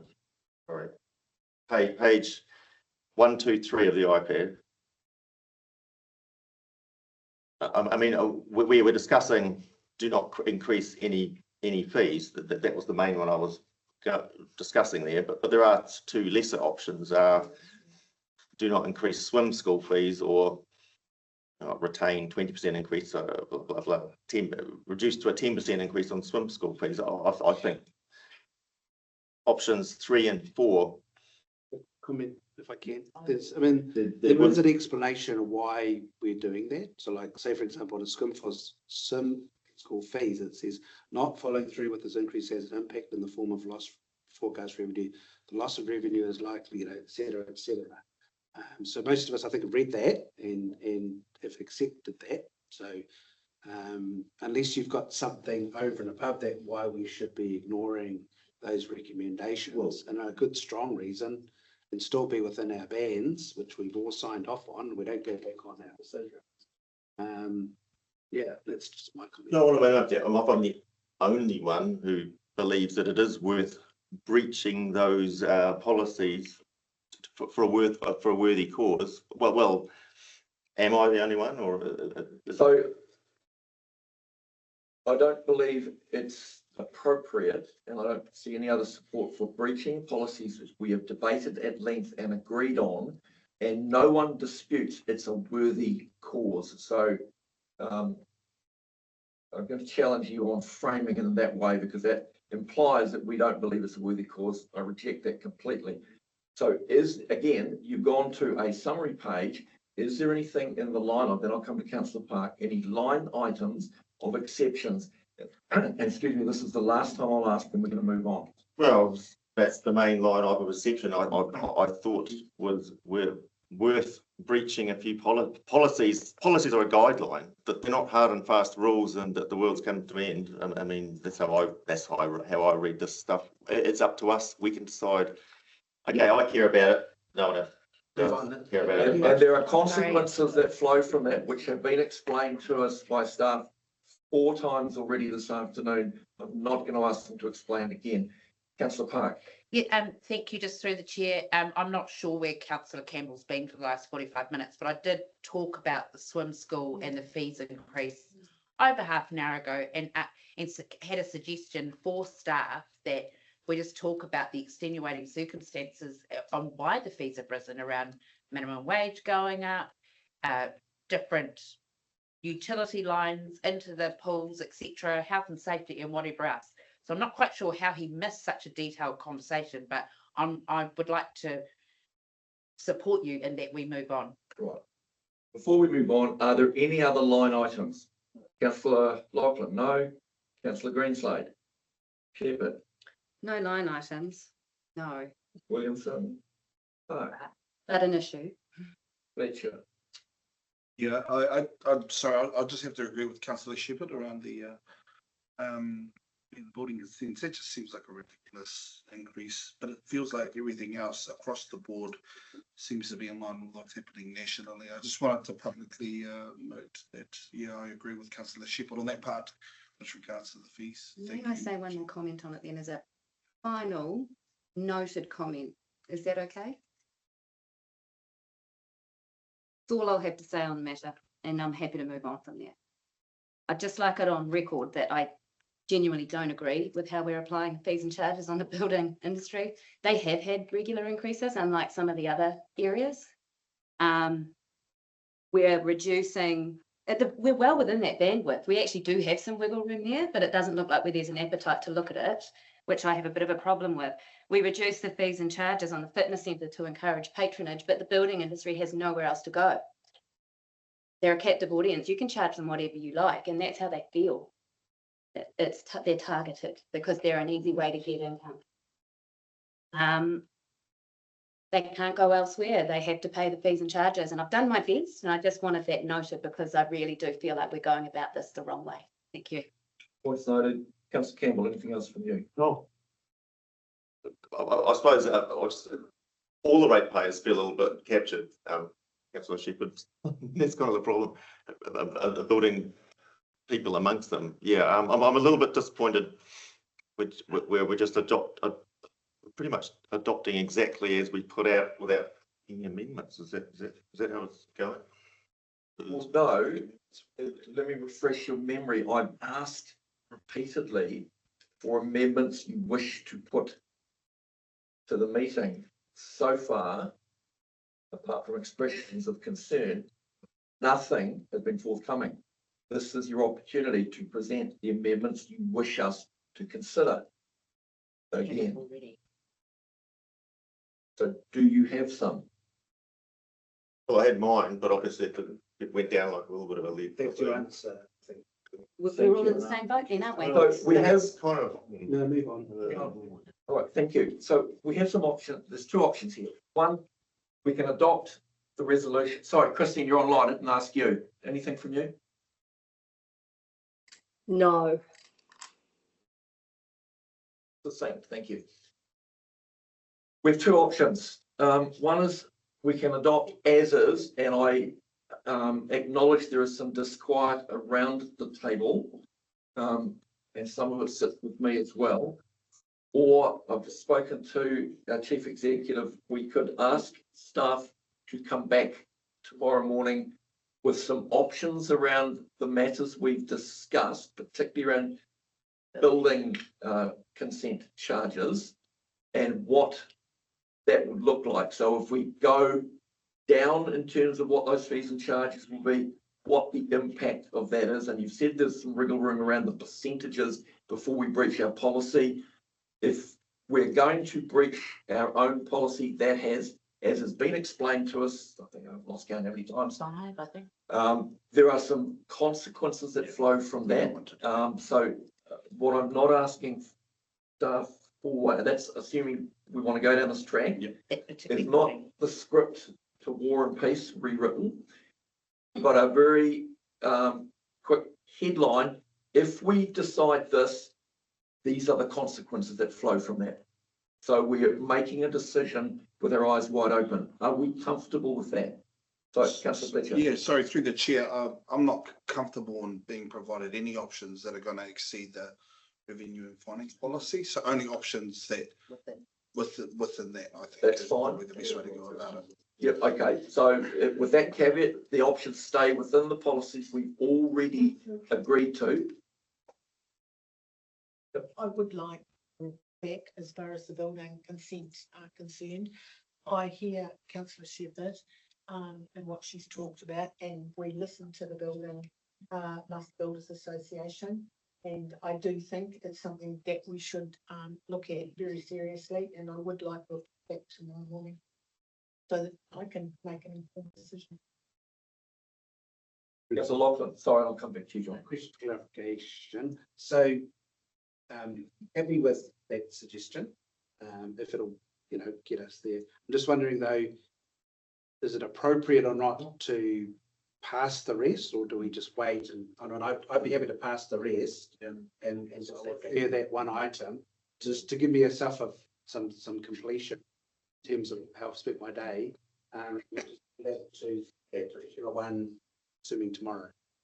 So I need to talk to staff. Can we actually separate that out? You could, if you could approve, I just think I'd like to keep the process moving rather than, you've got a lot ahead of you to get through. If you are comfortable, I would suggest that you approve it today, subject to further information. Just through the chair, I think that would be highly appropriate, as been through this process a few times. The appetite around the room seems to be around the building consents. Well, the concern is around the building. Yes, and that seems to be where the appetite is around the table, considering the significance of the increase. So I would happily support Councillor Lachlan and his suggestion. So as long as I'm clear on the advice, how I'll come to you in a second, Councillor Campbell, the advice from staff is that if we do move that today and we get advice tomorrow morning, that there is still the ability to step back from our decision this afternoon and make those consequential amendments. Just for that. Just in relation to that one line. Yeah. Councillor Campbell, you had a question? No, I mean, personally, I think it would be good to come back to the whole. I don't want to just drag on and on about pools tomorrow. I don't really want to do that. But I think it actually would be good to sleep on it like this, and this is a reason to do that. And my view is policies are guidelines. They're not rules. Why are we bound to policies? Okay, that's my interpretation of the English language. Okay. Okay, I just get back to my following up. Councillor The Williams. revenue policy false labs set, workshop was set by governors. And breach those, I think we've had a sort of understanding we won't go down that way. And also not about just protecting us, it's also keeping our financial team safe as well through the whole process. I'm happy to test with the motion. So I'm happy to respond to that as well. There is not much point in having policies and rules and guidelines if we choose to arbitrarily and unilaterally dismiss them because it's convenient for one member or a couple of members at any given time. That is an inappropriate way to govern the district. So we've all, with one exception perhaps, agreed that we're not going to step outside of what we have already debated and agreed on our agreed way forward in terms of our policies. And we're going to move on. So can we have the resolution up, please? So Danny, do you have another? No, I was going to move it over. We'll get it on the screen and then so we know clearly what it is. So you don't have to channel me again.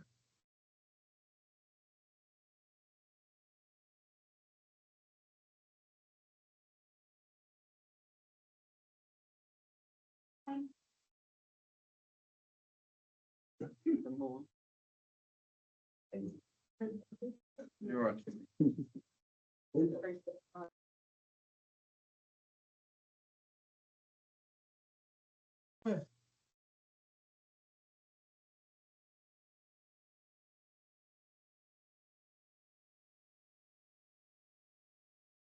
Through the chair, let's make a request. Can we have a break now? Yeah, no, we have absolutely. I'm just discussing that exact point. Yes.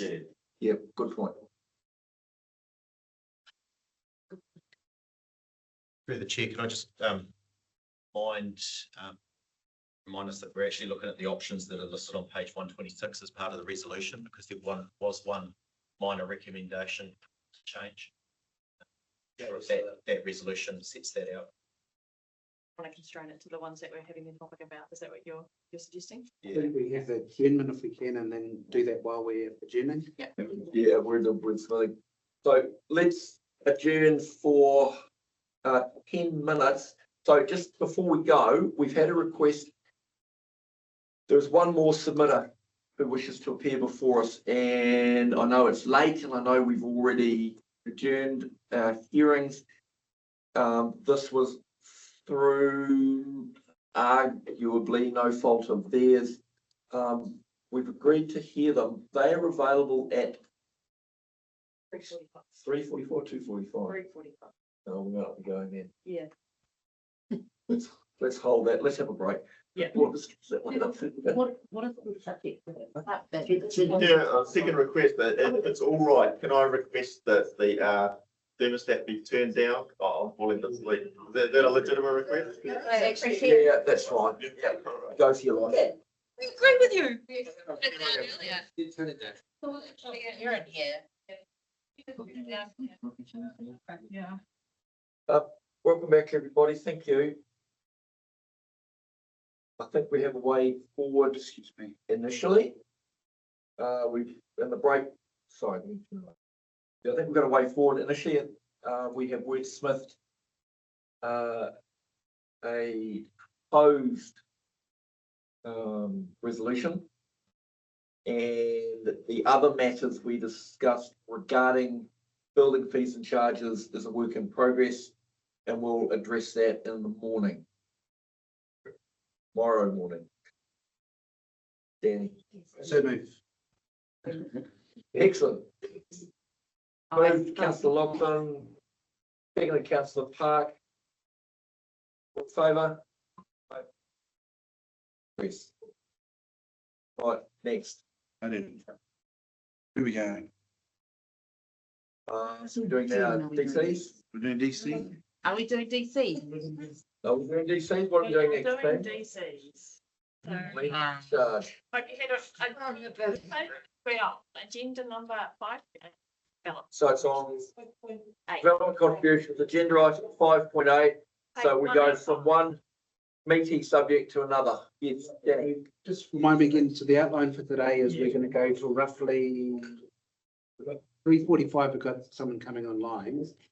Assuming we'll adjourn for then. We're not going to go past 4 today. We'll just go to 3:45 adjourn and then have the deliberate. And have that submitter come in. Yep. And that's, we're not going to go late. So there's no. What I'm thinking, if you're like me, your brains will be well exercised, and we need a bit of a break. And I think we'll see how we go on development contributions, whether there's further information that need to come back on as well. So, yeah. Yeah, so don't, much like the last item, we do not feel we need to wrap this up today if there is robust conversation. And I've got a couple of questions. Then we need to have the debate before we pass this, yeah? All right. Philip. Thank you, Chair. Good afternoon, councillors. So we have our report with our responses to the submitters and our recommendations to make some minor changes to the policy. But through the chair, I wanted to reiterate our response to 2 questions that were raised during the hearings. Namely, the first one around our definition of a minor dwelling. And the second one is, why are we attributing 85% of the cost of the bridge onto growth? So with respect to the definition of a minor dwelling, currently it sits at 60 square meters. And the idea there is to be a proxy. It is a proxy to the demand that it's placed on our infrastructure. So if it's a minor dwelling and it's putting less pressure on our infrastructure, then we don't charge the full disease, we charge half of the disease. And the 60 square meters is basically a proxy to the size, that it's a small household. Now, if we're going to increase it to 100 square meters, as one of our submitters said, that effectively brings it up to close to an average household, which basically defeats the whole purpose of having a definition of a minor dwelling in the first place. So our recommendation would be to keep it as it is for that reason. It is different from the definition in the district plan, which is 100 square meter, because their purposes are different. So for the DC policy, the purpose is to recognize that it has a smaller impact on our infrastructure, while for the in the district plan, it's made in the context of the rural environment, and to enable the owner to add a small dwelling within the rural environment. So in that case, 100 square meter would be reasonable. With regards to the 85% attributed to the bridge, basically it's because the bridge is driven by growth on that side. So in other words, if no growth were to happen, then we won't need another bridge. We didn't put it 100% on growth, in fact, because we recognize that a second bridge would improve the current levels of service, which will benefit the current community. So yes, there is some benefits to the current community, but the bulk of the benefits will be obtained from the future communities. That's why we split it 85 by 15, 85 on growth and 15% on levels of service. So that's what I wanted to clarify, and happy to take any other questions. So, Sandra, then Danny? Oh, no, I was scratching my head, sorry. Don't scratch your nose, you might buy something. Don't go for an auction then. Thanks, Philip. I just wanted to say that it's really encouraging to see that 73% of our submitters agree with that. It's really nice to have submissions where people actually agree with it, and I think it's something that we can probably move on with fairly quickly. Slightly different view. Well said. Like that. Any other questions? Because I've got a few. You throw it to the floor. Councillor Park. You'll have to excuse my ignorance in the space, and I should know it better, but sorry, Philip, if you did cover it, because I was trying to catch up on some points that I needed as well. But so the clarification around one of the Shell clients around the minor dwelling definitions in the DC policy versus district plan, and not being consistent. Do we have to deal with that? No, we don't. They have a different purpose. Okay, and then with the minor dwelling reduction, I get really confused about this from a layman perspective, particularly, you know, being in the happy steering group space around. Yes, the dwellings might be smaller, but they're still the level of service or what they're actually getting as a part of a neighbourhood's the same as their neighbour, regardless of what sort of place they move into. And I think that's regardless of floor size or anything else. So I'm really conflicted around this minor dwelling thing as well. So the chair, maybe in terms of reserves, yes, they will be enjoying the same reserves and the same parks, but in terms of their usage on our infrastructure, larger households make more use of that. So if you have a district with a lot of, say, large households, you will need more investments in infrastructure, and you'll have to recover that. While a minor dwelling, a small one household dwelling, will put much less demand on our infrastructure, and we won't need to size our infrastructure so large. Okay, so just to balance it out across SUIPs, I suppose, which I know is not a part of this policy, but if we've got smaller dwellings, they should play us. No, don't forget that. That's right. I've just answered in my own head. Thank you. I just want to expand a little bit, if I may. I think Teal and Katrina made some really interesting points, and I think we'll continue to discuss with them. But the challenge that we've got is our average occupancy, which we apply, and that's the only sort of evidentiary basis we have, is only 2.4 people per household. So even a very small house with 2 people is not very different from the average. Yeah. If you start to give discounts for smaller houses, then you've got to think about how do you charge more for the higher houses to balance out the average. And you need some sort of evidentiary basis for that, which we probably don't have. So last iteration in 2021, we made a change where we recognised there was a move to smaller houses, and we wanted to encourage that. So it's arbitrary, but we drew a line around something that might have less occupancy on average than 2.4, which we do for things like retirement homes already and accommodation units. So it's a bit of a precedent. So the half charge came through there, but it is kind of basic and arbitrary. The other thing, we stuck to this floor measurement because the bedrooms can be sort of gamed. You can have a 1-bedroom house with a study and a den and all the rest of it. So floor areas, the clear measure there. And they've even adopted the 60 square metres as a granny flat central government at the moment. So it's kind of consistent with that as well.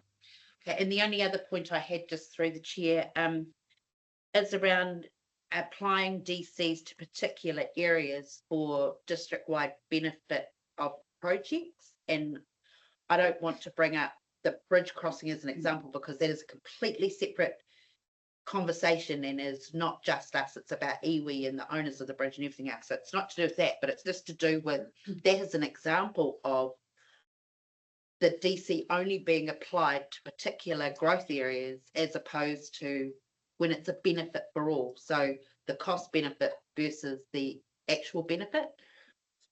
So if we can identify who the beneficiaries are, then we establish that as its own separate catchment. In cases where you have, for example, a large reserve that's used by everyone in the district, and we cannot readily attribute the benefits to any particular community, then we have to charge it as on the whole district. So the question is, can we identify who will benefit from that piece of infrastructure? If not, or if we see that the whole of the benefit will, the whole of the district will benefit, and we'll charge it accordingly. Can I just devil's advocate? And this is just an example. I'm not trying to throw any project under the bus by any means whatsoever. So as a ratepayer in the Taupō catchment, how do I benefit from $20 million being spent on an event centre in a smaller community in Taupō, which has no benefit? How do I explain that to someone? So the fees are paid when you have either a development or a developer is building new houses. It's not paid by ratepayers. If there's a large, let's say, greenfield development that would require a large community park or a large, say, community park that will benefit the whole of the district, then yes, unfortunately, that it will be taken into consideration when we calculate the disease and how we split them. But yes, it will be paid by the new growth. Sorry, I should have clarified. If I was a new homeowner and I'm being asked to contribute, like my DCs are going towards particular projects, which might be a immediate benefit, the magnitude of the infrastructure project is a benefit to all, that's all. So you're spot on, I think, with the principle, which is if you can identify the primary people who benefit, they're the ones that you should charge. And again, this is easy with water and wastewater, where it's typically by scheme, right? Where it's more challenging is transport, where everyone has access to the network and they could be going wherever. And with our facilities too, both parks and reserves and our facilities, we kind of operate as a district-wide hierarchy. We have they're designed to complement each other. We don't try to replicate the same services in Turangi that we have here. We try to have small scale that can hold small events versus big scale that can hold big events. If we did find that it was out of balance and we were doing a lot more investment in Taupō than the other areas, then you might consider a particular catchment. But because we've got the Turangi event centre down there and the fourth quarter up here, was relatively balanced on a district-wide basis for those projects, was the sort of view, and the district-wide approach was still okay. In regards to the bridge, again, in the transport space, the old view was that it's a network. We don't know where people travel. You might live and work from home and hardly travel. You might live here and travel all over the place. We don't know that. There's not much we can do about that. But the bridge, because it is such a significant project, it is unique and a big cost. The view was that it should be a catchment that better represents those people who would benefit from that. And certainly the people of Turangi and Mangakino do not benefit widely from that project. And that's a little different to the ETA, which is a state highway. It's a regional connector. This is mostly for the benefit of the town. Thank you. Councillor Williamson, thank you, Chair. Thank you. There's obviously one read through about 3 times. It's quite a sort of document. Obviously, I understand the principles of contributions and their growth based on growth, and the 85% DCs is a really, really high percentage. And it does say in the section 120, I understand best available knowledge at the time to prepare these documents. But as better information becomes available, the policy will be updated through the annual plan process. Now, what sort of, for example, you'd probably already mentioned what sort of examples will be better information. I know it seems doesn't appear to be quite cut and dried. The growth, massive growth, over towards the western side, to contribute to that? I know Scott raised this, and he's right. The 85% growth rate for a transport project, it is unusual. Most of the transport projects we don't do are not largely growth focused. They have a growth and a safety benefit, or growth and accessibility or functioning of the road network benefit. Bridge is unique. We're largely doing it for growth. If there wasn't growth, we wouldn't be doing it. The other reason it is unique is it's not an existing asset that we're upgrading and renewing, where there would be quite a big renewal component that would come from existing ratepayers. It's not our asset. So again, there's not a renewal component that produces that growth component there. So it is quite unique in that respect, but it comes down to the fact that almost entirely this project has been done for growth. And if you look at our water projects and wastewater projects, there's plenty of 100% growth projects in those spaces. Campbell. Oh, just flicking back on that small house development or small dwelling, sorry. I think it was Cheel that raised that issue. I mean, they were raising it from 60 to 100. That was I mean, I assume they're basing that bouncing around what happens in other districts. Because they saw the definition in our district plan, which is 100 square meters, and they assume that they should be the same, but their purpose is different. So, as I said, the minor dwelling definition in the district plan is there to recognize that smaller households put a lower pressure on our infrastructure. No, yeah, I mean, I'm just wondering other districts, not just Taupō District, Rotorua, Auckland, or whatever. I mean, do they see this differently? They found examples, I think, where others used bedrooms as the basis for their charge, which is interesting because that's something we were trying to avoid. So I think that's an area that we can continue to explore. We haven't spent a lot of time on it. We can talk to Cheel, but our feeling at this point of time is we like the gross floor because it's simple and it can't be gamed. Oh, so these this DC policy strategy. I mean, if we set this now, with the next time, say you go and investigate this and decide, oh, actually bedrooms would be not a bad idea. When would that come up for, hey, we could change this? Either with the next review in 3 years' time, or maybe with the next annual plan. Yeah, you can choose to review it more regularly than 3 years, if so choose. Yeah, for any of these DC policies, right? Yeah. I focus on one of the major projects, which we've got an 85%, that's the bridge. So I talked specifically about the bridge and allow me to construct an argument here in relation to this. So I'm referring initially, no, before I get to that. If, for example, this wasn't a growth related structure and arbitrarily the current owners of the bridge decided that they were going to move their infrastructure, which they are likely to do, and decommission the current structure in such a way that it was no longer suitable for traffic, we would be compelled as a district to find another way of crossing the bridge. That would not be related to growth at all. It would just simply be replacing what we've got. So we have made an assumption that that set of circumstances is off the table, and we focused almost entirely and to the 85% mark on growth. I'm concerned that we have made that assumption entirely in relation to this. It doesn't sit comfortably with me. And the reason for that partly is this is an intergenerational thing. It's been there since the 1940s. So that's about 4 generations-ish. So this is not, in my mind, and I'll happily be disagreed with, this is not just about those future users who are going to contribute to the growth component of this. This is about everybody. Nothing has been done on that bridge, apart from the covers of the engines in the middle and the footpath clip on, in the long time since it's been there. So that brings me to the sections in which I've already given Philip a heads up on, in our DC's policy. So I'm referring to section 84 and section 85. 84 refers, clause 84 refers to section 200 of the Local Government Act.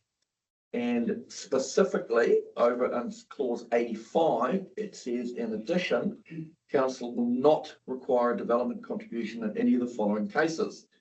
4.1, where a building consent is for a bridge, dam, confined to the dam structure, already fail, or other public utility. That I would need an explanation for that. hold that thought, I'll go further. I can find it, I'll have to find it. On page 352 of the agenda item, there is the Schedule 3, the funding model. There is a flow diagram which sets out how an infrastructure project be divided up as it filters down through to the final DC charge allotment. I'm struggling to put the bridge into that flow diagram and still come out at an 85% DC charge. Happy to be corrected on that, but there's one other. So I'd like a response from that. And there's something else I wanted to raise, which I'll find in a minute. So I'll throw it back to you guys.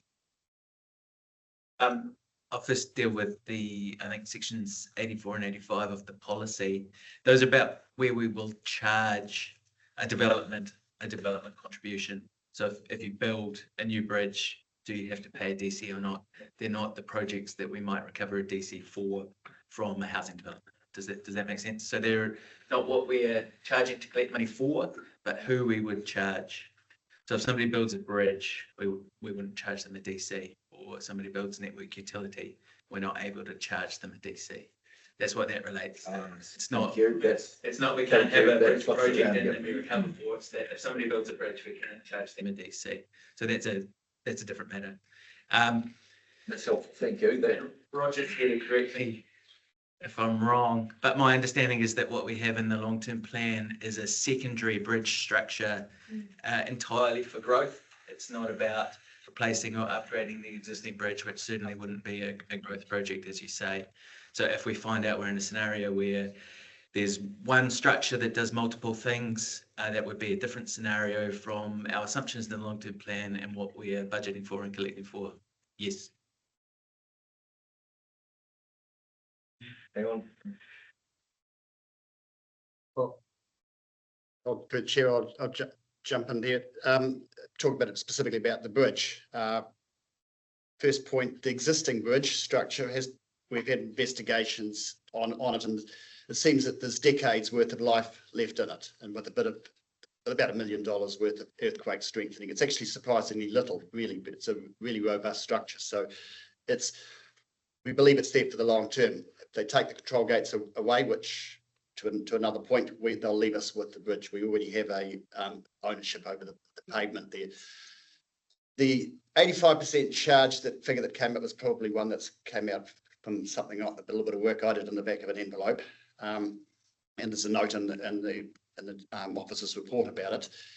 The existing bridge is under capacity on one lane at peak times in one direction for about a period of an hour by a factor of 10%. The assessed lane capacity of the existing bridge is about 1,500 vehicles per hour.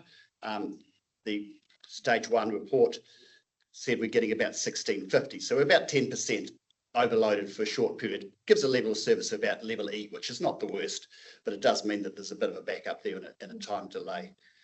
So the point, the logic from there is that if no development happened now and the community stayed exactly where it is, that we'd tolerate that level of service. There would never be a second bridge crossing in there it's not justified by that level of delay.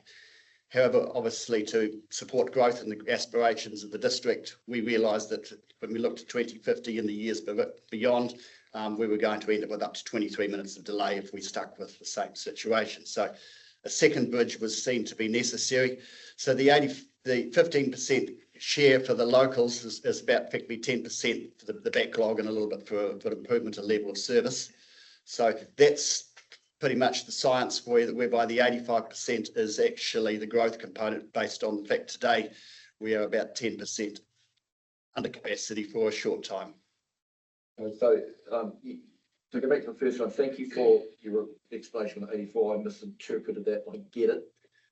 What you just described to Roger is you're alluding to clause 137 and then 138 of the policy, which talks about levels of service and deductions accordingly.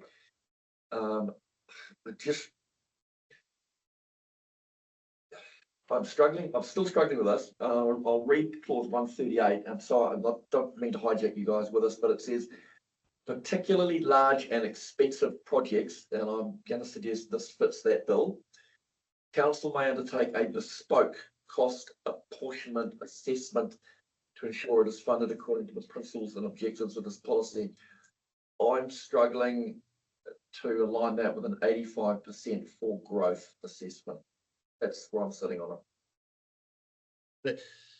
The starting point is, as I've mentioned, is we're 10% over capacity at a very short time on one direction at each end of the day.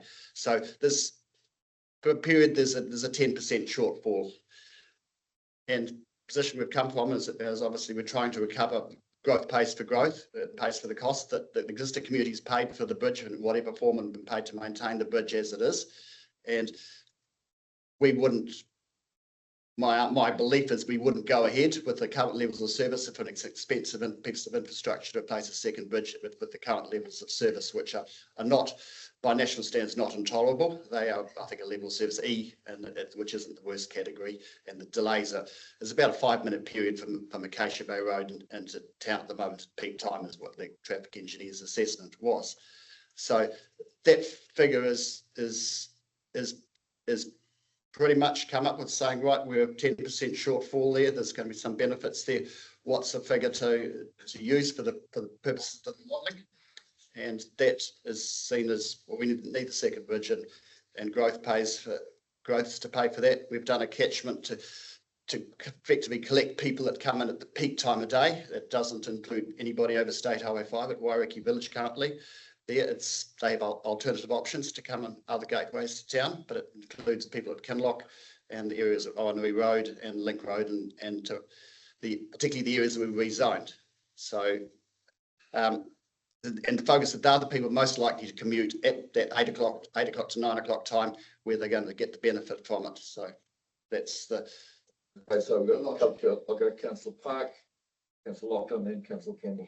Thank you, and I thank the infrastructure manager for his explanations, but particularly instead of talking about a particular project which is out a few years, I'm just really interested more in the high level discussion around large and expensive projects, because I don't think we should be talking about the future of the bridge, because that includes multiple parties, and we can't do a DC's policy around what might or might not happen on the bridge. It's just, I think it's more around large and expensive projects and a bespoke cost apportionment assessment. And I understand the breakdown of what the usability and everything is, but I'm just a bit worried we might be getting a bit down into a project that is not necessarily a part of setting parameters. That's all.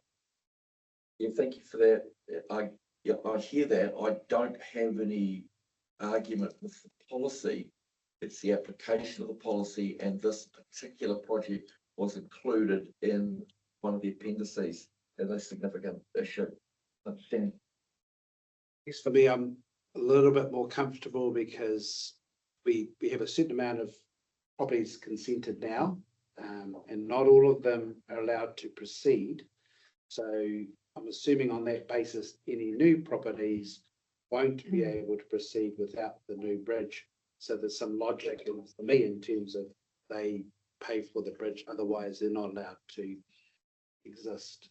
And again, if we use those regions that we're talking about, then it's just going to be new developments in those regions. So I guess I'm a little bit more comfortable in terms of it's not just dealing with growth. They literally can't exist unless the bridge exists, and go from there. So that's a Campbell.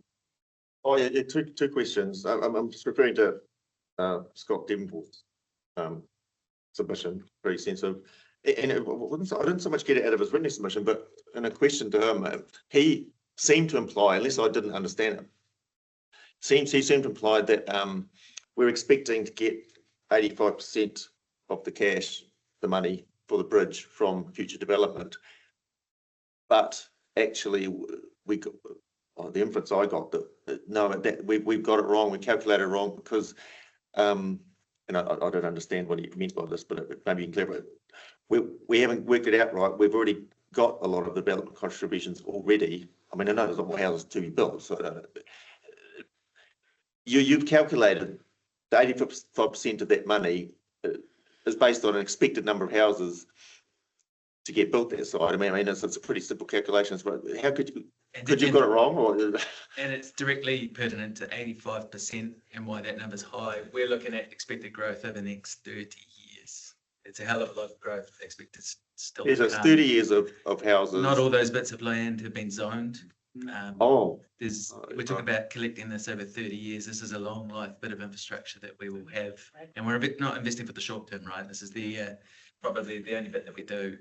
We're going to be collecting from new houses built for a very long time. Oh yeah, okay. So he might be looking at what's already zoned and what's already coming. We're looking at 30 years. Right, okay. And my second question, and I'm interested in this because he gave an example. Well, the North Shore bus lane, they had to refund over 20 million. I had no idea what the circumstance of that was, but say a new council comes on board next year or whatever, and they decide we're not going to build another bridge. A bunch of greenies get in. We want to make people think about cycling and walking more. We're not going to build another bridge. Okay, that decision gets made.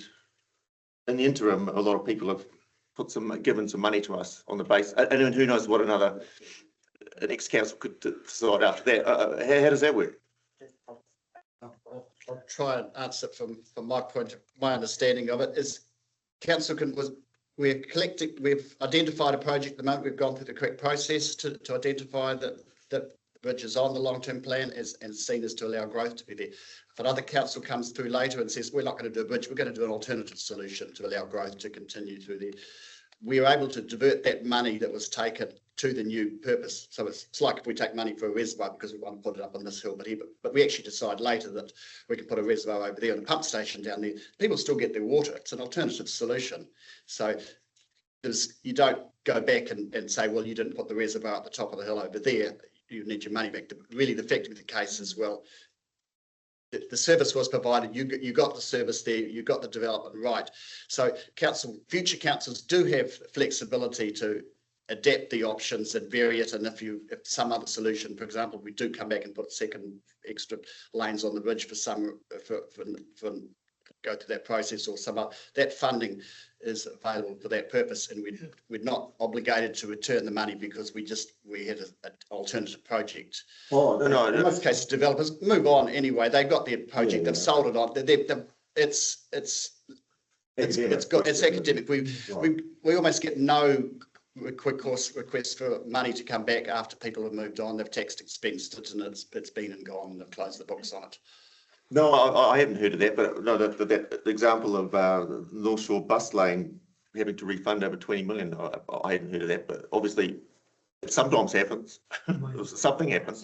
No, okay. My understanding of that case is that they didn't explain the rationale well for why they are collecting that the cost of that infrastructure.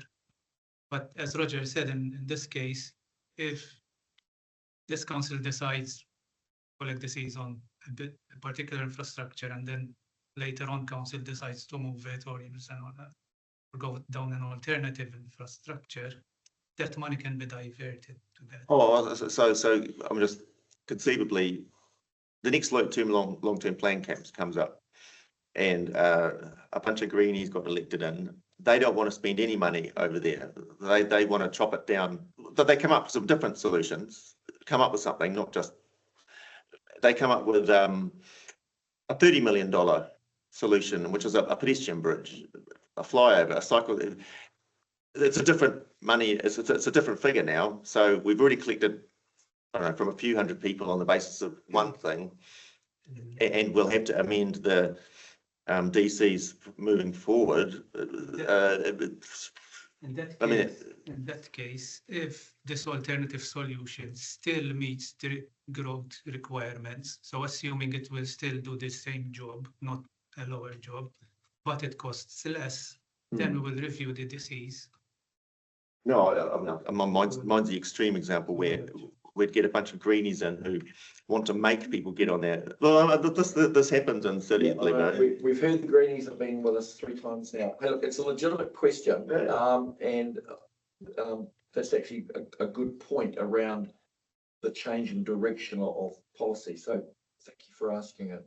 The point though is that we're collecting money based on the assumptions and plans in this long-term plan.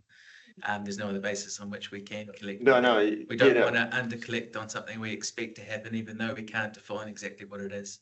No, speculatively, you get a developer. And that's why every long-term plan we will update and review our charges. Yeah, I mean, I suppose you might get some, if it only happened, coming back and chasing you. I mean, you just deal with it. It's pretty unlikely, I acknowledge, but just. Contributions are set on the date you apply for your resource consent or your building consent, and if fees go up, you're locked in. Yeah. Subdivisions, big subdivisions are done, and they get, some people get 8 to 10 years out of one, and the swings and roundabouts. I'll find one charge might go up, and you'll find in quite a few number of areas our water and wastewater charges have actually gone down this year. So it tends to even it out overall. We got Councillor Williamson and Sarah has some comments. I'm going to try and understand, but obviously these DCs are collected over a period of time. The unlikely event if these projects don't materialise, there's something in the policy about those funds are held in an account, so they'll be refunded, wouldn't they, or credited back to the. I mean, Councillor, in reality, it's unlikely that a large project will suddenly be discontinued. The need would likely still be there because growth will be there, and this growth needs to be serviced. So it would be unlikely that we would collect heaps of money over a period of time and then suddenly realize that we don't need it anymore. So we've done our best guess at it, and if the solution wasn't a second bridge and there was a whole lot of intersection works or other options to facilitate the growth there, that money would be used applicable for that. But with the money taken for transportation, that sits in the reserve to be used and allocated against those projects. So we don't.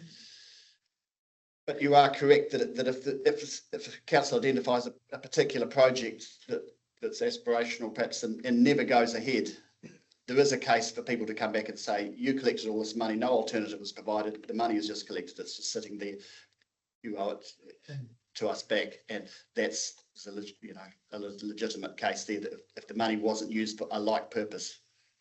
I believe I read in the Local Government Act, there is a timeline on that. Is it 20 years or 30 years? 10. Yeah, okay. Sarah, really quickly, obviously, as Aidan said, this is based on assumptions, as the whole long-term plan is. We obviously assume, so I think one of our submitters said that it's an unusually high project and it is, but that's because Roger explained there's no renewal component. So this would be purely level of service and growth base. And Roger worked out, like he said, although he said on the back of the envelope, it is a pretty reasonable calculation that the number of people affected by the very small, it's only future growth that's going to put more pressure on it, and we are catering for those people. Arguably, it probably could have been a tiny bit higher, and the worst thing we could do is not really DCs. So coming back to Councillor Campbell's point, we can refund DCs, we keep them in a separate reserve for the exact purpose. They have to be applied for what it's collected for. So they can, and from time to time do get refunded, but the worst thing we could do is not collect enough DCs. Yeah, that's a lot. Going slightly off track. I mean, they have to have this bridge to be allowed for the developments to proceed. But I'm assuming that the developments might be finished before the bridge is finished. Do we allow them to build do their development if the bridge isn't completed? Just referring to, you look at how by the plan change area, the resource consent was quite specific on the numbers that can be built before wastewater and transportation issues were addressed. So I guess my answer to that would be unlikely you get a resource or to get any building consent or resource consent in the absence of those things being mitigated. Correct me, at the back, but that's the way I read it. having been one of the commissioners of that project. No, the development contributions is completely independent of what it says in that text, and that the project was there, and decision will be made on it. It is possible to alter that planning one there, perhaps once council has a project and it's fixed in, and now, because this is new information, of course, this project is there. It may be that with the time, you'll know the timing. You could accept that the fact that level of service may deteriorate to a certain level of service point, at which stage the bridge will be built. That's within council's control.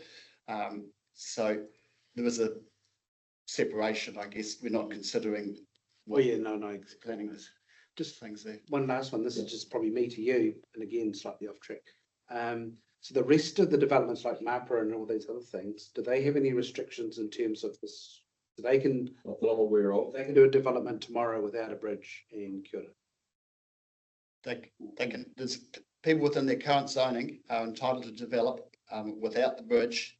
Though this development contribution, if it comes in, will be effective from any applications received after the date. Thank you. It becomes operative. Councillor Brenchley. I'm interested in your 15% of your 6 million for development contributions at Turangi. We're very limited there. I don't know where they're going to come from. That's 900,000. This is for on the wastewater. Turangi, Yeah. wastewater. On the wastewater, you've got a 15% contribution on 6 million there. Yes, and that's what we determined. I guess the asset managers determined would benefit the future communities of Turangi. But where are you going to get it from? There's no development possibility in Turangi. Yes, so if there's no development, then no one will pay the DC charge. So what happens But there? we, in our growth projections, we are expecting some growth in Turangi. So we take that into consideration, because remember, this is over a 30-year period. Yeah. And we are projecting some growth in Turangi over the 30 years. And that's what the 15%. Very optimistic. I thought you were very optimistic. There was a large, extremely optimistic. There was a large piece of land zoned at Te Papamārearea Road. I know that. Which would allow for a large amount of development, and that is zoned, and people have a right to You've got actually your come eye on upon that. Okay. and do that. There's infill in other areas. There's a few little pieces, but so far that's the piece with the zoning. I think it's got a few options around Grace Road and some of the other, but that piece is zoned. It is if the owners choose to move it, which is their right, that we would need the service to provide the service for them, and they have a right to access that service on payment of the fee. So the question, of course, then is that's where you base your assumption on that piece of land, I would imagine. Yes. There's a great figure applied for Turangi. For years it's been flat to declining and flat, and now it's on a growth phase, and so there's never been a wastewater contribution for Turangi for water or wastewater all these years, but now the word is that actually that the demand is there, the population is rising, and people may wish to access that opportunity. We've got our resource consents to match, which we've all been well talked about here. Councillor Wilson. Oh yeah, now I think I know I'm getting out of my depth here. With the resource consents, they have a 10-year trigger, don't they? It has to be 10 years. 5 years. 5 years. 5 years. So the 5-year development contribution obviously for develop, obviously, but we mentioned about Kevin mentioned about local government some rule about nothing's happened within 10 years. They have to be something has to be done. They only, what I'm saying? They only pay the development contribution. That's 10 years after they've paid their development contribution, and the development contribution is paid on their title. So they may have 5 years to get their proceed with their subdivision. They pay their development contribution, and then it's 10 years after that. Some people get longer periods, like a multi-stage developer may get 10 years. You can request longer periods because you've got obviously 30-year assumption, but the bridge doesn't have to be built within 10 years. Rome wasn't built in a day.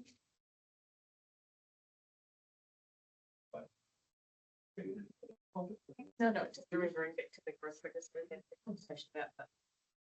Yeah, Councillor Campbell. That was it. That was my exact question just about, does this mean if someone gives their development contribution tomorrow, if 10 years from tomorrow, the money hasn't been put towards the bridge, it's not, then they get a refund? Because 10 years, because 10 years is not very long, actually, Council's gone through the process of establishing what we need for growth, and we've gone through the correct process of establishing if the bridge is needed, and we've been through this process. If someone pays their money shortly after September or October, when the new dates figures come in, really that money is there for use for transportation projects to enable growth, and we're going to need something to. So if we spend that on the intersections needed or some other alternative there, as long as the money is used to enable the growth, we're allowed to develop alternative projects, as I understand it. You don't, because nobody can.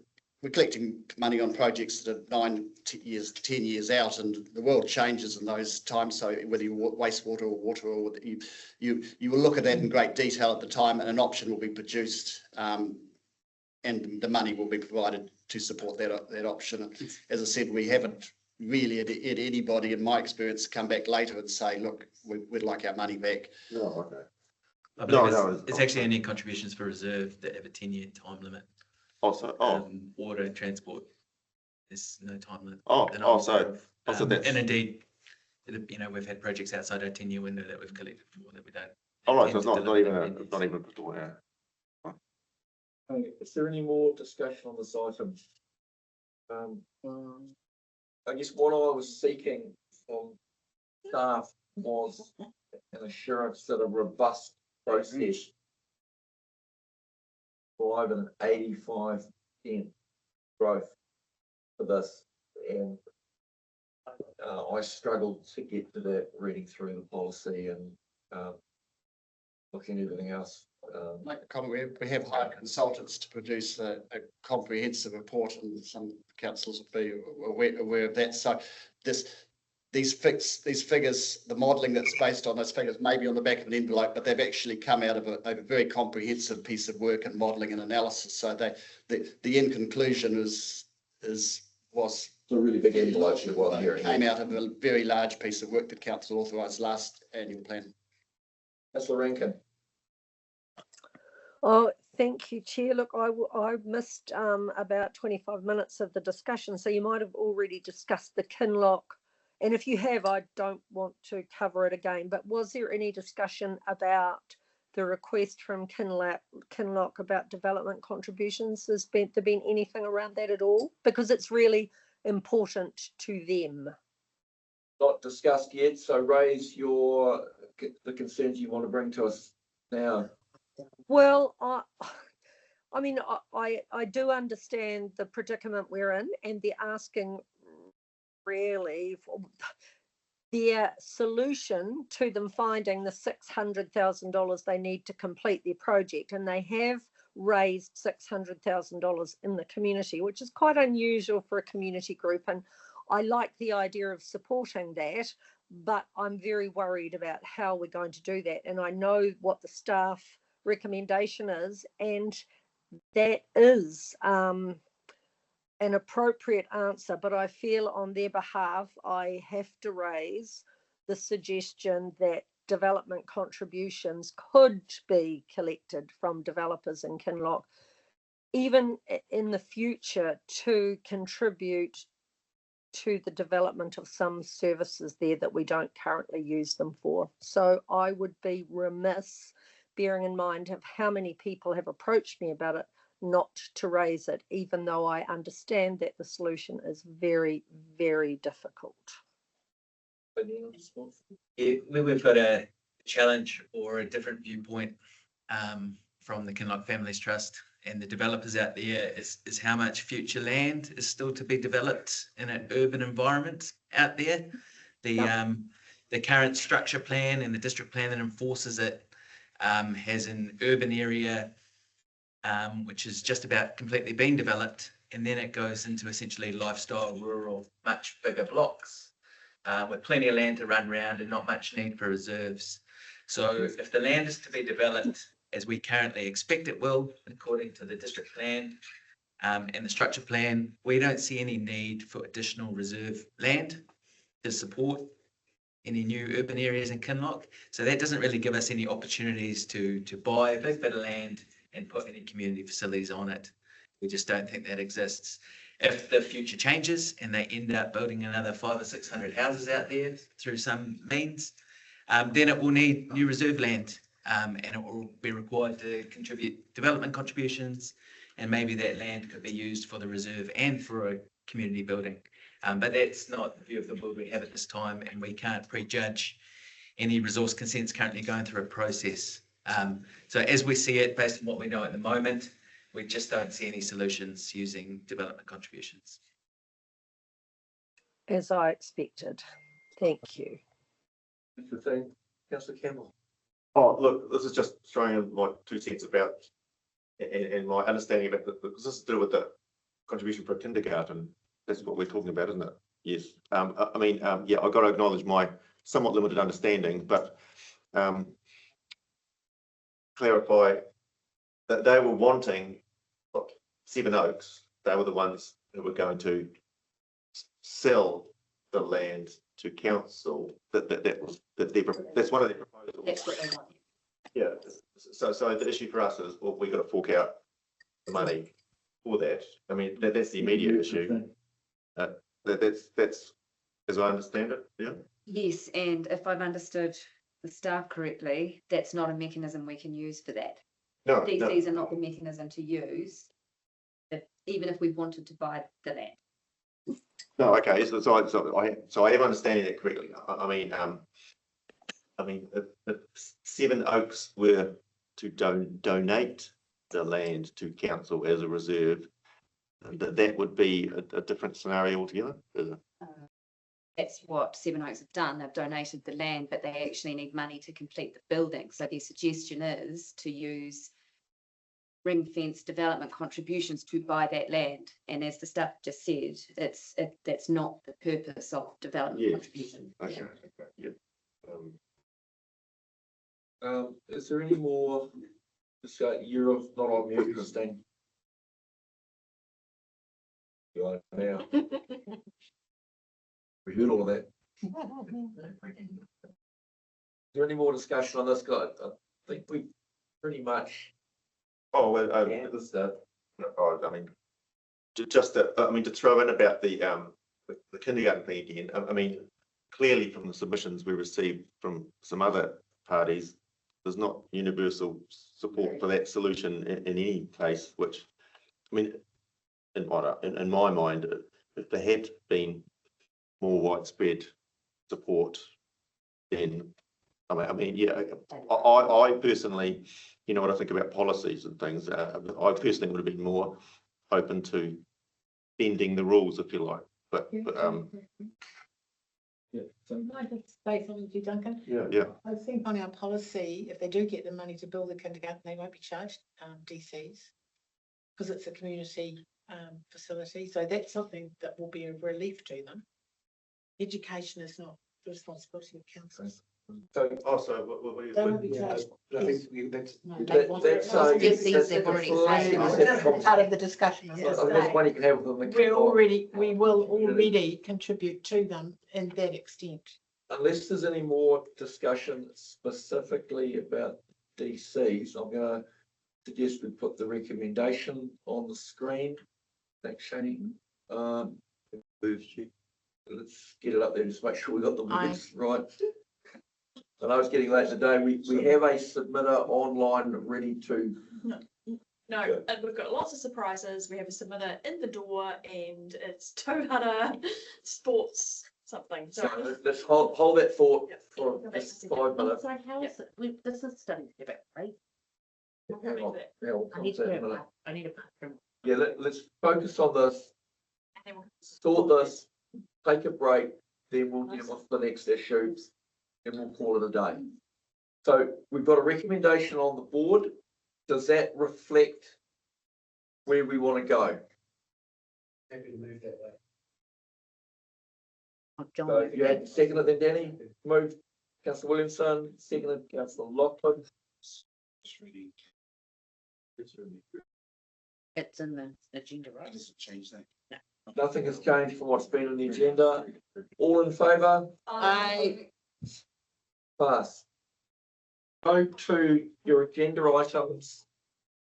29th of July Hearing. and diligent. This is submitter number 3167, so you can have their written submission open. Right through the chair, submitter number 1355, page 1. On page 3167, excuse me. Page Oh, it's- 3167. Yeah, I can't find It that says a lot. bundle. 29th of July, I think, is it? Is it in that one? I'm bound to have already read it.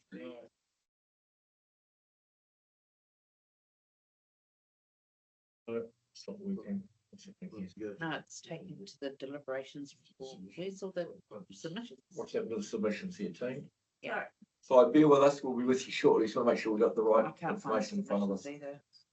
Only policy. They've all decision disappeared. making. No, I've got it. Go to this next page. Right. Go There to we the go. next one, the light one. So go to the next page. Here you go. So if you go into the folder, sorry, we Find it. apologies, we've been in multiple fine. meetings the last few days and we've had 1,400 submissions. We just want to get the right information, Yeah. so we give you our full attention and we're focused on the right thing. Yeah, and Okay. councillors definitely have your submission in front of you, but we just need to redirect them to different folders. If councillors just go back into the workshops and other meetings folder, which is different to where you've been in today, Okay, yeah. and then go into that Long-term folder. plan submissions. Submissions, yep. Got And it. then they've got 1355. I've got about 4,000 Oh, I see. and we're just going to take them to yours. What number was the submission? Page Page 3167. 3167, And 3,100. submitter 1355, Oh, yes, I've read and this. it's Takara Timo. got it.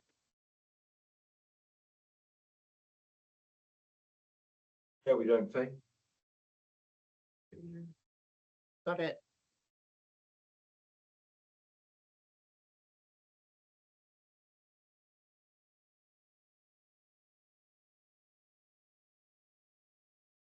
How about those black ferns this morning, eh? Sorry. Okay, so we're all ready. Good afternoon, I'm Kevin Taylor, Deputy Mayor. Welcome, Council. There's been a little bit of confusion in getting you folk here to submit. You're here now, welcome. Same as we've done for other submitters over the last couple of days, 5 minutes, although there's not a huge crowd out behind you waiting to jump in ahead of you. So the floor is yours. Please tell us what you want us to hear. Kia ora, councillors and chair. So firstly, I'm Kylie Murray. I'm the junior coordinator at Tauhara Te Maunga, and these are some of our committee members as well. Kia ora, I'm Sammy Morgan. I'm a part of the committee. Kia ora, I'm Tina Mane. I'm the treasurer. Tauhara. Naren Cartney, and I'm secretary for Tauhara Te Maunga Club. Yeah, so there was a bit of a mix up in our invitation and stuff, but we did our best, so we'll get through it. So I'll start with a little bit the purpose of our society. So to promote spiritual, physical, intellectual and emotional awareness within our sports club, to foster and develop the game of rugby league for and on behalf of Vale Plenty Rugby League.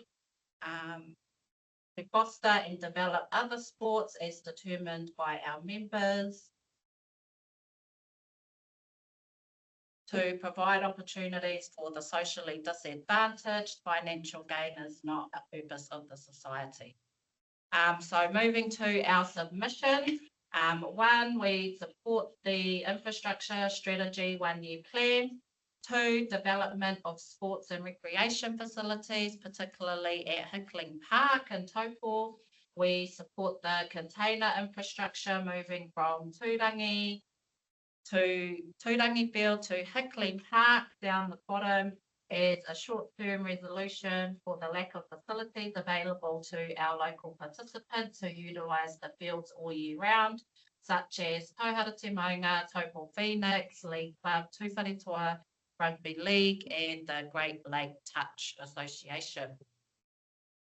The urgent enhancement to the facilities at Hickley Park will better accommodate the growing needs of our community, particularly with league, touch and rugby and other representative sports. The lack of suitable change rooms and hosting facilities at Hickley Park is a challenge for the high volume of participants who utilise the area. Over the past 3 years, our club has consistently engaged an average of 300 players, spanning across various age groups from tamariki to Pākiki. This diverse community includes participants from rugby league, touch rugby, netball and basketball. Both our rugby league and touch rugby teams rely heavily on Hickley Park for training sessions, regular games and competitive fixtures. Additionally, Hickley Park serves as a crucial venue for other local sports clubs such as Taupō Phoenix, Great Lake Touch, Tūwharetoa Rugby League and Tūwharetoa Touch Māori. These clubs represent a significant portion to our community, many of whom have ancestral ties to Tūwharetoa. Despite the park's central role in our community's sporting activities, the current lack of adequate facilities hinders the overall experience for players, coaches and supporters alike. Therefore, temporary change rooms would greatly alleviate these challenges and enhance the usability of the park for all stakeholders involved as a short-term plan only. The long-term goal obviously will be a permanent boarding facility stable enough to host all of these members that utilise the fields with more field space. Envisioning that that will be at Owen Delaney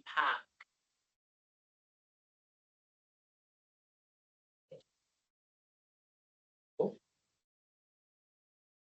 That's your submission.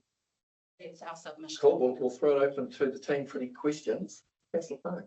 Yeah. Kia ora, ladies, and thank you very much for your patience. And we have had a couple of technical glitches, so fully own that. Just in regards to with the Phoenix Club, I know that, I mean, with three, and I know how busy it is. I drive past here all the time, and it's absolutely amazing how vibrant it is with people in active sport, active play and sport. With the Phoenix Club, although it's not enough, do you all have access to that when you're up there? Like, is it open all the time? No. We No. don't have access to Phoenix. Okay. All that was, yeah, we are actually, yeah, yeah. So sorry, so that's what I'm trying to get at. So the 300 that you speak about, is that to do with Tauhara Maunga, or is just the Tauhara Maunga as a on top of Phoenix and everything else? Oh, cool. Okay, thank you. Any other questions? Rachel. Go ladies. I play touch, my sons play league. I understand the predicament. I see how busy it gets up there. So I've taken a note of this, and I will look into what it is that we can do. I would really like to help you if I can. Yeah, thank you. So I'm picking up from your submission and your comments just now, the relocation of what we've had as a temporary fix at Turangi-Tongariro Park, Matapuna, up to Hickley Park will help in the short term, yeah? Yes. Step in the right direction. Are you aware of the other codes nearby you who are attempting to hub together to create some facilities for the benefit of all users in that area? So I'm thinking specifically of the squash club, and hockey. Who else? Table tennis, badminton, volleyball. Yeah, we've named all indoor sports, get that except for hockey. But they've been working together for some time, looking at somewhere around Hickling Park to create a facility for the use of as many codes as possible. So, I mean, Rachel's got the sport rec portfolio. I don't throw into the bus here, Rachel. No, that's all right. It would be really cool to connect your club with these others. The more, the merrier. I did have a quick chat with Saffron about it a little while back. I also asked, and I don't know if it's filtered through because there's quite a bit of work up at Owen Delaney Park going on. Is it feasible for some of those sports to hub perhaps up at Owen Delaney Park in the long term, do you think? There is quite a bit of work up there, quite a few fields, and I'm just thinking, you know, there are lots of sports that are currently looking at Hickling Park, and is it big enough for you? Would it be a feasible option to move up to Owen Delaney Park at any stage with new facilities? If it's at Owen Delaney, it'd be great. Yeah, okay. All right. We need to talk. I guess that's an offline conversation, separate to this, that we might be able to connect some dots for you and find a solution. That's a pleasure. Yeah, tūtaia te wahine ma, tēnā koutou. I think one of the best part of the presentations was you guys talking about the whare tapawha and the important role it plays as a cornerstone, as a part of the club Tangara Te Manga. So, nui te mihi kia koutou. Yeah, I think the point was actually raised around the importance of trying to work with other clubs to try and create some sort of community-based hub. I know for Te Mātāpuna based in Turangi, that's a collective of a whole host of different Turangi clubs, and it was actually only through the collective, I think, that we were able to get that project, that facility over the line. They work incredibly well together in booking out the facility for different various kaupapa, like prize givings, you know, hosting away teams, etc. And obviously services as, you know, a changing room facility for all those home and away teams. So yeah, I guess again emphasising and the importance of te kotahitanga, trying to develop and foster as many relationships with other clubs who utilise Hickling Park as possible to come as a united front to create some sort of shared sporting space. I understand that can be quite difficult, especially when, you know, there are rivals on the field. And, you know, the nephew used to play for Tangara Te Maunga, and then the brother-in-law played for Phoenix. I understand the rivalry that goes on there, but yeah, I think from our perspective anyway, in terms of being able to look fondly upon submissions, we've been based around as much tahitanga as humanly possible for your club and other clubs. Because at the moment, and there is a question here, at the moment, is there like a little like a club room of sorts that Tangara Te Maunga use, or basically you just go down the field and you know, get changed out on the field? Or we have to hire change room. Yeah, either at the hockey club or over at the 80 bar.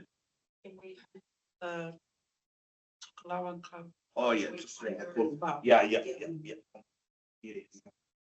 yeah. So yeah, again about the importance of creating some sort of community hub, because you are right. There's so many different clubs and sporting entities that utilise that field. I know my son was a part of the Tūwhare Toro rugby league tournament that they held, and they used Hickling Park as their main training ground. So yeah, I'm trying to get as many of those different organisations and entities together to put forward a submission as a united front.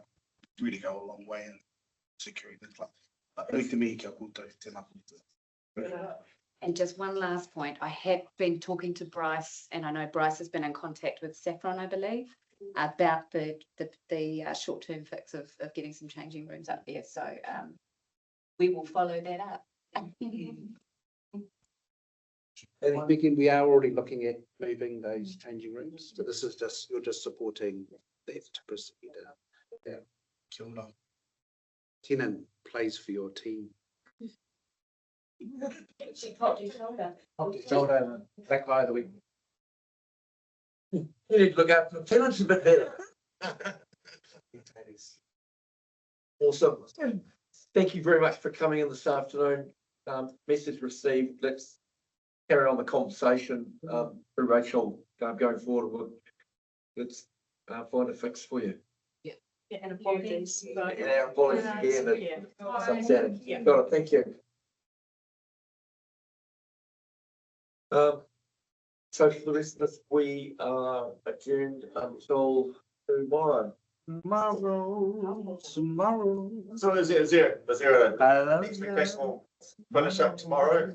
How many questions get asked and how many times? We've got most of the two big ticket items in terms of conversation. Lovely, thank We've actually ticked off, so there's one or two others tomorrow. What have we got there? So we've got rates remission and postponement policies, Yep. and then we have to revert back. We've got the full 100 and whatever pages, and then we've got to revert back to the covering report, which has got officer recommendations, which I'm sure we'll wish to discuss. Also going to come back on the remaining building fees and charges as well. So we do have a little bit to get through. I appreciate it's a long week. As well as anything else, because it pops into our head to. No, it has to be within the. So just probably on that, you know, once you've been through the submission process, that in theory you are responding to the submission, and you are constrained in terms of you've put your proposal out, you're responding to what people have put back in. You can't put in new things. When you put new things in, we have to. Oh, yeah, so I can't come up with Duncan's new ideas. It has to be based on. I'm sure you Pretty can. much. You Probably can come up something with you it, could- but that's Come back to unfair on it. everyone else that might No, might have okay. access to your way of thinking or. So if one person out there has submitted something that a wacky idea that I like, I can. They've submitted, that's fine. If it's in a submission, bring it up. Well, that's not what you said. If it's a submission, that's a submission. Yeah. But if it's something I just dreamed up sitting here, well, Yeah. then no.